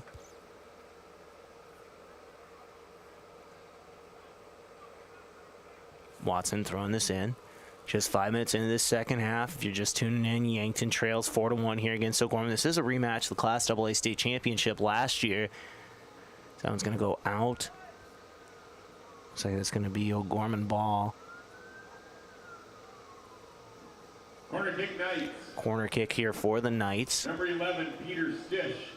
Peter Stish in here to kick the corner kick. O'Gorman playing with a 3-point lead. Stish back to kick. O'Gorman did score off a corner kick in the first half. This one just over Schoenwald's head, and that's going to roll over and out. It will be Yankton possession.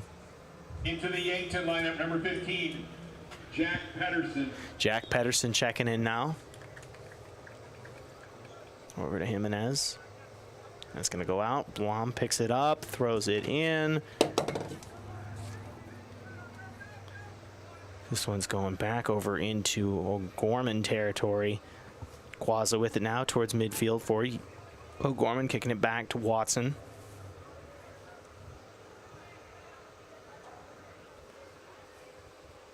Watson over to Radel. Radel, Blom gets that one and falls a little bit, recovers, gets it to Pacheco. Pacheco moving up the middle. Pacheco trying to make something happen here. Makes a man miss, but almost too many defenders. Takes a shot and gets it. Christian Pacheco with his second goal here, and he cuts the lead down to 2. Scores now 4-2. Christian Pacheco with 34:05 remaining with a couple goals here in this one. And the Bucks are able to stop a 3-1 scoring run, or 4-0 scoring run, excuse me. And Pacheco with the goal, now making it 4-2. O'Gorman here with 34:05 remaining.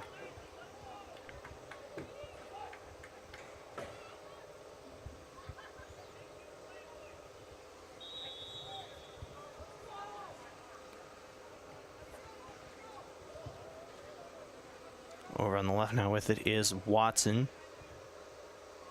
Watson over to Quazza. Quazza on the left flank. Quazza up to Stish. Or Stish, excuse me. Stish loses that one out of bounds, and it will be Yankton possession here. 33:44 remaining.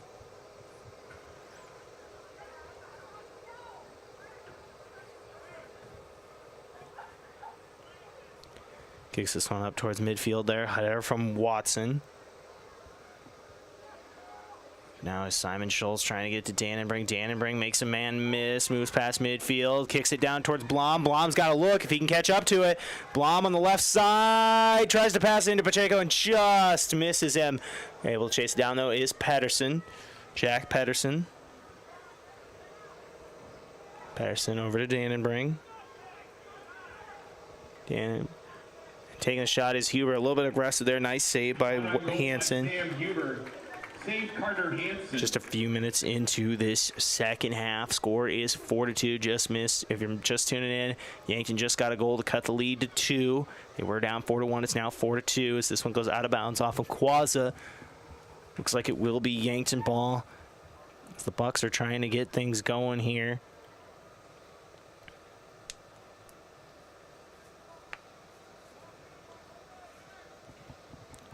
This one into Jimenez on the right side. Bounces off of number 12, Wesley Zimprich, on that one. Dannenbring over to Schultz. Schultz in middle of the field. Schultz taking his time, kicking it over right.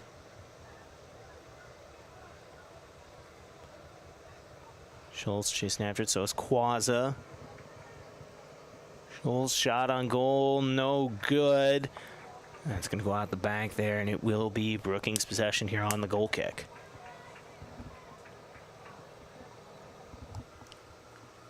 Just under 32 minutes remaining in this one. Bucks find themselves down 4-2 here. Zimprich trying to maintain on this lead for Gorman. Up to McManus. McManus over to Schoenwald. Blocked there by Jimenez. Jimenez trying to get up the middle to Pacheco. Pacheco with 2 goals in this one. Passes it to Dannenbring. Just a little bit too much on this one. Dannenbring's going to have to hustle to catch it. And he just does. Dannenbring with a nice hustle there. Passes it in. Or maybe over into Vermilion or something. Maybe Gayville over there, because that one went a little too far for Lance Dannenbring. And he blew that one out of Crane Youngworth Field here. Bucks have a bit of a road trip coming up after this. They got Brandon Valley on Tuesday, Brookings on Thursday next week.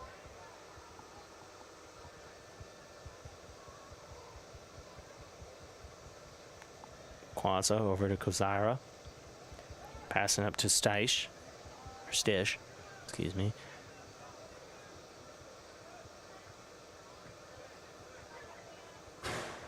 So that one's going to be kicked out of bounds and into bleachers here at Crane Youngworth Field. Good turnout here for the Yankton Bucks, as always. here in Yankton faithful coming out and supporting their Bucks and Gazelles. This one kicked out once again. It'll be a goal kick here for Kronberg. We're just about 10 minutes into this second half. Alex Knuckles and Cole Pedersen. Cole Pedersen and Alex Knuckles checking in here for the Bucks. We're 10 minutes into this one. Still plenty of time for Yankton to make a couple things happen. I mean, they've scored quick in the first couple minutes of this half. You know, we've seen that once in the first half and then here in the second half as well, both with Christian Pacheco. It's going to be interesting to see if the Bucks can keep that going. Here's Rory McManus with it, passing it up and kicked way down by Simon Schultz, and chasing after it is Pacheco. Pacheco taking his time. That's going to be kicked out of bounds there by Patino. Pacheco passing into Jimenez. Jimenez trying to make something happen here. Tried to kick it between two defenders, but that's going to be blocked and picked up there by Carter Hansen, the goalkeeper, senior goalkeeper for Yankton. Speaking of goalkeepers, Jackson Kronberg down there for Yankton. Done a really nice job tonight outside of that little run where O'Gorman just got a couple goals quick, but outside of that has been rock solid as always here for the Bucks. Jimenez passes one down the right flank, blocked, was looking for Jack Pedersen.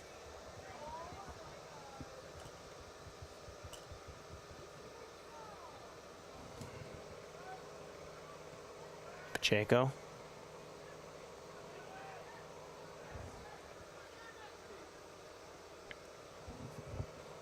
Pass this one over Schultz to Pacheco. Pacheco trying to get inside here. Takes the shot, and that's going to be left of the goal. No good. It'll stay 4-2 here with 28 minutes remaining in this one. Bucks down 2. We're down 3 here to start the second half, but it was Christian Pacheco once again getting his second goal here of the day. Freshman making his presence felt as he gets his second goal earlier in this one. It's now 4-2. Bucks trying to crawl back into this one. McManus trying to get that one back. Just misses. Knuckles with it, and that is Simon Schultz. Schultz going for it, so it's Schoenwald and Knuckles. Nice diving play there by Huber as well, who kicked it out of bounds. Looks like, however, they're going to call a free kick here. And it will be a free kick for the Knights. And don't forget, this break in the action is brought to you by one of Yankton's biggest and best employers, Hedro. When you're ready for a break and looking for a new direction, visit jobs.hedro.com. This one moved up now on the right side. Kicking it is Zimprich. Zimprich over to Watson. Watson trying to make something happen on the left side. Gets to North, who has a goal in this one. Almost trips and falls, but is able to recover and moves inside, down the left, inside. Passing it in, just misses. Nice play there by Sam Huber on the defensive end for Yankton. Passing up to Knuckles, however, that's blocked and kicked out the back there.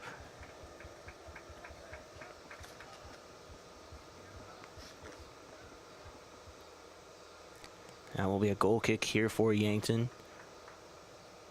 Kronberg getting ready on this one. For the Bucks, number 8, Brayden Beats. Brayden Beats looks like he's checking in. So is Lance Dannenbring. Looks like it's Jack Pedersen and for 29, Byron Jimenez checking out here for Yankton. Yankton with a little bit more of a veteran look on this one, on this team, as a couple freshmen check out. Pacheco over to Dannenbring. Dannenbring over to Knuckles. Knuckles trying to get to Beats on the right side. Beats back to Newman. Now over to Beats once again, the right flank. Beats moving forward. Boots this one inside. Blocked there by Zimprich. Zimprich up and just past North over to Newman now for Yankton. Newman to Beats. Beats trying to get to Dannenbring, and Dannenbring just kind of misses that one. Schoenwald over to Ozira.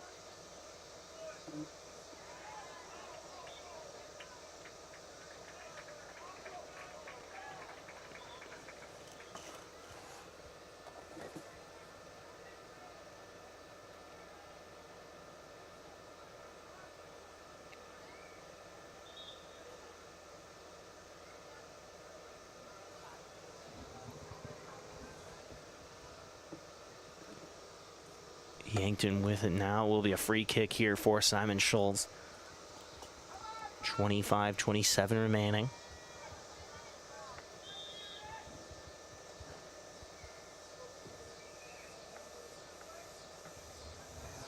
Free kick down inside. Pacheco trying to get something going here. Shot on goal. No good. However, it looks like there will be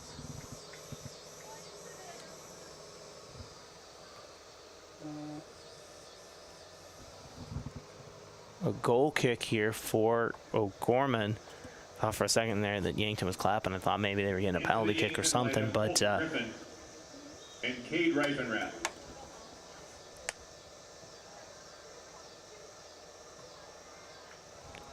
will be Yankton ball. Cole Pedersen kicking this one. This is going to be booted way back and over to number 14, Cade Reifenrath, who's seeing his first action today. Reifenrath, a 9th grader, freshman here in the Yankton Bucks program. So when booted up, there's a whistle on the field. 24-20 remaining. There's a player down. I believe that's Ortiz Alon, or no, that's Christian Pacheco. Pacheco, the freshman, who has 2 goals in this one. Would be big if he is not able to continue. However, he is running off the field. We'll keep you updated on his status as the match goes on. Into the Yankton lineup, number 15, Jack Pedersen. Jack Pedersen now checking in for Pacheco. He just sat down and now he's back.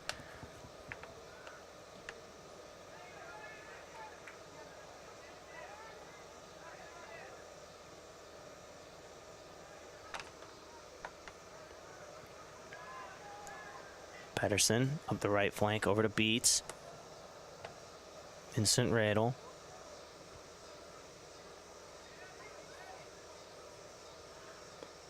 One kicked over to Schoenwald. Schoenwald up the left side and out of bounds.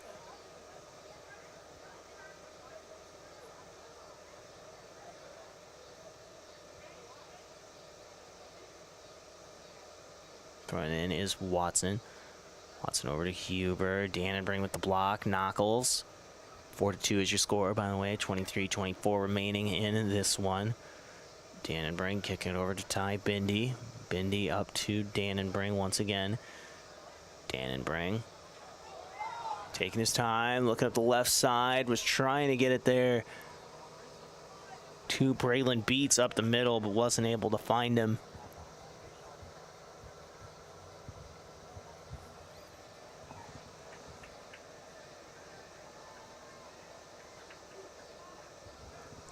So now is Knuckles. Knuckles with the header, just misses Beats. That's going to go out of bounds once again.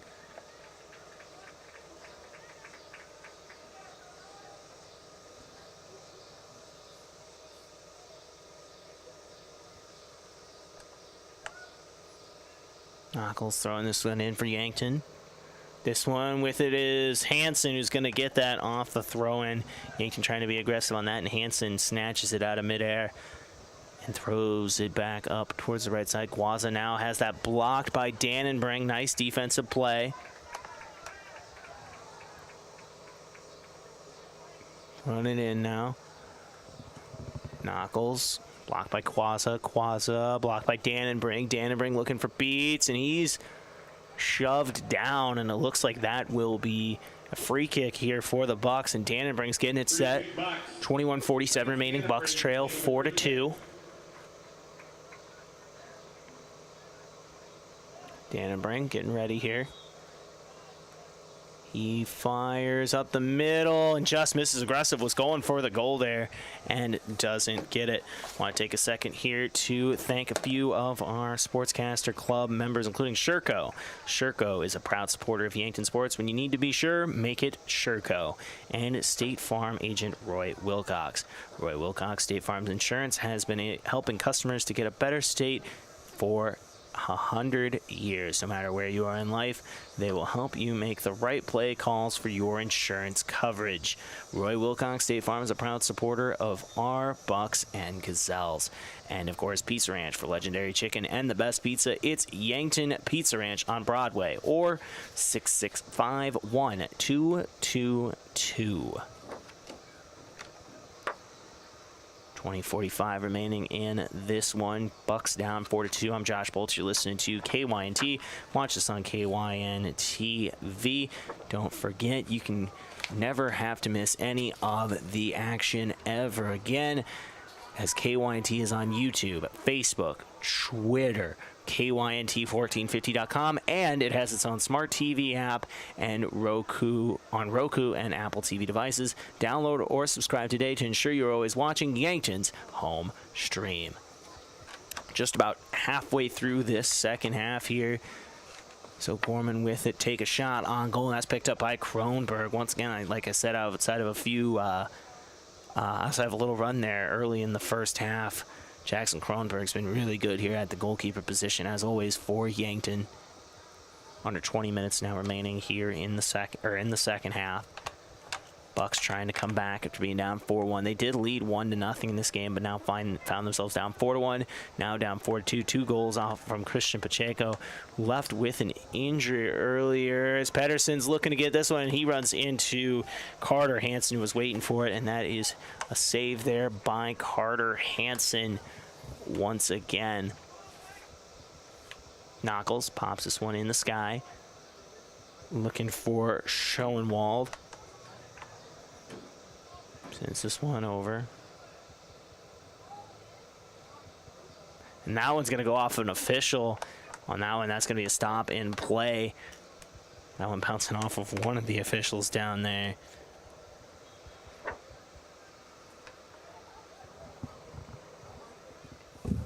Will remain O'Gorman possession. Patino with it, kicking it down, and that's going to go out of bounds once again. Under 19 to play here in the second half, and there is a heat timeout on the field, and we're going to take one with them. Don't forget that this water break is brought to you by your local water expert specializing in water softeners, water filtration, and bottled water. It is Culligan. Score is 4-2.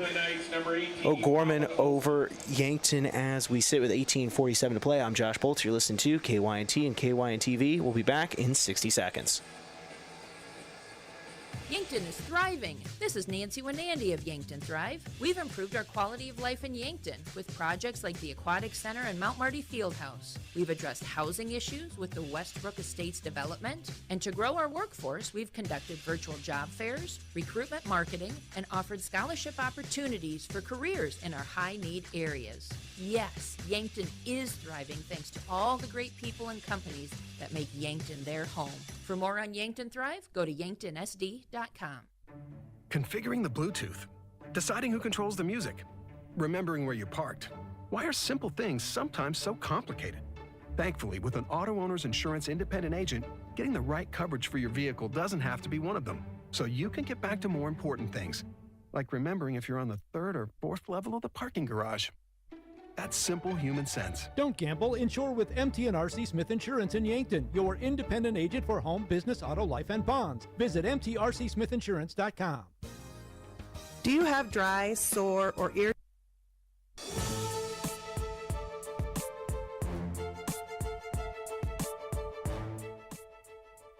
Welcome back here on KYNT and KYNTV. It is 4-2. O'Gorman over Yankton here in the second half of soccer action. It's the Bucks on the field right now. 18:47 left to play here in the middle of a heat break. You know, it is kind of a warm one up here today, but we will resume play now. Okay, we will have your post-game show coming up here at the end of this one. Don't forget, tomorrow night, it's the Bucks heading to Spearfish for football action. We'll have that one. That will be Central Time, 6 p.m. pregame with a 7 p.m. kickoff. I will be on the call with Sports Director Bryce Ladwig. Looking forward to that one. Making the haul bright and early tomorrow morning up to Spearfish. It's going to be a lot of fun. But speaking of a lot of fun, we got Bucks soccer action right now here on KYNT and KYNTV. Where else would you rather be here on a Thursday night? Catching some exciting action. A lot of crazy things have happened in this one. 6 goals in this one, 4 from O'Gorman. But the first one was from Yankton with Christian Pacheco, putting it in just a few minutes into this one. And then the O'Gorman Knights going on a 4-0 run to close the first half. And then just a few minutes into the second half, Christian Pacheco with a goal as well, able to get it in. And now that's where we sit at 4-2. Pacheco did leave with an injury earlier, but he's back into this one.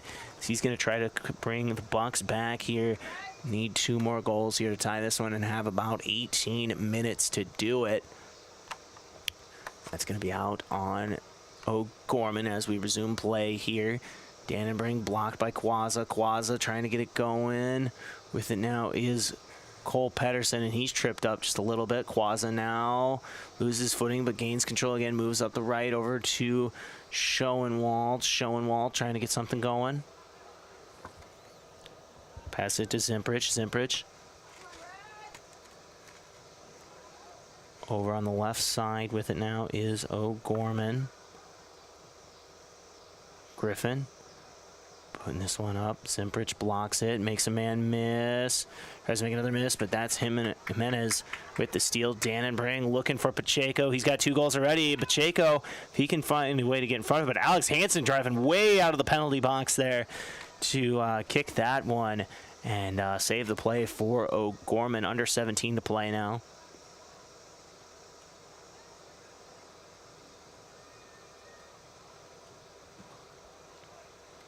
Olsen back into this one. Last time we saw him, he had lost his shoe earlier in this one.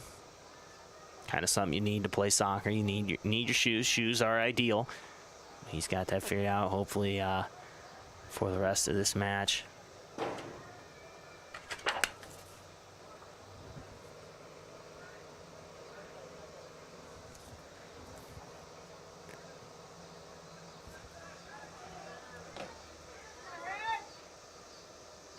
This one going down the right side.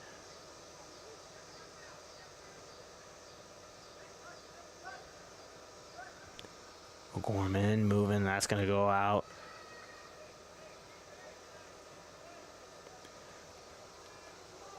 Kronberg, 16 minutes remaining.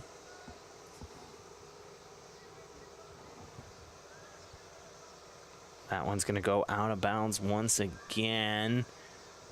See who that one went off of.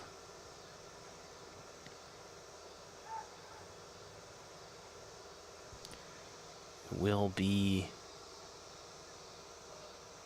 Because we've got a little bit of a stop in the action here, even though the clock's still running. Looks like it's going to be O'Gorman ball here on the left flank. Zimprich getting ready on this one. Free kick Knights. It's going to be a free kick here for the Knights. Wes Zimprich. It's going to be Wes Zimprich getting ready to go here. Saved by Jackson. Shot on goal, save there. Aggressive shot from Zimprich, and Kronberg kicks this one all the way down the flank, completely flipping the field with 15 minutes left.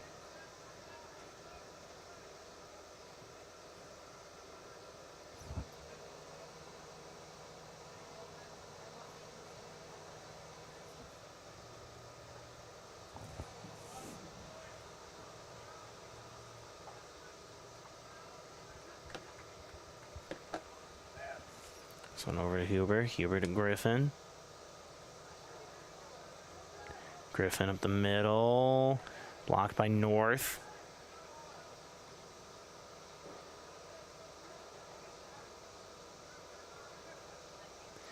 Jimenez. Pass that one. It's Olsen with the block for O'Gorman. Pass inside. Pass inside. Looks like that's Stish in on that one. Dish block. Dannenbring with it down the middle. Dannenbring moving left. Kicking it over to Pedersen.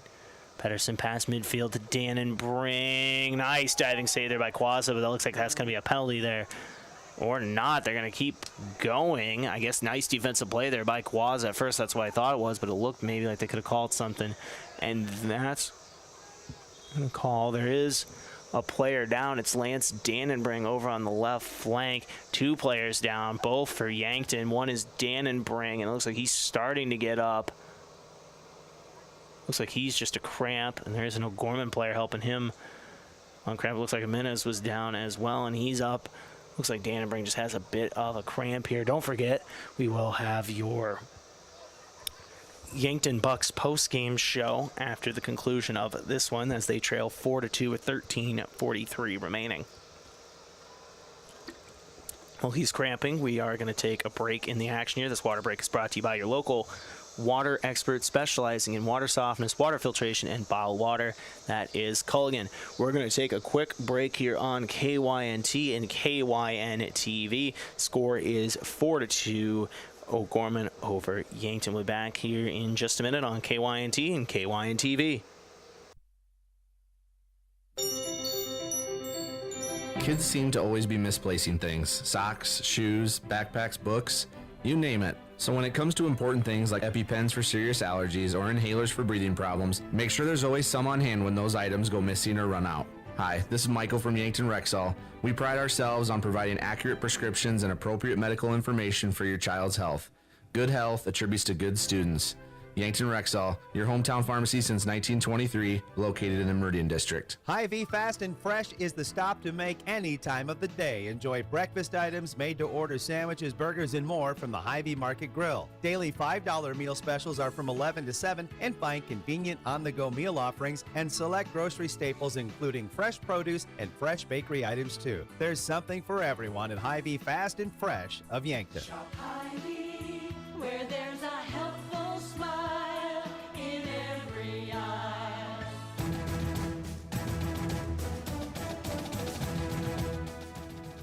Welcome back here on KYNT and KYNTV. Score is 4-2.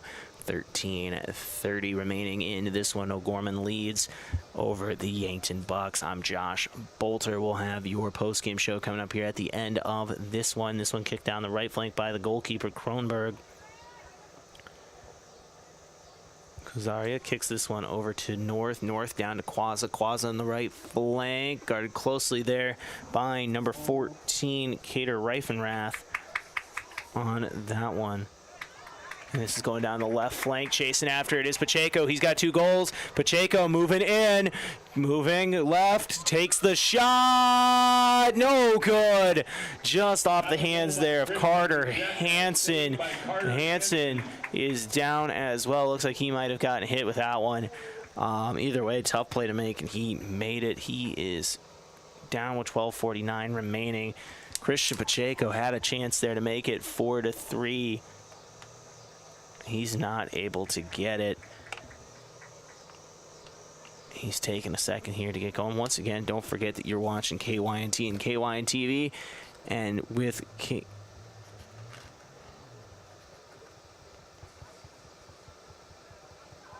and don't forget with KYNT, you never have to miss the Yankton action again.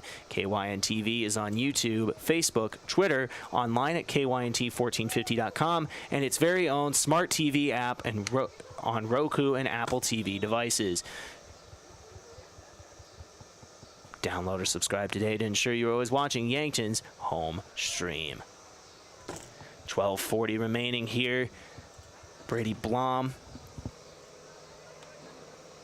with this one over to Jack Pedersen, or excuse me, Cole Pedersen.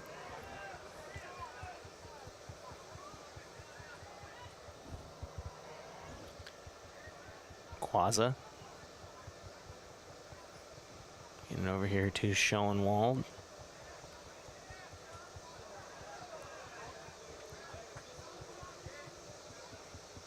Patino. Over to Rory McManus, and that one's going to go out of bounds. 12 minutes remaining here. Bucks down 2.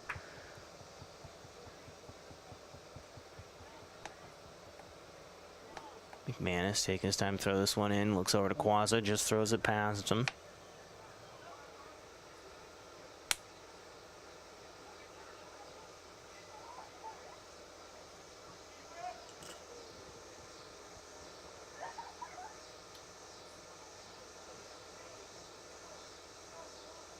This one goes out of bounds. It will be Yankton ball. Don't forget to listen to KYNT and KYNTV.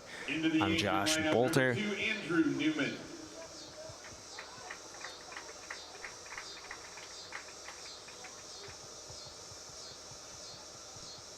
This one kicked up high. Over to Beats. And this one's going to roll out. And it will be Yankton ball with 11 to play.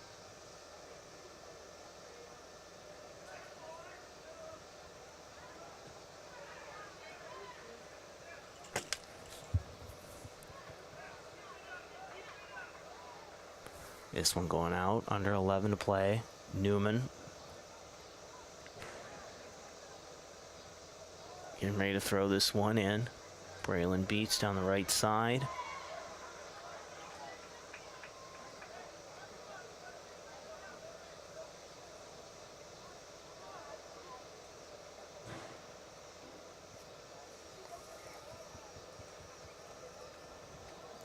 Beats over to Kozira.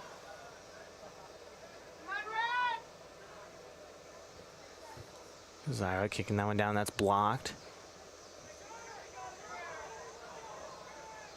Pacheco. Chasing after it, Pacheco trying to find something here. That's going to go out of bounds, 10 minutes to play. Bucks down 2. Trying to come back here. They had one goal here at the beginning of the second half. It was Christian Pacheco who has both goals here for the Bucks.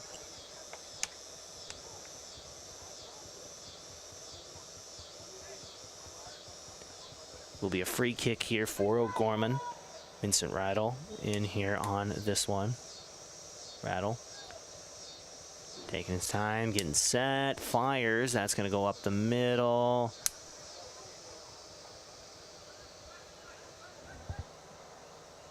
Simprich.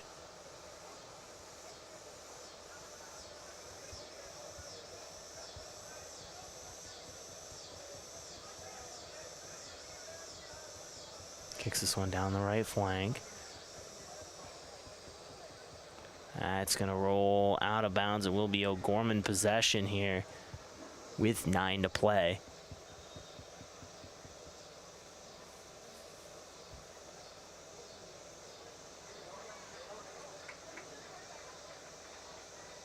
A little bit of delay in the action here. It looks like there was a yellow card. That is a penalty. And don't forget that this break in the action is brought to you by one of Yankton's biggest and best employers, Hedro. When you're ready for a break and looking for a new direction, visit jobs.hedro.com. That was a yellow card there for, I believe, Brady Blom on that one. Watch out. Not a lot of time left in this one, but still, gotta watch out and be careful for those type of things. This one's stolen by O'Gorman. That's going to go out of bounds. Looks like it'll stay with O'Gorman.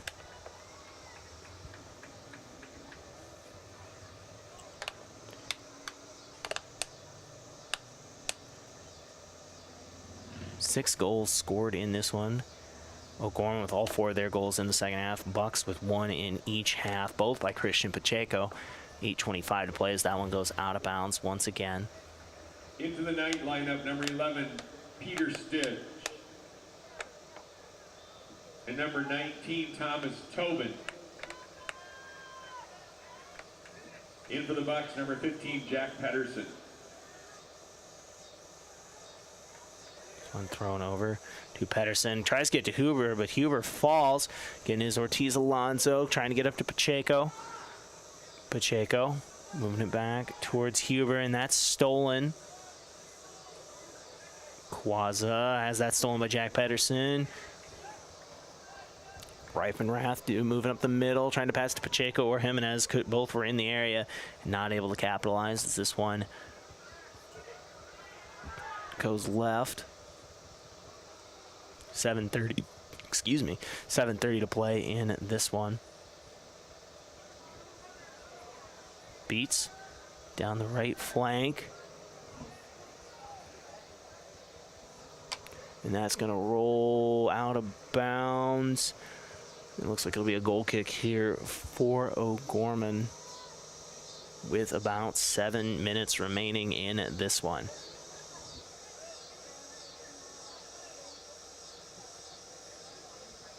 This one going way past and goes past Reifenrath there. Bucks having to chase after it, and Kronberg, the goalkeeper, is just going to pick it up with under 7 to play here and reset the deck for the Bucks. They find themselves down 2 once again with about 6:45 to play. Ortiz Alonso taking his time, spins back, tries to pass it back, and that's going to be picked up by Quazza here for O'Gorman. This one's sent down the right flank for O'Gorman. Chasing after his Stish. Stish with Reifenrath on him closely, passes it to Quazza. Reifenrath as well as Pedersen over there, and Reifenrath's just going to boot this one out of bounds once again.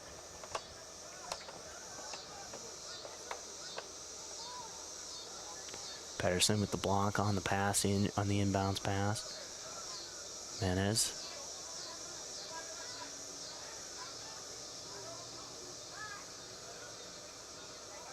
Pass over Stish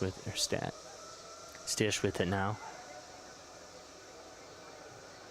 Back towards Patino at about midfield, kicking all the way across now to Watson. Watson now over to number 19. That is Thomas Tobin, the sophomore, getting some action here for O'Gorman with about 5.5 minutes to play in this one. Tobin, a sophomore. North, pass over to Zimprich, over to McManus on the right side, kicking up the flank to Quazza. Quazza makes a man miss. That was Reifenrath trying to pass it up. Stops, moves back with it, still with his Quazza. Reifenrath now with the steal, 5 to play. Ortiz Alonso booting this one up the middle, blocked. Blocked by Zimprich. North with it now. Passing it to Watson on the left flank. Watson being a little bit aggressive here. Looking for it, Kozira, and that's going to go out of bounds, under 5 to play.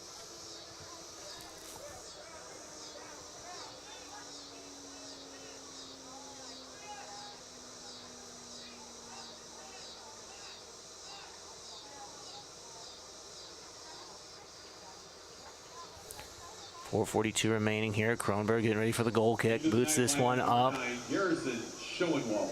Schoenwald checking in here for O'Gorman.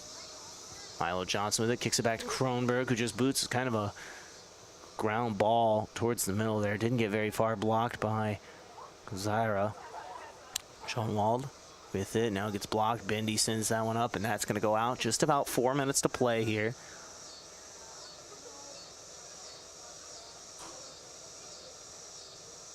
This one went up. Ortiz Alonso.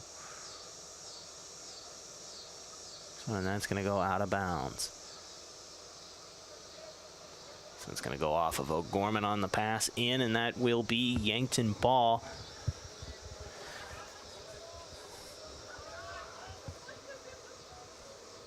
Blocked there by Kozira. Jimenez with the block. Moving up now is Jack Pedersen. Had a goal last time out against Spearfish. 3:30 remaining.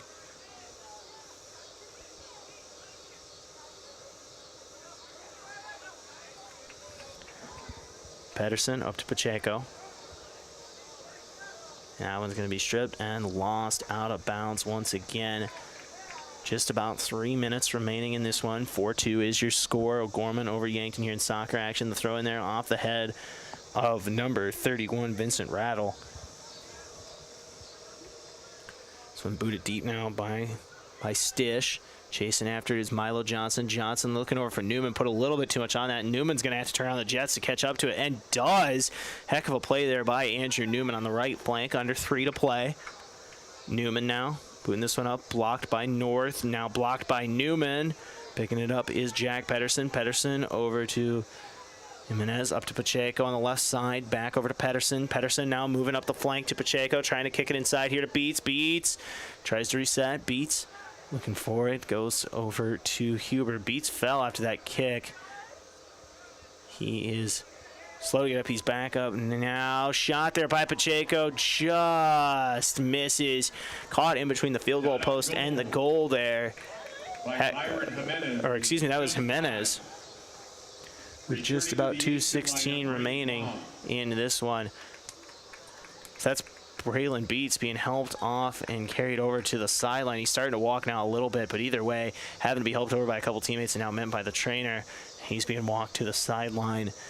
His day is probably done here with 2:15, but we'll have to keep updated on him. If we get a word with Coach Dannenbrang here at the end of this one, we will see how he's doing. If we get a word with Coach Dannenbrang after the game here. 2 minutes to play. 4-2 is your score. O'Gorman leads. You're watching KYNT and listening to this on watching this on KYNTV and listening to this on KYNT. Under 2 minutes to play now. 4-2 is your score. I'm Josh Boelter. Nice day out here. A little warm. Had to take a couple heat breaks, but you know that's going to happen when it's almost 90 degrees outside. Minute 30 remaining. O'Gorman possession. This one thrown up over to number 21, Nicholas North, who has a goal in this one for O'Gorman. Minute 25 to play here.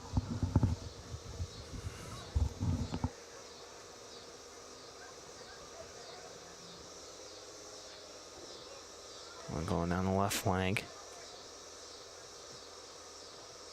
One booted way down, and that's going to be picked up by Kronberg. A minute to play. Bucks down 2. 1 minute remaining in the match. 1 minute remaining. Pacheco's had a great game. 2 goals here for Yankton.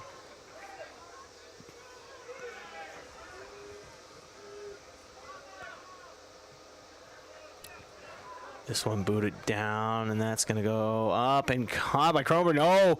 Looks like a couple players had ran into Kronberg there. It looks like it was Johnson as well as Schoenwald for O'Gorman. 30 seconds remaining. 4-2 is the score. Quazza going after it. Reifenrath on him closely. 20 seconds.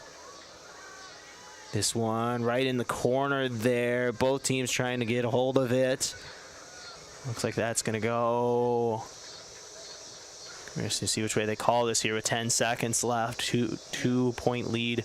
9, 8, Quazza looks like he's just going to run this one out. 5, 4, and that will do it. Bucks fall 4-2 here against O'Gorman in soccer action. Thank you for joining us in this one, and we will be back here in just a couple minutes on KYNT and KYNTV with your post-game show. We'll be back here in just a couple minutes. You've received a call or text message indicating there's a problem with your cell phone, your taxes, your Medicare benefits, or your utilities. And the only way to get it cleared up is to either put funds on a gift card or send cash. All of these are scams designed to obtain your hard-earned funds. Contact the Attorney General's Consumer Protection Division at 1-800-300-1986. Another red flag is the call or text comes in after work hours or on the weekend. Don't become a victim. Let Consumer Protection do some checking for you before you send any funds. There are a lot of benefits for your small business when you have a relationship with your locally owned and operated The UPS Store. I'm Doug Frederick, manager of the UPS Store of Yankton. Not only do we provide excellent customer service, but we also provide the necessary tools to help your small business thrive. We can help you with everything ing, printing, packing, copying, faxing, freighting, any ing your small business needs, even shredding, notarizing, mailboxing, every ing for your small business, and of course, shipping. The UPS Store of Yankton, across from Walmart. First Dakota is giving away new Ford F-150s to celebrate 150 years as a South Dakota bank. We owe it to the countless customers who have trusted us with their banking since 1872. And we want to say thanks by giving back. Click the banner to nominate someone you know to win a new Ford pickup, or go to firstdakota.com/150. First Dakota National Bank, member FDIC. It's time for a new kind of credit card. One that's with you where you are, wherever life leads. The Evergreen Credit Card by F&BO earns you unlimited 2% cash back on every purchase, every day, every step of the way. For important information and limitations regarding the rewards program, visit fnbo.com/evergreen for complete details. From the great big small bank, ever ready for you to earn more so you can do more. Only with Evergreen by FNBO. Learn more today at fnbo.com/evergreen. The treatment of eye diseases and injuries requires the best technology, along with the newest surgical techniques. So turn to the experts from Avera Medical Group Wilcoxon Eye Associates in Yankton. We are on the forefront of eye care that will allow you to see clearly and with more comfort. Schedule an appointment with us or learn more by visiting avera.org/Wilcoxon. Checkers Sports Bar and Grill is everyone's favorite place to eat and catch the game. Whether it's dine in or carry out, Checkers menu has mouth-watering burgers, satisfying sandwiches and wraps, and of course, wings. With 17 specialty wing flavors, there's a sauce for everyone, like buffalo, maple bacon, and Asian zing. And don't forget to try their sauce of the month. You can get all these hot and ready to eat Tuesday to Sunday at 11. Checkers Sports Bar and Grill, 689-2244. Are you looking to freshen your style? With new and customizable frames to choose from, there are options for everyone in your family. Vision Care is excited to offer new frames from Tiffany, Burberry, and Under Armour. Our opticians will help you find a frame that looks great and fits even better. Vision Care Associates, where we help you find the best eyewear and see the best. Vision Care Associates, where the health of your eyes comes first. Bucks and Gazelles fall sports are in full swing. Unfortunately, with them may come injury. The Yankton Medical Clinic provides patients with the latest technologies and procedures in orthopedic care. Orthopedic surgeons, Dr. Brent Adams and Dr. Jeremy Kudera, specialize in athletic injuries, including fractures and sprains, shoulder, ankle, and knee injuries, and more. They'll have your favorite athlete back in the game in no time, offering the highest level of care right here at home. Call the Yankton Medical Clinic today. So much care, so close to home.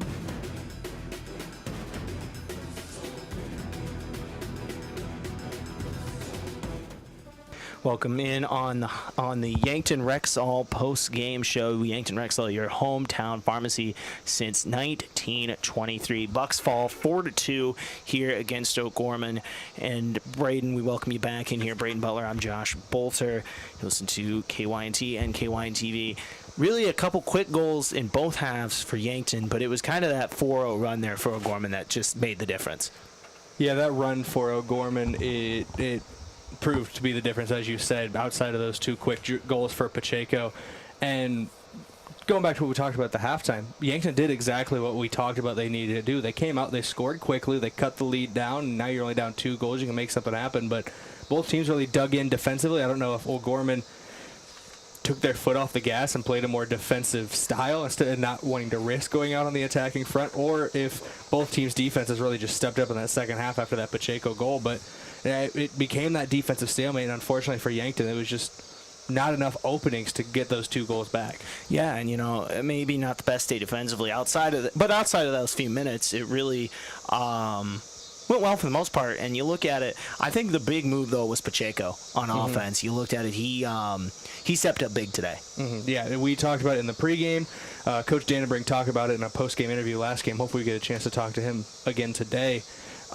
Switched up the formation. Pacheco was one of the main guys that switched positions, moved from the midfield to more of an attacking role, and he's basically he plays the striker position now for this team, and he showed today that he could strike, and he could strike quickly if he's got a lane on goal. It's weird to believe. I keep looking down at the sheet. This kid is just a freshman, so he's got plenty of time left to grow, and he already looks like a very dangerous striker in front of goal. He's going to be an issue for 4 years now for Class AA teams, Class AA defenses and goalkeepers. So he's a good kid to have, especially in the attacking front. And also talk about a couple kids in the midfield.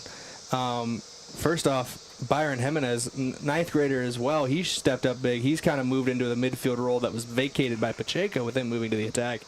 He started this game. He played well in this. He had a couple moments. He had a shot late that just went over the top of the goal. We could be talking about a 4-3 game, and you don't know how momentum and everything changes if you have that goal as well. So It's the youth mixed with the veteran leadership of Brayden Beats, of guys like Brayden Beats, of guys like Lance Dannenbring, who they're mixing well, and if they find that right formula, they show that they can get out on the attacking front and score quickly. It's just a matter of putting it together for a full 80. Well, there you hear it right there. When we come back, we'll name our defensive and offensive players of the game. In this one, we'll be back in 2 minutes here on KYNT and KYNTV. Bucks fall 4-2. I'm Josh Boelter with Brayden Butler. We'll be back here in 2 minutes. Think about how people really see you. The kid at the drive-thru just sees a coffee drinker. Please go forward. Your local barista sees the person who loves a smiley face in their latte. See you next time. It's kind of the same way with insurance. Other insurance companies just see a customer, but a State Farm agent sees more. They see you as a neighbor. Your State Farm agent is here to get to know who you really are, so they can help life go right. Call State Farm agent Rhonda Westland at 665-4411 today to learn more. Truxedo Truck Bed Covers is proud to call Yankton home and be a part of such a strong local community. Truxedo's commitment to excellence in producing the best product available drives us forward.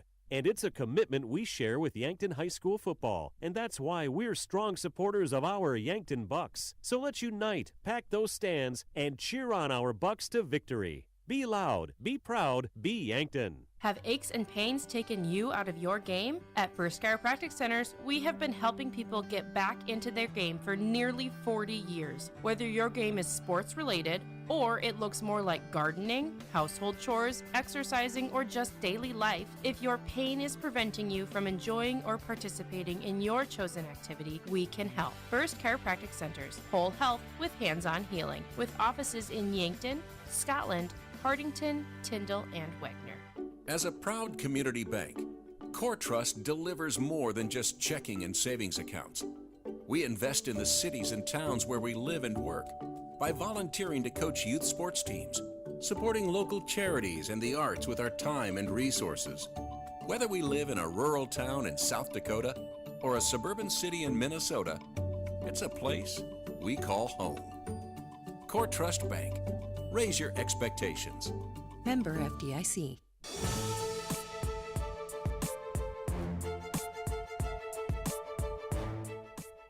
Welcome back here on the KYNT and KYNTV Yankton Rexall post-game show, your hometown pharmacy since 1923. I'm Josh Boelter, joined by Brayden Butler, and right now we're going to be naming our players of the game. First off, starting on the defensive side, brought to you by Olson's Pest Technicians, your residential and commercial pest control solution. Call 1-800-KIL-BUGS. Brayden, who are we looking at as the defensive player of the game? I'm gonna give this one this week to Ty Bendy. He's a very solid piece. He's another guy that's kind of moved as well with the change of formation. He plays more of a defensive midfield role instead of an out-and-out defender in that back line. But still, he's very good in that in that defensive midfield role. He's solid. He wins a lot of balls in the midfield. He closes down on his man a lot. Unfortunately, 4 goals on the board. It's like how good were anybody on defense really, but. Ty Bendy, defensive player of the game, did very well. I think Yankton's defense as a whole, despite the scoreline, did very well as well, especially in that second half. So Ty Bendy will be our defensive player of the game. And how about our offensive player of the game, brought to you by Hy-Vee, where there's a helpful smile in every aisle. Who are we looking at on the offensive side? We talked about him in the pregame. We talked about him during the game, at halftime, both halves. It's going to be Christian Pacheco. Scored a brace today with his 2 goals. When you get the double, especially as a freshman, it's a big deal. It's something that you definitely have to you got to give him credit for, and that's why he's going to be our offensive player of the game. He played a great game on the attacking front. Yeah, you look at Pacheco, like you said, 2 goals, really a phenomenal performance. We're going to take another 2-minute break here, and when we come back, we're going to look at what's next for Yankton, and then we will wrap this one up. Of course, if we get Coach Dan to bring up here, we will catch him as well. But we'll see if we can get him up here. But when we come back, we'll take a look at what's next for the Yankton Bucks and Gazelles. Don't want to miss it. I'm Josh Boelter for Brayden Butler. You listen to KYNT and KYNTV. Education. That is one of our core values here at Missouri River Associates. Just making a sale is not our #1 priority here. Our office is here to educate you on your choices in the insurance world. We are here to guide you in making the right choice for you, your family, or your business. Our agents are honest and transparent with you on your coverages. Let one of our agents show you your options today. Missouri River Associates, 665-6885. FM 1021 and AM 1450. KYNT, Yankton. Configuring the Bluetooth, deciding who controls the music, remembering where you parked. Why are simple things sometimes so complicated? Thankfully, with an auto owner's insurance independent agent, getting the right coverage for your vehicle doesn't have to be one of them. So you can get back to more important things, like remembering if you're on the 3rd or 4th level of the parking garage. That's simple human sense. Don't gamble. Insure with MT&RC Smith Insurance in Yankton, your independent agent for home, business, auto, life, and bonds. Visit mtrcsmithinsurance.com. Do you have dry, sore, or irritated eyes? If so, you may have dry eye. At Vision Care Associates, we offer a simple, fast, and non-surgical procedure to treat black glands in your eyelids that can help your eyes to feel comfortable again.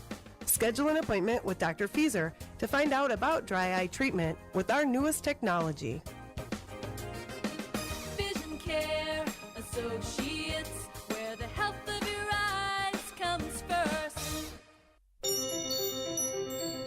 Kids seem to always be misplacing things. Socks, shoes, backpacks, books, you name it. So when it comes to important things like EpiPens for serious allergies or inhalers for breathing problems, make sure there's always some on hand when those items go missing or run out. Hi, this is Michael from Yankton Rexall. We pride ourselves on providing accurate prescriptions and appropriate medical information for your child's health. Good health attributes to good students. Yankton Rexall, your hometown pharmacy since 1923, located in the Meridian District.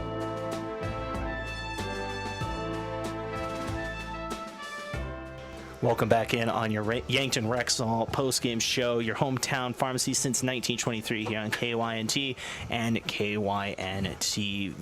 Bucks fall 4-2 here against O'Gorman. Brayden, welcome in once again here on the post-game show. Let's take a look at what's next for Yankton. They got a bit of a road trip coming up. Not necessarily too far, but still 2 games on the road next week. You get Brandon Valley as well as Brookings. Bit of a road trip. Yeah, you get a full week away from home. Brandon Valley on Tuesday. That's going to be, a bit of a trip. But, hey, Yankton has shown this season that there's been good and bad in the Yankton Bucks this season. I don't want to say bad, but there's been positives and negatives, so to speak. You got a couple positives today with Pacheco. You got a couple negatives with giving up the 4 goals. Coach Dannenbring, who unfortunately I don't believe we're going to be able to talk to in this postgame. We'll put together something. We'll see how it works out with Brandon Valley. We'll get the final scores from that and see how that all works out on the road, because we will not have KYNT coverage of that. And then, of course, you go into Brookings. You can build some momentum here this next week. If you get a win in Brandon Valley, you get a good result in Brookings, you can start building some momentum here down the stretch. This was the state title game last year, O'Gorman and Yankton. It's clear that Yankton lost a lot of pieces. They're a different team they were last year, and it showed on the scoreboard. Yeah, but and even then on a positive note, you scored more goals in this game than you did in the state championship. So offensively, there were some things to look at. It'll be interesting to see what happens next, and we will find that out next week at Brandon Valley as well as against Brookings. So any final thoughts on this one? That Christian Pacheco kid is really good at soccer. Yes, he is. That's your expert analysis on that. We've talked multiple times how much Yankton has lost from last year's team, especially today being the state title rematch. To that roster, and he's going to be there for a few years now. So definitely a very good player, and obviously Dannenbring switching his position, switching how he's played him, it proves even more fruitful on the field. Yeah. So next up for Yankton Bucks and Gazelles soccer. Gazelles tied at 1 apiece today with O'Gorman. They will be on the road against Brandon Valley. Will not have that. That'll be on Tuesday. Then they play Brookings on the road as well. Next home game will be the 13th. So that we will have that one for you on KYNT and KYNTV. Next Yankton broadcast will be tomorrow night from Spearfish. It'll be myself and Sports Director Bryce Ladwig on the call. Of course, Brayden will be joining us on camera tomorrow. It's going to be a lot of fun. You've never been that far west, have you? No, I have not. The farthest west, might have been when we just went to Mitchell. Or Lincoln, Nebraska, whichever one's further west. Well, I'll tell you what, on the road there, if you look on your right, you'll see hills. And if you look on your left, you'll see hills. So it'll be a fun trip. No, I'm looking forward to it. It'll be a lot of fun tomorrow night. Me personally from Iowa, I'm used to look on my right, I see corn, and I look on my left, and I see beans. So, that is true. It'll be interesting. That is true. Well, thank you once again to everybody involved tonight with our camera guy / color commentary guy tonight, Brayden Butler, to our other camera guy tonight, Bryce Ladwig, and of course to our board guy back at the station, the great Dave Lesher. Thank you all. And of course, thank you to all the listeners. I'm Josh Boelter for Brayden Butler. Bucks fall 4-2 here against O'Gorman. Gazelles split 1-1 against O'Gorman as well. Once again, for Brayden Butler, I'm Josh Boelter. This is KYNT and KYNTV. Have a good night, everybody. Thank you for listening to KYNT or watching on KYNTV. This broadcast is property of Riverfront Sports and is brought to you by Mason Schramm and the Move Group, Hedro, Avera, Truxedo, Culligan Water, USD Athletics, 1919 Root Beer, Rhonda Westland State Farm, Vision Real Estate, Missouri River Associates, Buell's Cleaners, South Dakota Office of the Attorney General, Triple Time Rudy's, H&R Block, Top Notch Cleaners, the UPS Store, Yankton Medical Clinic, Hy-Vee, Olson's Pest Technicians, Gerstner Oil, Vision Care Associates, MT and RC Smith Insurance, First Dakota National Bank, First Chiropractic Centers, First National